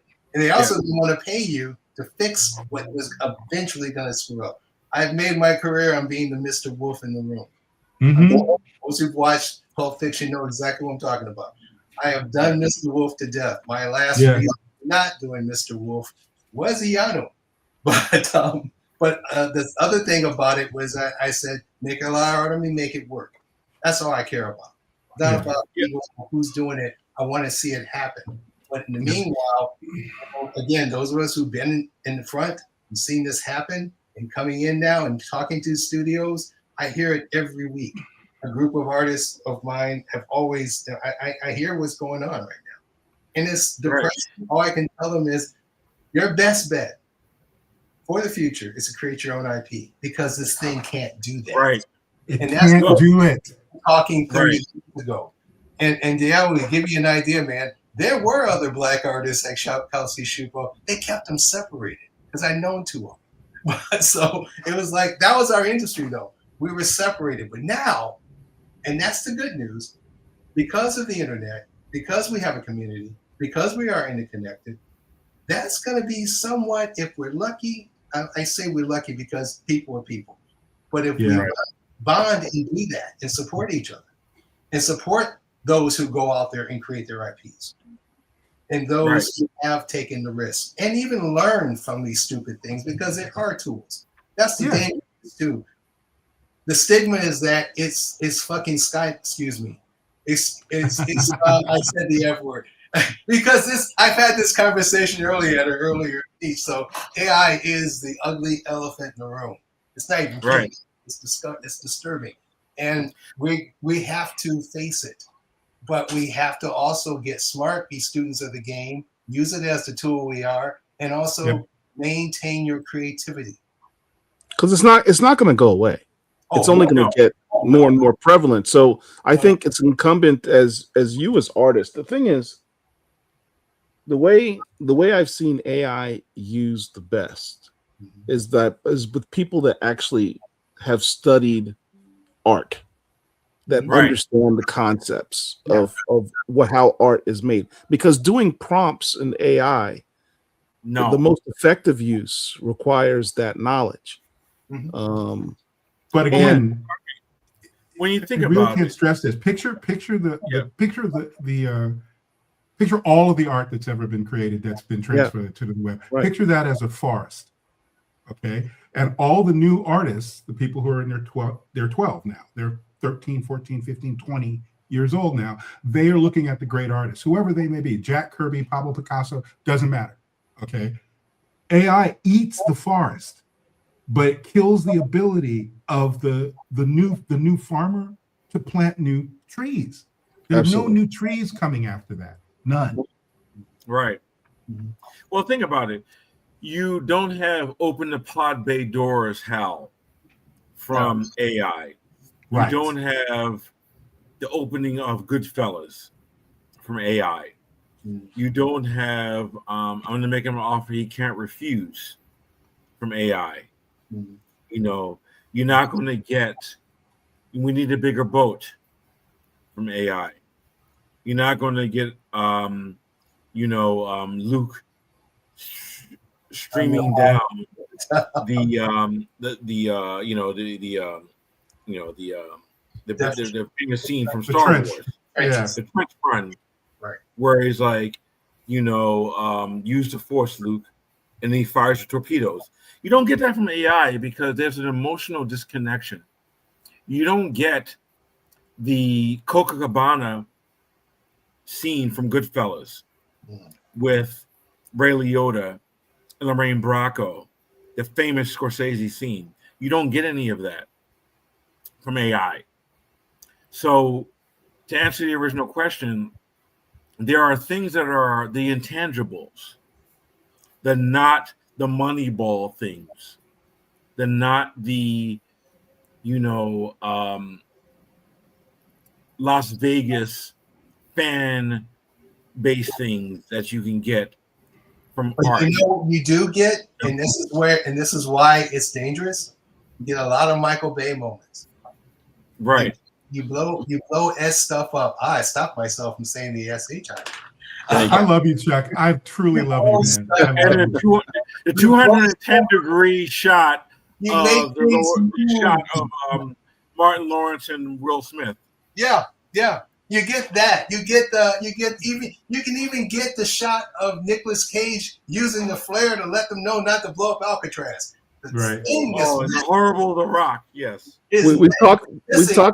Context. That's the thing that, again, going back to it and what you're saying, Brandon, again, just underlying the human connection of why they're doing what they're doing, AI cannot do and tell you. So nor will it ever be able to do that. It cannot do that. It's impossible. No, it can't. Is the key is what's important here. Making sure you invest in your own IP. Yep. Because ultimately the thing with these companies, they realize quick because they tested the waters on this and did some cases and realized, hey, everything that's generated from AI, we can't trademark or copyright that. Yup. So yeah, you can use it all you want, but go to the next guy. But they're thinking about it, and that's the They're danger. trying so hard to figure ways to do it. Yeah, one friend's telling me they even got AI lawyers working on this now. Right. Matthew McConaughey, I want to say Michael Caine, some people I respected have already licensed their voices Michael Caine, to artificial. James Earl Jones did, yeah. See, and I'm like, there's always going to be somebody who should be on our side who's looking at that paycheck. But the other side of that, what they did was smart. They made them pay for it. See, that's right. AI isn't. And that's what it's based on, that you can do this without on a dime. That's what the corporations are excited But about. here again is the problem. You can't, if you're James Earl Jones, if you're Michael Caine, if you're Matthew McConaughey, you're like, y'all gonna pay me. I mean, they had the nerve to go up against Scarlett Johansson, and just like Marvel tried it, they messed around and they found out, do not mess with Scarlett. Don't mess with her bag, okay? And they lose. They always lose. The only way you're going to get their attention is to go after the thing they care about. But you got to be a big enough dog to do that, which means all of the little guys are screwed. Well, no, here's the loophole. Become big dogs by creating their own material. Well, that's it. That's the circle. You can't think of yourself as a little guy. You got to think of a guy who has protecting his ground. Who owns something. That's right. Right. And you got to own it. And I would say that anybody who has a graphic novel, or whatever, you can never do a one-to-one translation. What you really want to do, find your emotional beats, isolate about 6 to 8 of them, to put into your pilot, or hire somebody to find a way to put 1 to 8 of your emotional beats into your graphic novel. We did that with Ianu. I did it with Vampire Hunter D and other projects I've worked on. No, I did Captain Planet. But the thing is, you just gave. I'm piggybacking you, by the way, but I'm with you, man. Go for it. What you just said was something I've been hearing people say and been asking me, and again, because where I am, I'm not teaching, but when I can give off some words of wisdom to guide, I will. That is called a pitch Bible. That is your pitch package. What Brandon just said is the essence of a pitch Bible. A lot of guys don't know what that means. They heard it. They know that Netflix and places like that, and I hate to call Netflix the evil empire, but I will if it fits. Dangle it in front of them. But the only way you're going to get through that door and make those connections is you understand that pitch.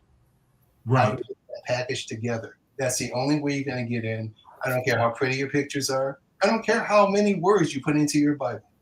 I guess my concern is the loophole of a company saying, look, artist, I'm going to hire you to do a design of a character for me. And I want to also hire you for your pitch, as you said. Give me the character's background. Give me the character's motivation. I'm going to pay you X amount of dollars to do that, but we're going to own it. Okay, I'll do that. I'm starving. I need to pay my bills. I'm going to go ahead and do that. So you sign your contract saying, I'm going to create this character. I'm going to sign over this pitch of this background story on this character, and you're going to give me a check, and you'll get it. I'll hand it to you, and it's yours. Cool. Thank you for that. Right. They then feed that character and its pitch over to the AI and say, go ahead and create me a cartoon, a comic book, or whatever. And they own the character. They own the likeness. That's where the trademark and the copyrights come in. The copyright comes in to cover the pitch. The trademark covers the character design. And they use AI to generate a whole series or movie. Right. Yeah. Now, how that's their argument, that's their loophole around, well, we can't go ahead and trademark and copyright what AI generates because it's not about what they generate. You're correct. Part of the reason I'm in the WGA as well as all these other ridiculous unions that I'm in. But we struck over this. Part of what we struck over was this thing. But this is the insidious aspect. Warner Brothers, MGM, Paramount. They've been making movies and TV shows since before any of us in this room were alive. Okay. When you write, talk about the evil empire, but when you write for a TV show, when you write a screenplay, the creator of record, the copyright holder isn't you anyway. It's the studio. So they already own Citizen Kane. They own Jaws. They own every great movie you've ever seen. One of these companies does, and they can train their AI on that. The AI still can't write. If you've ever seen a script, and I have seen a few, generated strictly by a trained AI, they're worse than the worst bad writer that you feel bad you hired. You're like, oh, it's Jesus, why did I hire? It is terrible. But that's part of the calculation. Because when you hire me as a screenwriter on day one, you pay me X, right? Whatever it is, it's the max I'm going to get. At whatever level I'm at, you're going to pay me the max at that level, right? So if I'm a startup or if I'm known, I'm getting the max, right? If it's a feature, I'm probably kicked off that feature, and they're going to ask Chuck, hey, Chuck, can you come in and write another draft? Jeff did a great job, but he didn't get it exactly right. Chuck, you come in and you do draft 2. Chuck makes slightly less than me because it was my original thing. His deal is slightly less than mine. His profit share is slightly less than mine, unless he really rewrites it. And then again, business. You may be their guy, and they'll pay you X amount of money. They should have paid. That's true. But here's the thing with AI. So Paul comes in with a neat idea. Let's say an elevator pitch, right? It's not even going to be Paul. It's not even going to be an outsider. It's going to be their kid or their assistant or some guy they heard standing next to him at the commissary that day. Okay. Oh, that'll make a great movie. They're going to put a prompt into their screenwriting AI, and it's going to kick out an outline, and it's going to kick out a script, both of which will be terrible. Terrible. Not just bad, not just not good, actively terrible. But what will happen is the company now owns draft 1. Then they hire Chuck or Jeff or any of the gentlemen here, to come in and do, hey, we got a bad draft of our first script. Can you come in and write draft 2? We're going to pay you less. You're not going to get any of the big sort of ancillary residuals, whatever the hell that comes. They're already messing with the residuals in a completely other way, right?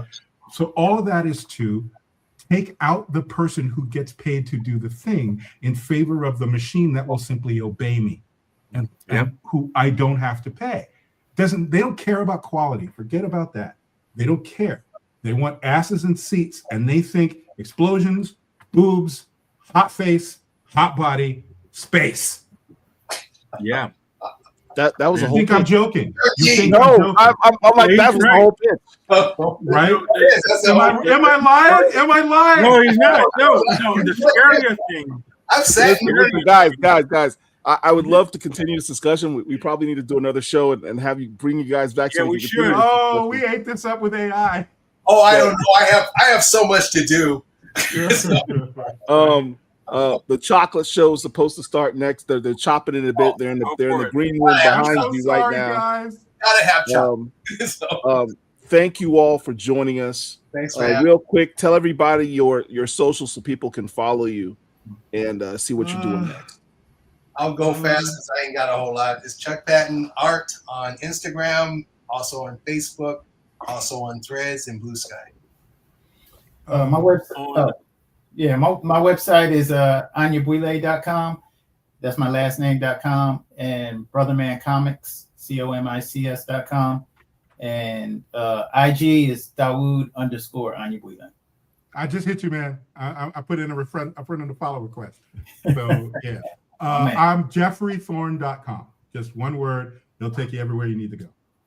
All right. Brandon? It's Brandon Easton Writer on Instagram. But you can also find me on Blue Sky? Blue Sky. Blue Yeah, Sky. I'm still on the evil place. What's that place called? Dude, you better hit your eject button. Get off that. Yeah, it's at Brandon Easton Writer. But yeah, bottom line, you can still find me and feel free to reach out. I'm on Instagram, Brandon Easton Writer. Brothers, I appreciate each and every one of you. Thank you for joining us. Thank you for your contributions to our culture. We'll see you next time. Take care. Thanks for having us. Peace. Dr. Wizard, take us out and let's start the chocolate show. Welcome to the Black Comic Lords Con.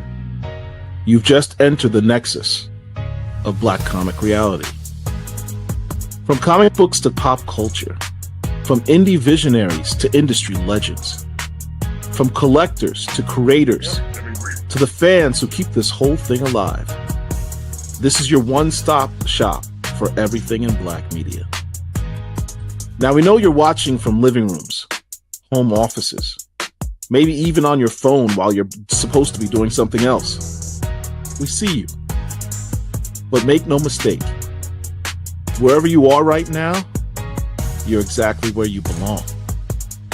Because this room, this stream, this moment, it's ours.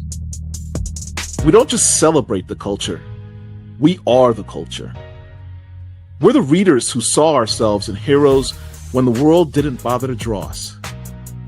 We're the creators who said, if they won't tell our stories, we'll tell them ourselves. We're the collectors who know that these pages hold power, history, and legacy. So stay locked in. Watch the panels. Bid in the auctions. Grab that limited edition BCL Con gear and let the world know where you stand. This is your day. This is your community. This is your con. Our stories, our heroes, our legacy. Black Comic Lords, we got you.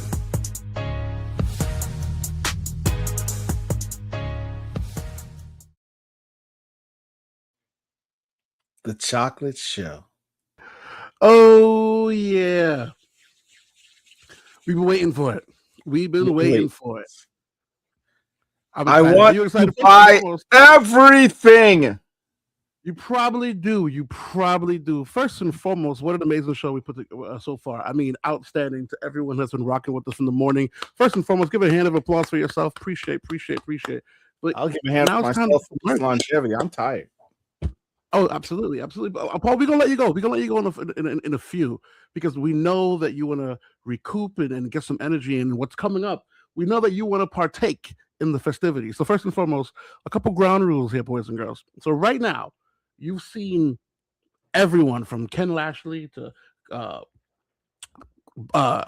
Collections in Black, OAX, and all these amazing pieces, and you're like, wait a minute. How do I get my hand on some of these goodies? How do I partake in some of these festivities? Don't worry. We got you right here, right now. This is the part where you get to actually go home and with some of these beautiful pieces and even some hard to find collectibles. Oh yeah. You know what, Paul? On top of that, we can't just leave them on their own. We have to leave them with a one of a kind something. Don't you agree? I absolutely agree. I agree. So I'm not an artist. Are you an artist? Not in the sense that people would find interest. Touche. My 5-year-old does better drawings than me. So we brought someone here to the con to do a live sketch, to do a live drawing, one of one, BCL exclusive, right here for you. Can we get a drum roll, please, so we can introduce this individual that's going to come through and rock the house for us tonight? The one and only Marcus Williams, baby. The one and only Marcus Williams. We showed his partner in crime, Greg Burnham, one half of the Tuskegee Air Milestone Initiative. We got Marcus Williams in the house with us, baby. Yeah. What's happening, brothers? Can y'all hear me okay? Oh, we hear you loud and clear. What's going on with y'all, man? With the drum roll. Drum roll. I'm an artist sometimes. I do art sometimes. We got more than we got drum. We got effects. All day. All day. I do stuff sometimes. We are fully prepared. Is it nighttime? I can't even tell anymore. I've been locked in my room all day. Listen, we are fully daylight prepared. savings happened. It's nighttime out here. All right, can I make myself a drink and just sit back and relax? Absolutely. We got Marcus here. I think you have left the show in good hands. I'm a pop off. I'll do my best. Look, I'm glad y'all got to. I'm so sick of hearing people complain about AI, man. I'm lucky I wasn't part of that. I was so ready to just because I'm tired of it, man. I'm tired of artists acting like somebody is hunting them in their house. AI ain't gonna do jack. It's a tool. I ain't touching that subject. I'm so glad y'all finished it off. Because I'm sitting here like, oh my God, why y'all so You know what, Marcus? Yeah. I'm happy that you have this vigor, that you have this energy. Because we're going to put all of that energy towards whatever you're going to draw tonight. Yes. So before we go, let's do it. To the BCL crowd. Yeah. Marcus is going to do a one-of-one exclusive. You're not going to find this at any con. Not at Atlantic Con, not at OAX. You're not going to find this at New York Comic-Con. Right. Before he starts drawing, Paul, BCL community, give us some ideas because we are literally doing this live. Now, when I say ideas, don't go too crazy talking about I want Goku sitting on top of a pole. No. Something very basic. We're at the BCL con. Thank you. Something very. I'd like you to do a stylized. One of the things that you're brilliant at. Okay. Talk to me. Is you do stylized versions of existing characters, right? I'm a character designer first, so I do. So let me. One of the things that you also do. Absolute Green Lantern. Hold on. I guess I'll better. I'm ready. Excited. He's big in doing his Swaptobers. Yeah, didn't we just talk about the Swaptobers? Didn't we just talk about that? So here's the thing. Wait, what was that? I want you to take the BCL logo and do a Swaptober of it. Okay. Do a girl with 2 Afro puffs instead. Right. In that same BCL costume with the green outfit and the red cape and the BCL logo. Okay. I can see that. With the red chucks. Okay. That's easy. Okay. What you can do with that. Holding some comic books. Oh, you got to give me more. The fact that he said that's easy. Well, no, see, it's easy for me. This is what I was It's doing easy this. for him. Come on, I've been doing this this all day. with marketing visual. Come on, man. That's light work. That's what we do. That's light work. This is what he does. That's like asking, Sammy Davis to tap dance. I know that's easy work. I can do that. Okay. Pull that out. Stevie Wonder play the piano. Okay. Outstanding. I'm gonna try to outbid whoever's bidding on it and see if I can get it. So right now it is 9:00. Right. Marcus's sketch will be the absolute last item before we let the next panel go in. Got it. I need you guys to be aware of that so you know what time so you can get your clocks ready. Right now it is 9:08 Eastern Standard Time so that you guys can get yourselves ready. But even in between that, we have so many goodies. Like I told you, literally the majority of the individuals who you saw on the con today donated goodies for us to auction. And then if you guys have been to my whatnot, first off, shameless plug, make sure, matter of fact, let me hold on.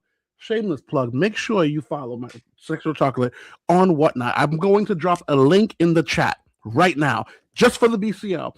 If you have never ever created a whatnot account, don't worry about it. I'm going to give you a code that's going to give you $15 without $15 credit immediately in your account. You don't even need to purchase anything. You don't have to do nothing. The minute you use this code and you create a whatnot account for the first time, you immediately have $15 to use for whatever you want. Have fun.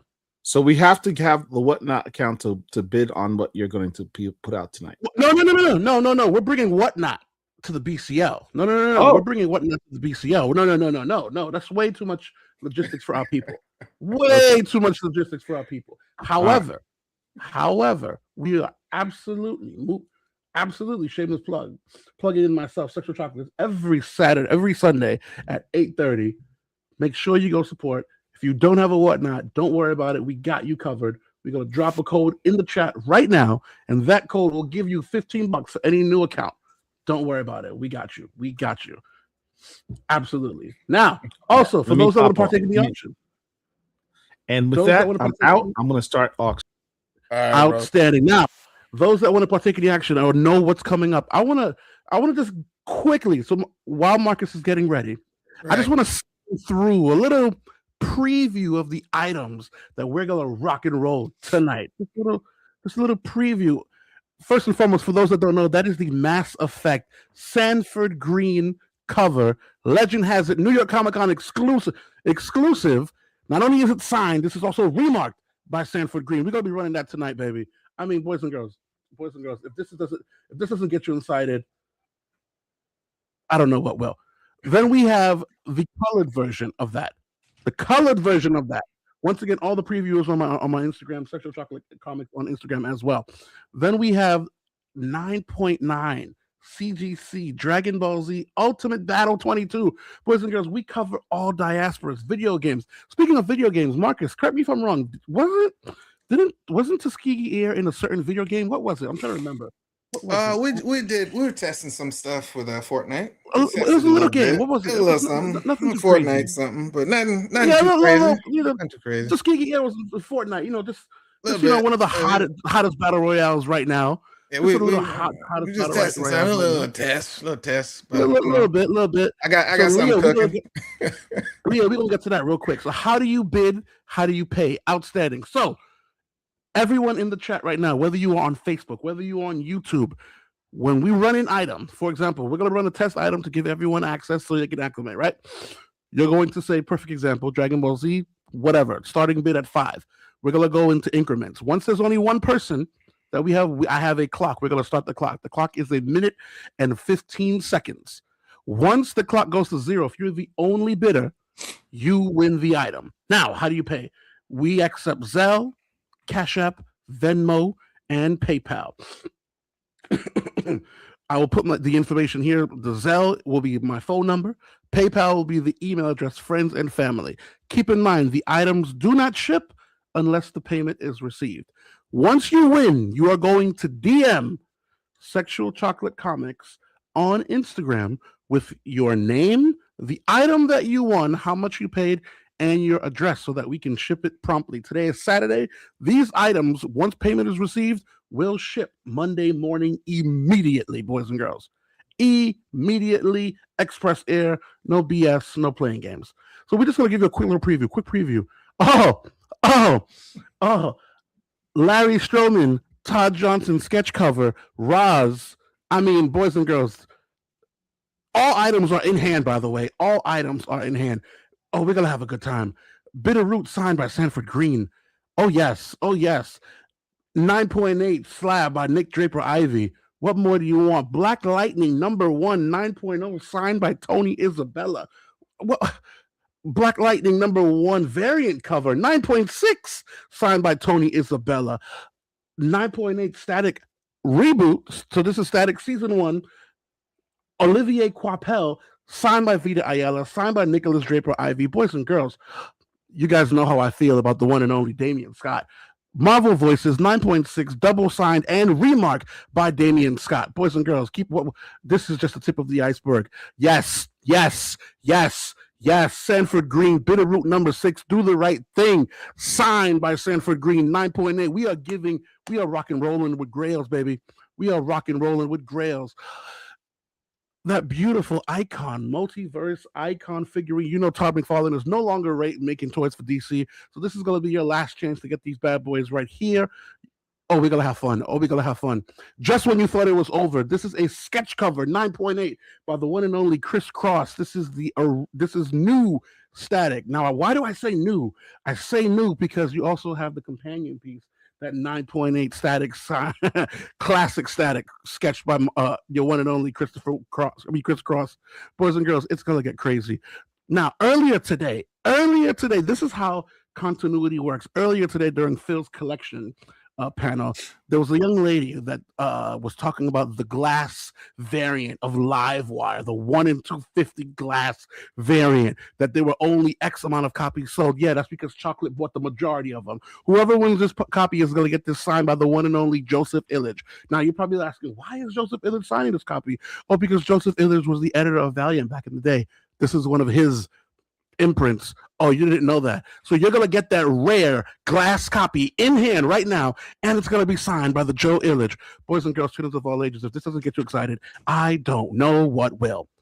So here we go. Marcus is lying over there. Listen. This is what the people wanted. Listen, if you ain't excited after listening to a presentation like that, you know what I'm saying? Yeah, that's y'all asleep. I was excited, and listen, come on now. Listen, this is what they wanted. So first and foremost, hope everyone can see my screen. So we have an item here. So this is going to be the first test item, right? Just so everyone can get acclimated. So this is Nubia. Stay with me, boys and girls. This is Nubia number 1 by the beautiful Stephanie Williams that was here. Not only was Stephanie Williams here, you know who else was here? Aletha Martinez. Now, this is Nubia number 1, double signed, boys and girls, double signed by Vita Ayala and Aletha Martinez. Vita Ayala doesn't even come to the States due to current presidential situation. She's like, no, I'm good. I'm out of here. So to get her signature, unless you're going to go cross the water, is dire near impossible. Dire near impossible. So here we have our digital clock. We have our item here. So literally right where you are, we are going to start this item. So whoever wants this item right here, we're going to start this item for what? $5. So literally you're going to say Nubia $5, and I'm going to start this bad boy, and we're going to keep it moving right here, right now. Let's go. Opening bid right here, Nubia and the Amazons, double signed by Vita Ayala and Aletha Martinez, opening the bid right here for $5, boys and girls. $5. Marwan, I see your first $5. Marwan, I see the first $5. We starting that clock immediately. Marwan, I see the first $5. Now, once this clock hits zeros, whoever has that bid takes it.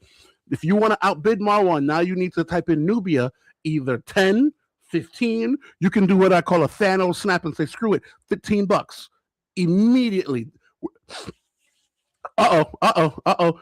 I see it, Leo. Nubia, $10. Reset that clock. Start over again. That way, there's no way. Whoa, boys and girls. This is what we're talking about. Joe Martin with a Thanos snap. Reset the clock, baby. Reset the clock. Joe Martin, 25, guys. We have a high bid of 25. 25 is the bid to beat. 25 is the bid to beat on what? On that Nubia double signed by Vita Ayala and Alita Martinez. Boys and girls, you can't snipe because once you bid, the clock resets. There's no sniping. There is no sniping. There is no way. We have a high bid. Hold on. Marwan, I see you. Marwan with the high bid of 30. High bid of 30, boys and girls. This is what you guys came here to see. So now you guys see how it works. We're going to keep it moving just like this. You guys get it. Nubia, $30. Marwan in the lead. Clock is reset. Let's go. Clock is reset live. Whether you're on Facebook, whether you're on YouTube, wherever you are watching the BCL Con, you can participate in rock and roll. Who's going to go home with this beautiful piece of beauty? Oh my goodness. Marwan, you got a minute left, 59 seconds. Will you be able to take this bad boy home for 30? Is the BCL going to allow you to take this home? No, because Joe Martin said 35. Joe Martin said 35. You thought you had it, but Joe Martin, that's exactly what he said. You thought you had it, but no, baby. Let's go. 35. You got a minute, 9 seconds. Oh, we here on rock and roll. We have tons of goodies, slabs, Funkos. I've been sitting on an egg for weeks. Paul's been giving me side eyes because I've been literally giving out goodies. But boys and girls, we are here. Marwan 45. Reset the clock. We are resetting the clock. Marwan 45 with the Thanos snap. Keep in mind a minimum increment of 5, but you can drop whatever you want. Once again, once payment is hit, this bad boy will ship immediately. Once again. Also, we're going to give away giveaways. We can't just have you guys sitting here and not give away stuff. We're going to give away more books, tons of goodies. Boys and girls, strap in your seatbelts. This is going to be a crazy ride. If you thought the con was going to taper off, if you thought we were going to slow down, if you thought it was just going to be a little bit more quiet, guess again. BCL, we came here to play, baby. Let's go. Marwan in the lead, 42 seconds, $45 on the clock. What are we doing? You got Marcus Williams sitting here drawing an amazing sketch. Boys and girls, children of all ages, are you not entertained? 20 seconds left on the clock. Marwan, 45 seconds with a high bid. Marwan, $45 with the high bid for this beautiful Nubia #1 double sign by Vita Ayala and Alita Martinez. 22 seconds on the clock. Is he going to take it? Are they going to snipe? Will he be the first one to win? I'm my scared goodness. to actually say anything right now. Am I supposed to be? Would you like me to share my screen? Or listen. We gonna get back to you, my good man. Okay, I didn't know if I was supposed to be doing it right. You are good to go. Marwan, baby. Yes, sir. Marwan taking it down for $45. $45 for my boy Marwan. Marwan, you put the stick on that bad boy right there. Oh yeah. So now you guys kind of see how we moving, how we rolling. This is how we moving it. Once again, let us know how you want the payment. We have Cash App, Zelle, Venmo. Well, we ain't got Venmo. We got Cash App, Zelle, PayPal. Let us know which medium works for you. Once again, once you win, DM myself, Sexual Chocolate, on Instagram with the item that you won, how much you paid for, and your address so that we can ship this bad boy to you immediately. So Marwan, let me write your name here because I want to make sure I got your goodness. Marwan Williams, $45 on that. So you let us know. Bang, boom. Pardon me, excuse me. All right, Marwan. Let's go. I think we all know how this works, right? We all got it. I think it's cool. We all see how this thing transpires and what's going on. I think it's about time to drop some bombs, shall we? I think it's about time to get it popping. I think it's about time. Wake up. You hear it. Sound the alarms. There's a kaiju alert. Let's go. You see what it is, boys and girls. Legend. Matter of fact, you know what? Hold on. Let me give you guys a primo look at what we got here, because maybe my camera isn't doing it justice for you. Boys and girls, right now we are running that Legend Has It. Legend Has It signed by Sanford Green, sold out across everywhere. If you didn't get a chance to come to New York Comic-Con, this is your chance to get a piece of hip-hop history. I already have people who almost became enemies. Paul and Phil almost jumped me for this book right here, boys and girls. And here you are getting a chance to get a copy of this bad boy signed. Boys and girls, you do know that this is sold out on everywhere. You can't get this nowhere else for the low. Let me say that. You can't get this anywhere else for the low. So we are now running Legend Has It, #1, signed by Sanford Green. We are opening this book for $5. Let's go. We are opening this book for $5. Yes, I did say it. I said $5. We are opening this book for 5 doll hairs. You heard me loud and clear, baby. $5. Who's gonna open it? Legend has it. Signed by Sanford Green. $5 opening. Let's go, boys and girls. And just the tip of the iceberg. Just the tip of the iceberg. Let's go. Ooh, wait till you see this next item. ABC, I see you. Let's get it. Start that clock. Let's go. ABC, I see. No. You go. Listen, you know what? I know what he means. I know exactly what he means. Start that clock. HH Comics with the mini Thanos snap for 30. With the mini Thanos snap for 30, boys and girls. Y'all thought it was a game. NBA Live Girl. So NBA Live Girl and ABC Brooks, you both came in at 35, but NBA Live Girl came in first. NBA Live Girl came in first. Remember, this is on my feed. You are always going to be faster on your own feed, but this is on my feed. So right now, the high bid is 35. NBA Live Girl has the high bid. Wait a minute. Bo Biggs with the mini Thanos snap. Bo Biggs said, no, 50. 50 on 50. Everybody talking about 50. We talking about 50. Diddy talking about 50. It's all 50 everywhere, baby.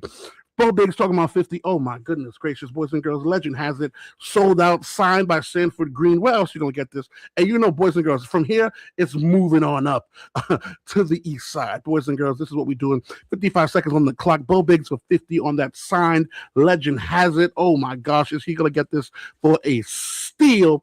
Is he gonna get this for an absolute banger? No, he's not, because Wiseacre Comics said 55 on the dot. Reset the clock, started again. Wiseacre Comics in the lead. Wiseacre Comics in the lead. Said no. Mine. I'm taking it. I'm sorry. Wiseacre Comics taking it down. 55, boys and girls. Let's reset that clock. We have a minute and 2 seconds up on the clock. John C., I do see your 55, but Wiseacre came before you, so therefore Wiseacre has the high bid. Wiseacre has the high bid. Boys and girls, this is what we do.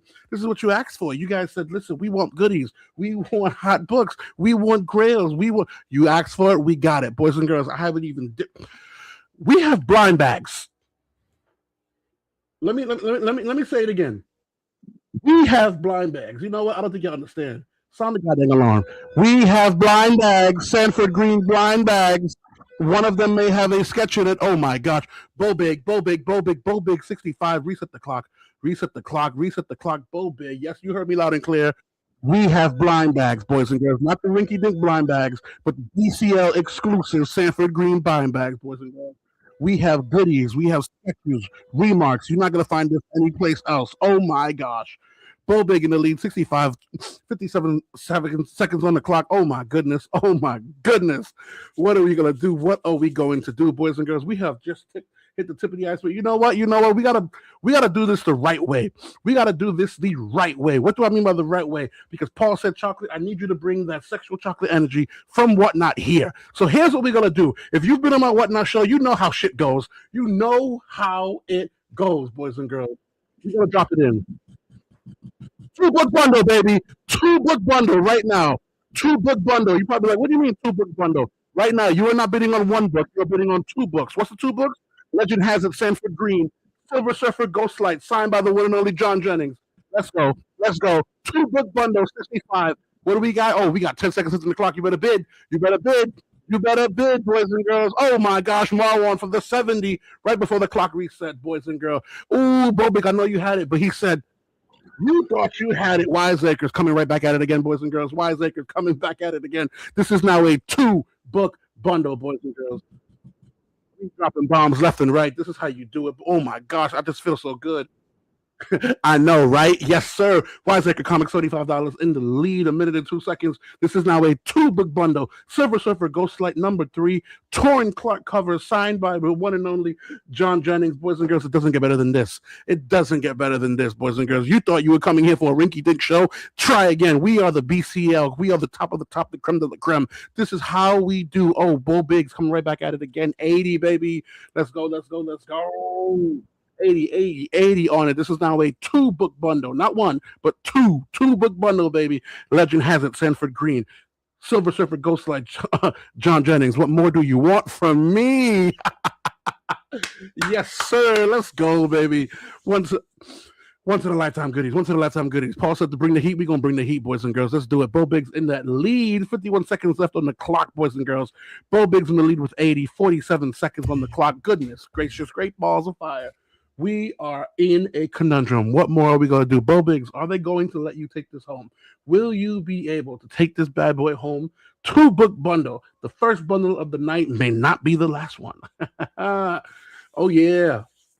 Oh, yeah. What we got? Uh-oh. 25 seconds. It's coming down to the wire. It is coming down to the wire. I can literally feel my heart pounding. Can you feel it? 10 seconds left here, boys and girls. 10 seconds. Say it with me. 9, 8, 7, 6, 5, 4, 3. Wiseacre Comics with the snipe. Reset the clock again. Wiseacre Comics 85. You feel it. I know you tight. I know you sat there and said, oh, come on. We couldn't let me have it. No, boys and girls. There's no friends in the Lion's Den. You thought you had it. Marwan, I see your 85, but Wiseacre hit you first with the 85, boys and girls. We have Wiseacre Comics 85 2-book bundle. 51 seconds left on the clock, boys and girls. Once again, if you check it out, what we are running, Legend has it signed by Sanford Green. Silver Surfer Ghost Slide number 3, signed by your one and only John Jennings, the great one. Come on now, boys and girls. What more do you want? Let's go. Oh, I can't wait till y'all see the next package. Because it's about to get reckless. It's about to get crazy. We got to activate. We got blind bags, baby. Oh, I can't wait. We about to crack one of these blind bags open. Right here, right now. Boys and girls, we have 15 seconds left. 15 seconds left on the clock. Once again, once you win, DM me immediately on Instagram with what the item that you won, how much you paid, and your address, so that I can send you the payment method and we can send that out immediately for you. Wiseacre Comics taking it down. 2-book bundle. Let's go. Wiseacre Comics. Wiseacre. Write your name down. Boom, boom. 2 books. If y'all familiar with my whatnot, you know how we do it. 2 books, baby. 2 books. Now, before we run my DM, Sexual Chocolate Comics on Instagram. Bo Biggs, I see your hundo, but it came after the beat. It came after the buzzer, buddy. This is why we do it, to make sure we stay on time. Sexual Chocolate Comics on Instagram. You can literally see me tagged on all the BCL events. You can't miss it. You can literally see me tagged on all the BCL events. Now, before we go in and run the next item, Marcus, yo, how we looking? I was wondering how I can show you. Do I just share my? How does this work? Share your screen. How Share screen. Right. Got that. And then we're gonna go straight to window. There you go. I think that's how we working it. Can y'all see that? I got you right here. Whoa. Hold on, let me show you where we're at. This is the sketch. Oh, I don't know if y'all can see that, but hopefully yes, they can. Yeah. You know, it's like that. Hold on. Thank you, know, like I said, I didn't know if I was allowed to, keep it moving. But that's the general. No, we're gonna come in from time to time for updates. Absolutely. Right. Oh, I was entertained. I was entertained by what was happening. We brought Paul back. Better than what I asked for. Come on now. We brought Paul back. Listen, you asked me to do what I do. I'm gonna do what I do now. I'm gonna make it do what it do. Yeah, but it's only been like 10 minutes. It feels that way, don't it? But that's if I didn't go this fast, I wouldn't make no money. So I gotta go fast. That needs to be on my wall. That's right. So it's been like 10 minutes. It's coming through. It's gonna come through. I got it. I've been around the block a little bit. So I ain't want to come on the show and you entertaining the people with all this exuberance. And then I come and I only got the head done. That don't make no sense. So I try to match the energy and so forth. So I think you're gonna supersede it. Now, you know what? I had my itinerary. Now we gotta jump ship. No. We're gonna get it done. Where is she? We gotta jump ship. We gotta jump ship after that one. Okay. Yeah, we're gonna get it done. So guys, No, Derek, can somebody? So can we? Can BCL use a digital version? Yes. But I mean, only one person's gonna get this copy right here. Exactly. This is a 101. This is right. Okay. All right. Okay. We got to take this. Okay. Right. Okay. Now, do I stop sharing? How does this work? You can leave it, and I'll just keep working. I'll see it, and when we'll throw it up from time to time. All right. Cool. All right. You can leave it right where it is. Okay. All right. See, I had an itinerary. You know what? On me. I had an itinerary. I had a plan where we were gonna go. Right. I had a path. I had a story to tell with the books. And Marcus literally just did what artists did. He did what artists do and just threw the whole monkey wrench into the equation. So because of that, boys and girls, here's where we're going right now. Next auction. I'm not even waiting. I'm not. Nope. And just in case, it is physically in my hand right here, boys and girls. Physically in my hand. Oh, you know what? Hold on. Let's get this. Let's get this right. It is physically in my hand, and I need y'all to see how big this baby is. Like, this is a legit situation. It's already bagged. Like, this is legit. Strowman. Oh yeah. Oh, we gonna have a fun. We gonna have a time tonight. So we running this right now. I'm not waiting. Rosalind, Larry Strowman sketch. Boys and girls, we're not gonna play games. Y'all know this is a banger. Open for 50. Let's go. Open for 50 right here, right now. Let me put the clock up. Let's not play games. Open for 50 right here, right now. Open for 50 right here, right now. Let's not play. Rosalind sketch. Open for 50. You can type Roz. Fast Willie. I see you. I got you. Fast Willie. I see you. Let's not play games. Open for 50. Boys and girls, let's not play. You guys are lucky Phil ain't here. You guys are lucky Big Phil ain't here, because you know damn well that he would have took this and threw this into collections in black. So y'all better bid, because literally I think I may have spoken too soon. Y'all better bid. Boy, y'all better bid. Marlon, I see you on that reset. Reset the clock. Minute 16 on the clock. Marlon with a high bid of 60. Boys and girls, yes, with the item that you see on screen is what we are bidding on. You know what? Good lucks. You're right. Can't see the clock. Boom. So if you can't see the clock, too big. Let's remove this. Can't see the clock. Boom. Here we go. How am I going to get this right? I'll figure it out. Boom. Here y'all go. See the clock. Whoa. Mini Thanos snaps. Oh, Fast Willie with the 95 resetting the clock. 90. Kev Pitt. Kev Pitts. One of my whatnotters. Kev P. 100, boys and girls. Now, the minute we hit 100, we are moving in minimum increments of 10. So the next bid needs to be higher than 110. It could be $150, $120, $110 on the dot. But once we are over 100, we need to move in increments of 10. Right now, Kev P has the high bid, 53 seconds on the clock, $100 for this beautiful Larry Strowman signed and full sketch. What do you call this? Ivory board of Rosalind, boys and girls. You're not getting this no place else. Blame Marcus Williams, boys and girls. We were going to get here, but we were going to get here a little bit later. But after what we just saw, after what our eyes just unveiled, what we just saw, what we just laid our eyes on. Oh, no. We need to get this popping immediately. Kev P in the lead. 23 seconds left on the clock, boys and girls. 23 seconds left on the clock, boys and girls. Oh, yeah. 23 seconds. Make sure. Can y'all see the timer? Yes, I can. Good. 23 seconds left on the clock. This is original. Yes. This is a original sketch. Larry Strowman drove this. 5 seconds left on the clock. 3, 2, 1. Boom! Kev P! My boy Kev Pitts. Kev P! I got your information. I already know how to get you. Marwan. Unfortunately, it is after the timer, and you put 101, my good man. So unfortunately, that is not what we consider a qualified bid, my buddy. I apologize, Marwan. That is not a qualified bid. So Kev P gets it. Kev P, you already know how to find me. Let's not play games. Kev P, you wouldn't mind. I literally put Kev P612. Literally put Kev P612. Kev, you know the vibes. Hit me up on Instagram. We'll take care of the fun. We'll ship this out to you immediately. Shipping.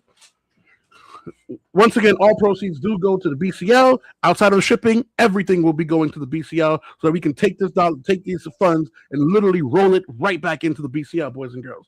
Literally. All right. Next item. Oh, you know what? Let's do it. Let's do some. Where is it? Hold on. Let's do some Sanford Green blind bags. Shall we?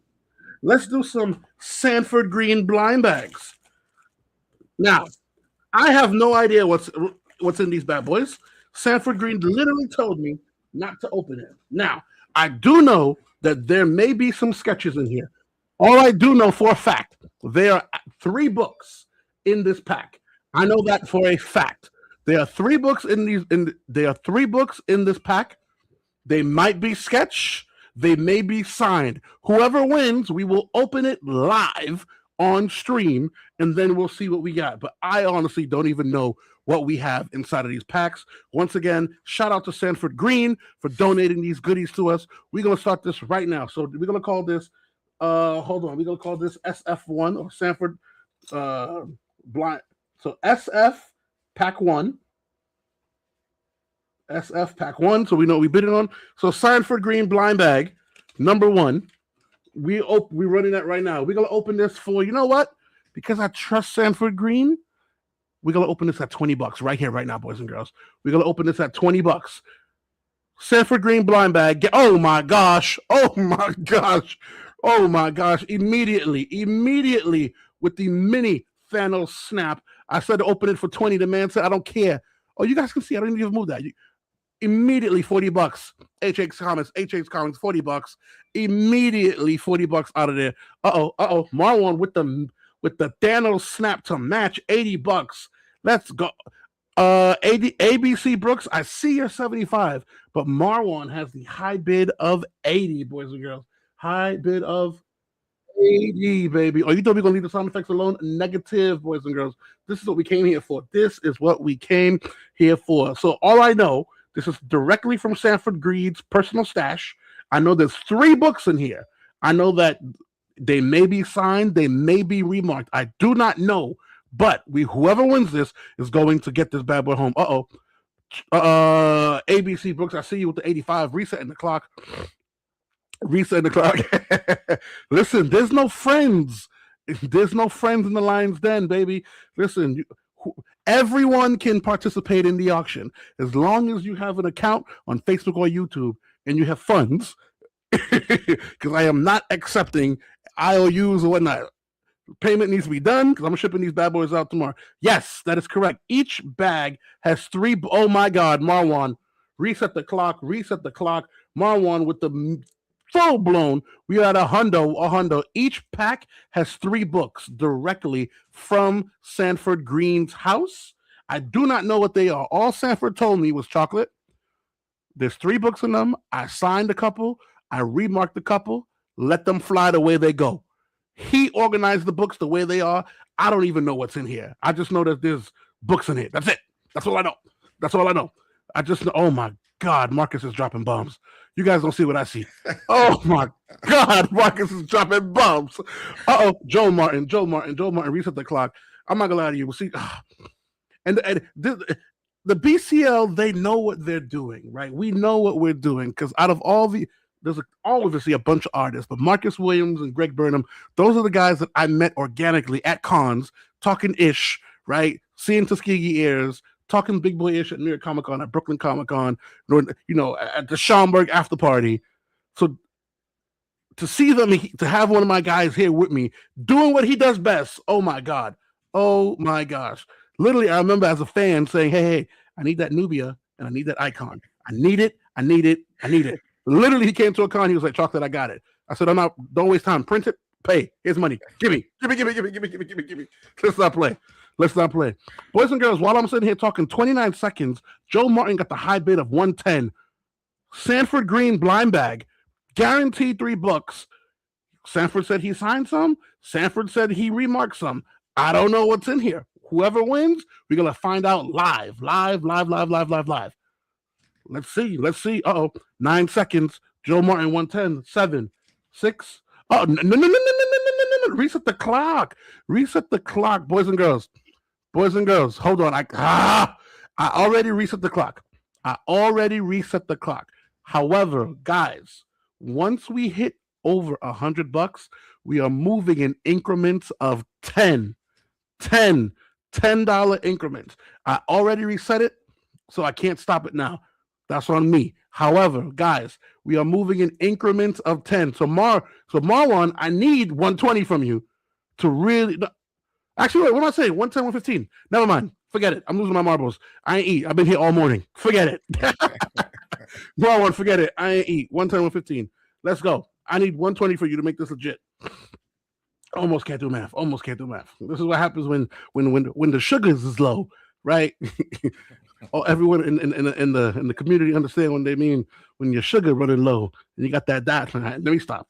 I'm not putting no curses on myself. That being said, 16 seconds after the clock. Marwan 115. Marwan 115. 10 seconds left. Marwan. Okay. Thank you. Okay, that made it legit. Thank you.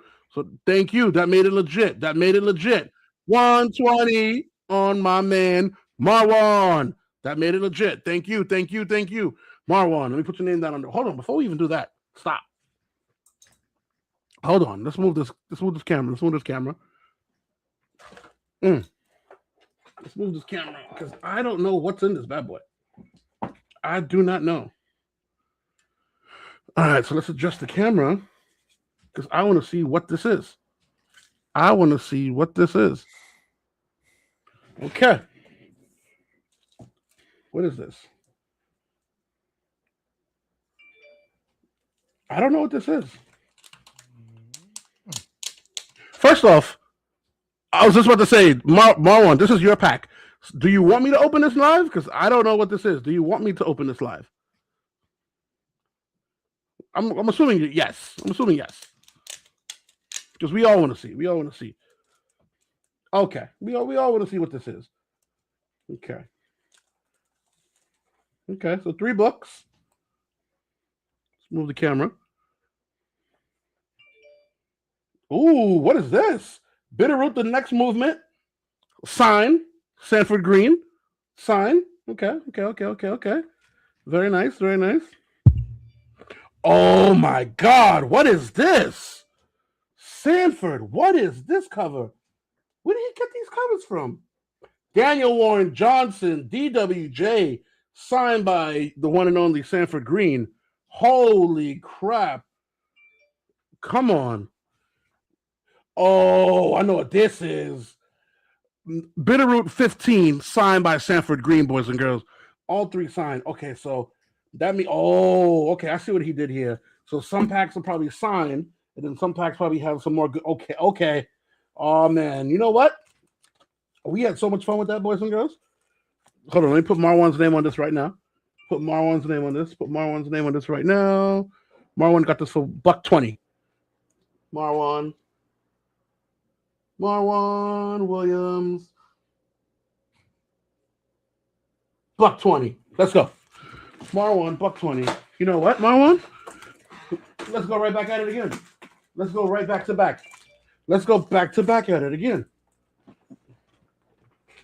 Okay. Let me pick something nice. There we go. I'm saying pick something nice, like I know what the hell's inside of these things. Another blind bag. Let's go. Another blind bag. So this is blind bag number 2. Blind bag number 2, Sanford Green. Open for $28 again. Let's go. Right back at it again. SF blind bag number 2. Boom. SF blind bag number 2. Whoa. Joe Martin, is that legit? Joe Martin, because I'm taking that. Joe Martin, I will absolutely take that. Joe Martin, I need confirmation that this is legit. I need confirmation that you're taking that and this didn't come after the boom. Joe Martin just made everyone go, oh my gosh, Joe Martin. Let's go. Joe Martin with the massive Thanos snap. I mean, let's go. Okay, hold on. I mean, boys and girls, children of all ages. Joe Martin said immediately $120. I don't care. Joe Martin said immediately, $120. I don't care. 52 seconds left on the clock. This is what we're talking about here. He said, I'm not playing games. 46 seconds up on the clock. Oh, Joel said, listen, I am not waiting. I want this. This is mine. I'm taking it down. He said, Oh my God. Joe Martin said, I don't care. I'm not listening. He said, I'm playing chess, not checking. And boys and girls, we have way more. Like I said, I gave you a preview. You know what's coming up. Boys and girls. 20 seconds left. Joe Martin, 120 with the obliteration. Just move, get out the way. Oh my goodness, boys and girls. And then here's how we're gonna do this, boys and girls. Every 2 books, we're gonna go back. This is not the last Sanford Green Pack. Absolutely not. Every 2 books, we're gonna go back and check on Marcus. Every 2 books, we're gonna go back and check on our boy Marcus. So Joe Martin, 120. Once again. Oh, you know what? You're absolutely right. I had to move the camera. Once again, once you win a package, you need to DM me on Sexual Chocolate Comics on Instagram.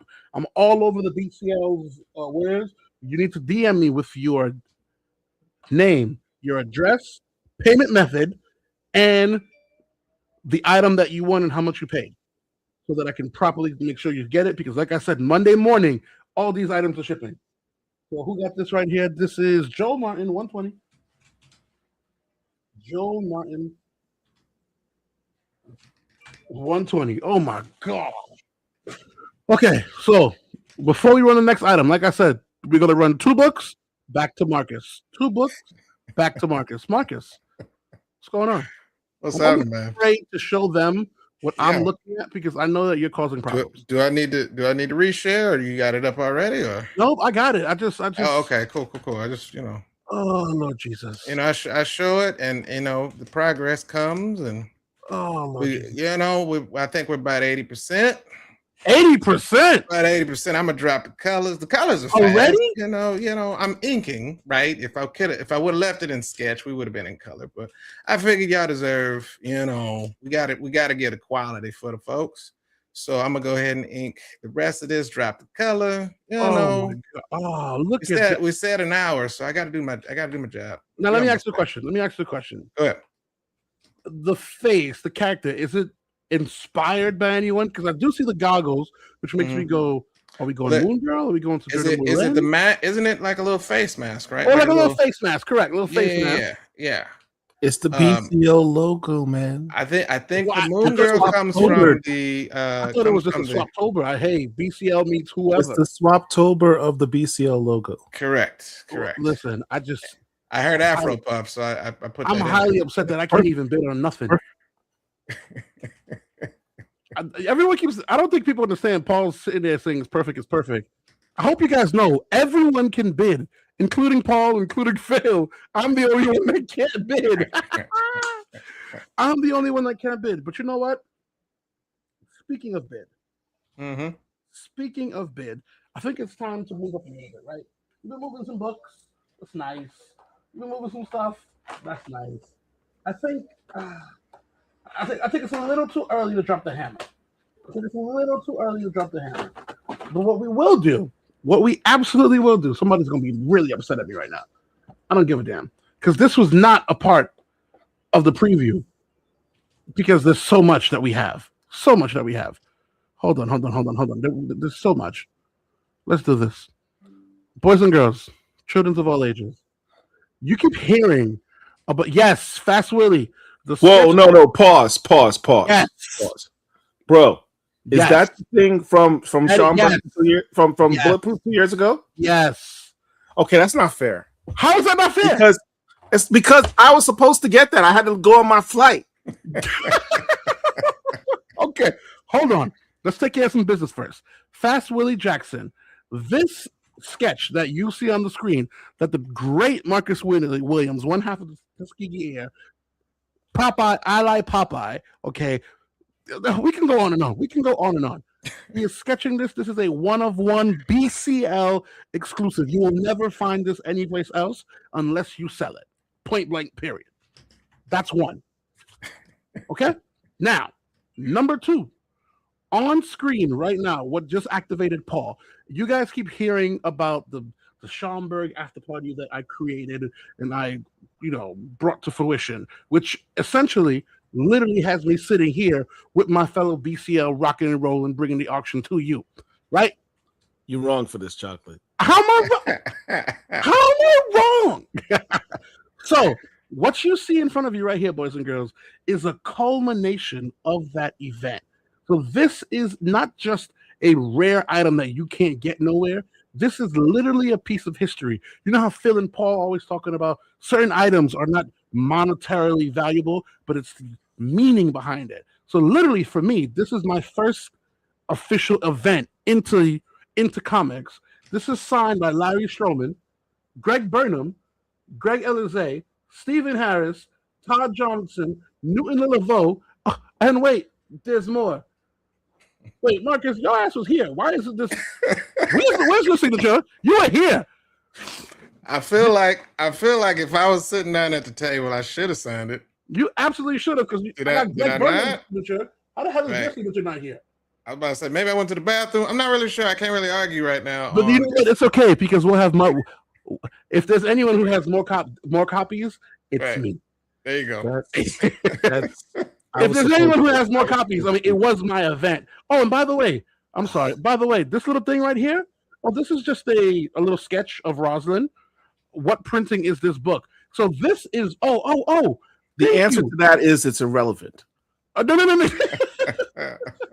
So this is the Tribe Ivory, the gold foil embossed edition, limited edition. First of all, to get this bad boy in a 9.8 with all of these signatures on it. Woo! Woo! Boys and girls, children of all ages. All right, we're not playing games. Piece of history. You heard me talk about it. If y'all know me, the chocolate is verbose. I could talk all day. Let's not play. You want this? Tribe, $70. Let's go. Not playing games. Not playing games. You want it? Let's go. With the remark, Tribe, $70. Not playing. Tribe, $70. Jamar Kane, I see you. HX Comics, immediately. Make sure y'all can see Everybody bidding on this is wrong because this is mine. Darius Crosby, boys and girls, we have a bidding war. Y'all know what happens when there's a bidding war. I stop the clock, and when there's only one bid, I'll restart the clock. So right now we had 100, we had 120, we had a 120, 120. Do I have 130? Do I have 130 going once? Do I have 130 going twice? Do I have 130? We are going right back at it again, resetting that clock, starting it. What's my Cash App name? TAZX2X. Literally capital T, capital A, capital Z, X2X. You're gonna see an icon of a sneaker. That is me. Oh, Leo, resetting that clock. Resetting that clock 130. Like I said, besides shipping, all proceeds go to the BCL. Besides shipping, all proceeds go to the BCL. Black Comic Lords. He's like, listen, I'm leaving here with something, baby. He said, I'm leaving here with something. Into my account? What the hell? You got hacked. I don't know, man. I don't know. You got hacked, baby. BC, listen, $1.50. A minute on the clock. A minute on the clock, guys. This is a one. Jameer Khan. I see. Oh, Leo with the 160. Leo with the 160. Leo with the 160, boys and girls. Let's go, let's go, let's go. If you are familiar with my whatnot, you know once I start looking around, that means shit's about to go crazy. Once I start looking to my left and my right, y'all know what I'm looking for. Y'all know what I'm aiming to do. Oh, man. Oh, man. Y'all know what I'm aiming to do. Shizzles, 160. Leo in the lead, 54 seconds. V-Rob, you know the vibe. V-Rob, you know the vibe. We bringing that whatnot energy straight to. I gotta focus. I gotta keep it together. I gotta keep it together. Grim, 170. Resetting that clock. Boys and girls, let me take 10 seconds to let y'all understand. Once again, you have Larry Stroman sketch this bad boy. Todd Johnson, Greg Burden, Greg Anderson Elizé, Isyana, Hammer. What? And Stephen Harris, who was here as well. Are you kidding me? Indigo Clan. What? Todd Johnson, Newton I Lillavoe, am so mad that this is up for auction right now. Newton Lillavoe literally had one of the books. Every con, y'all know it. I have literally TAZ X2X. Newton Lillavoe had one of the greatest debut books at Schaumburg, boys and girls. We talking about Keisha Demon Eater. What? Oh my goodness! Colors, boys and girls. What more do you want? All of these bad boys signed by a few of our top indie creators on a Tribe Ivory. Boys and girls, 19 seconds left on the clock. 19 seconds left on the clock. Leo with the reset on the clock, 180.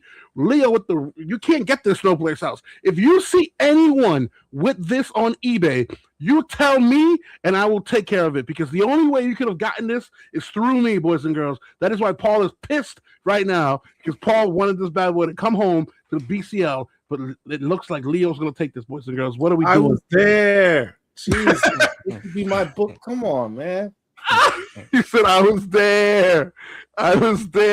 Grim 190, boys and girls. Grim 190s. Listen, if you want this book, don't end up like Paul. Don't have FOMO. This is what you need to do. Bid, boys and girls. You can take this piece of history home. Boys and girls, Phil don't have this. This is so unfair. Boys and girls, this is a one of one. When I tell you limited event, limited, when are you going to get these individuals back in the room again? When? Larry, Todd, Marcus, Greg Burnham, and Stephen have it. Boys and girls, students of all ages. Leo coming right back at it again with the boys and girls. We now at 200. We are now at 200, boys and girls. 200. Now, y'all know Chocolate is not someone that's going. The Haitian in me will not allow you to come to my house and leave empty-handed. So we're gonna drop in the trade on top of it. Bitter Root signed by Sanford Green. We're gonna double back on it right now. You're gonna get this, and you're gonna get the slab. Oh, boys and girls, 49 seconds on the clock. This has now become a what? A 2-book bundle. Yes, sir, baby. 2-book. Sir Darius, you know the vibes. Dip it in that cocoa sack. 200 Leo, 34 seconds left on the clock. I want to make sure y'all can see the clock at all times. You can see the clock at all times. 200. This is now a 2-book bundle. You're going to get that 9-8 Tribe slab, and you're going to get that Bitter Root signed by Sanford Green. Boys and girls, between these 2 books together, you got what, 10, 11 signatures? Goodness gracious. Great balls of fire. 16 seconds left on the clock. What are we doing? Remember, after we move 2 books, we go right back to Marcus. So we got one more book, and then we're going to get back to Marcus. Oh my God. I see the colors. I see the colors. I see the light. 5, 4, 3, 2. Oh, right before the clock. I saw it. Right before the clock. Jamiri Kane at 210. John C., your bid is a unqualified bid. Unfortunately, because once we hit over 100, we need increments of 10. Unqualified bid. I just posted my my Cash App. You will see a photo of a Jordan 9 white and black. That is me. You will see a photo of a Jordan 9 white and black. That is me. Boom. Jamiri Kane in the lead. Oh, whoa. Stop that clock. Jamiri Kane in the lead. 210 for this beautiful 2-book package right here that you can only get on the Black Comic Lords. Once again, make sure you are following me on Instagram, Sexual Chocolate Comics. Make sure you're following the Black Comic Lords. Make sure you're following Collections in Black, DJ Big Phil. Once again, if you have never, ever logged into or have a Whatnot account, my gift to everyone here, everyone who has never had a Whatnot account, here you go right now. You can get $15 in a Whatnot account if you create an account for the first time. Leo, I see you. Boom, 220. This is it. This is what we asked for. Paul, you can't be mad at me. You literally said I am mad at you because you know how meaningful this book is to me. I know how meaningful this book is. But because this book is so meaningful, I've been sitting on this book for years and I've never ran it on my own personal Whatnot. But I said the BCL is the only place that I could run this book. Am I wrong or am I wrong? Exactly. Yeah. I'm right. Because I'm right. There's no place I could run it. I can't even run this on my own show because I need the BCL to add the validity to it. So therefore, this is the only place. For example, Sanford Green could have went anywhere and dropped that news, but he came here. BCL, it's the only place. Where else can I drop heat like this and people understand the importance of it? Tell me where. Tell me. I'll wait. I thought so. While you waiting, Grim just said 2:30. Let's go. Boom. Grim just said 2:30. Grim just said 2:30. 2 book package. Boys and girls, y'all think it's a game? Y'all think it's a game? Hold on. Y'all think it's a game? When I tell y'all that the community literally said, Chocolate, we hear you. We hear you. Okay. All right. Chocolate is activated. Let's do this. Hold on. Y'all think it's a game? Where we at? 2:30. 2:30. Matter of fact, you know what? I don't care. Here's what we doing. Immediately, Gabriel Delato, yes, the Joker who laughs, throwing that in there. And then just because y'all know I'm a Static baby, we throwing that in there as well. Static Akira. Oh my gosh. This is now a 4-book bundle. Let's go.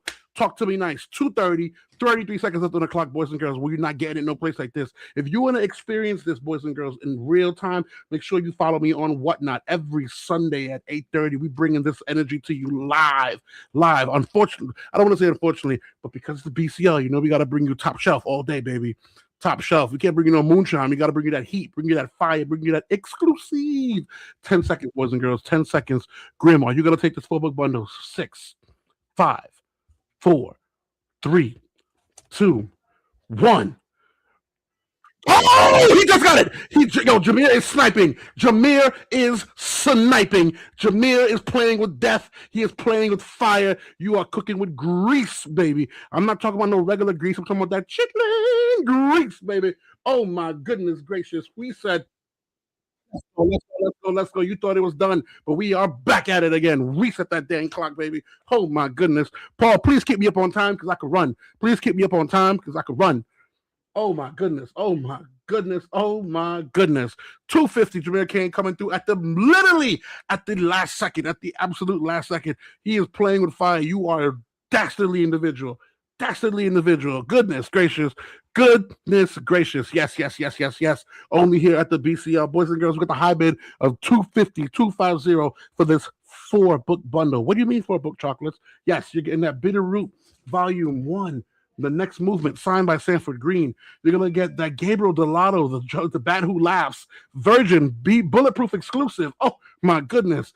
Absolutely hard to get at this point. Static Akira, goodness gracious. And then the coup de grace, if you will, signed by Larry Stroman, signed by Greg Burnham, signed by Greg Anderson Elize, my fellow Haitian, and Stephen Harris, Todd Johnson, and Newton Lilla Vo. Oh my God, Grim said, tendonism. Reset that game clock. Reset that clock. 260, boys and girls, children of all ages. What more do you want? What more do you want? Paul, you better get in. You better get in on this, man. You better get in on this, man. Listen, because if not, you're gonna be sitting there like, you better get in on this, man. Derek said, Paul, I'll spot you 20. 4-book bundle. It ain't. Ooh, y'all lucky YouTube. See, Whatnot lets you play music. YouTube, I can't because it ain't over. Stomp. Oh, my people say, Stomp, it ain't over. Goodness gracious. You got Grim 260, 4-book bundle. You got the Piece of History. You got the Bitter Root Trade, signed by Sanford Green. Static Akira, number 4. Bulletproof exclusive Batman Who Laughs, Gabriel Delato Virgin cover. Oh my gosh. What more do you want from the BCL? Goodness gracious. 9 seconds left on the clock. Grim 260. We watching it. 5, 4, 3, 2, 1. Boom. Oh my God, Jameer. You cannot be kidding me. Jameer, this is unacceptable. You cannot be kidding me. It's like he's playing with this now. It's like he's killing Jameer. I'm a big guy. My heart can't take this. We got to get to Marcus. Boys and girls, listen. I need you to see Paul's face right now. This is because the longer this item stays up, the worse Paul gets. Look at this. Full screen on Paul. Boys and girls, what are we doing? Back at it again. Kev Pitt, you can't make this up. Listen, it's undeniable. When you know, you know. When you see it, you see it. You understand the moment at hand. 270 bundle. Talk to me, Paul. I'm Jameer. What happened? I'm Jameer King. No, you're not. No way. No, you're not. I No, you're not. No way. No, you're not.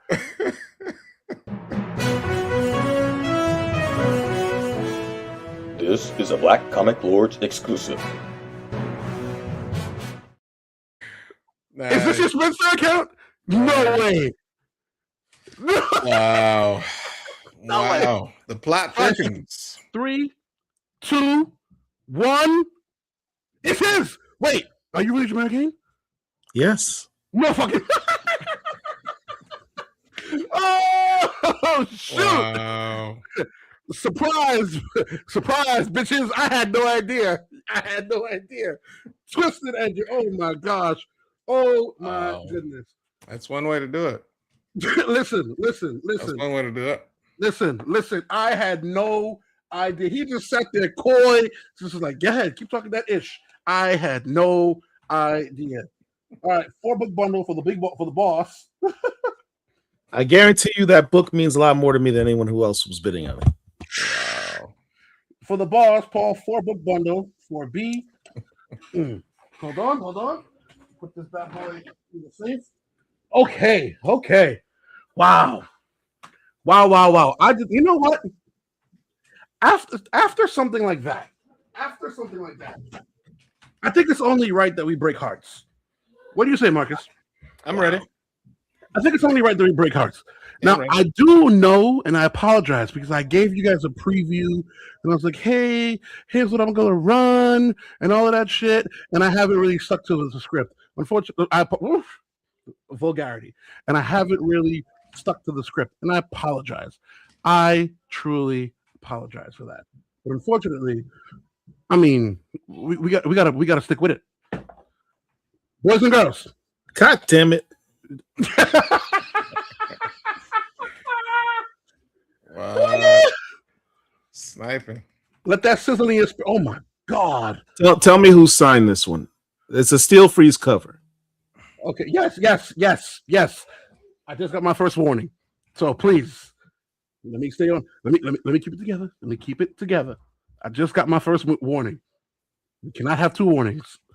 Full screen. This is a Brian's. First off, Marvel Voices is an amazing. You heard Stephanie Williams and Aletha Martinez speak about Marvel Voices, and I was like, it's interesting that she was saying that. How am I wrong? How?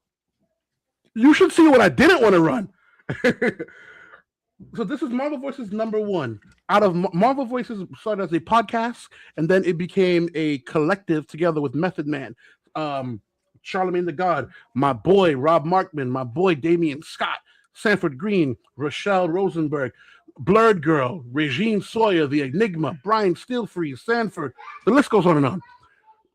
Yes, absolutely. Listen, thank you. Now, this cover in particular has a cultural meaning behind it. We all understand what the barbershop means for us in the culture, right?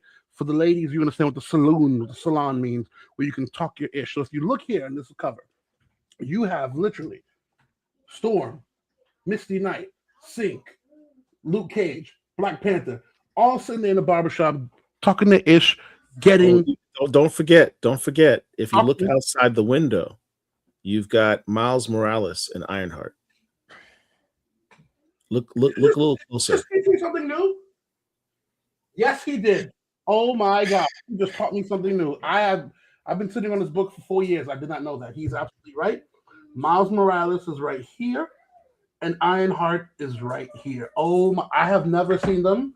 I have never paid attention. Now, that's insane. Now, there's a lot of first appearances. So this book is also a major key. Children of the Atom, first appearance in this book. Tons of first appearances in this book. Now, who signed this?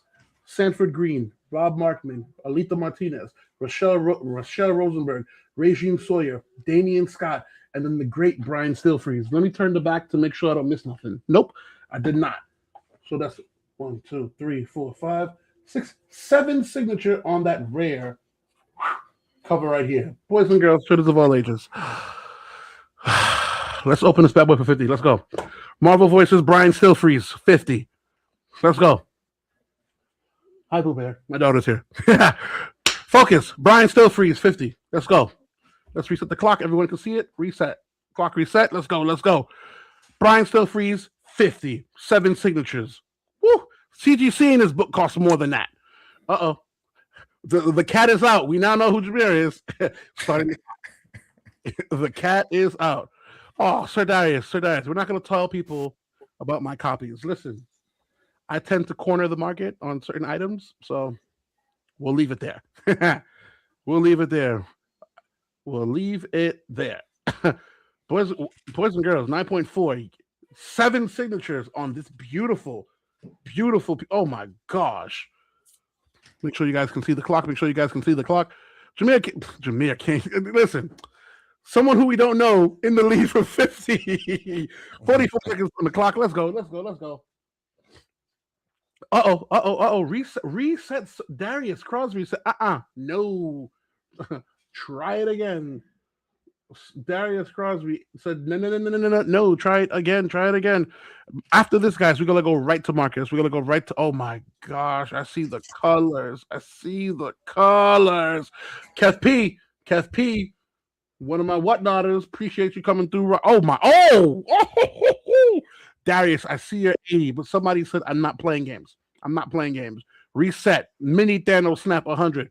Guys, remember, once we hit 100, we are now moving in a minimum increment of 10. You could do 120, you can do 150, but the lowest you can do is 10 plus whatever the original number is now that we hit 100. Let's go.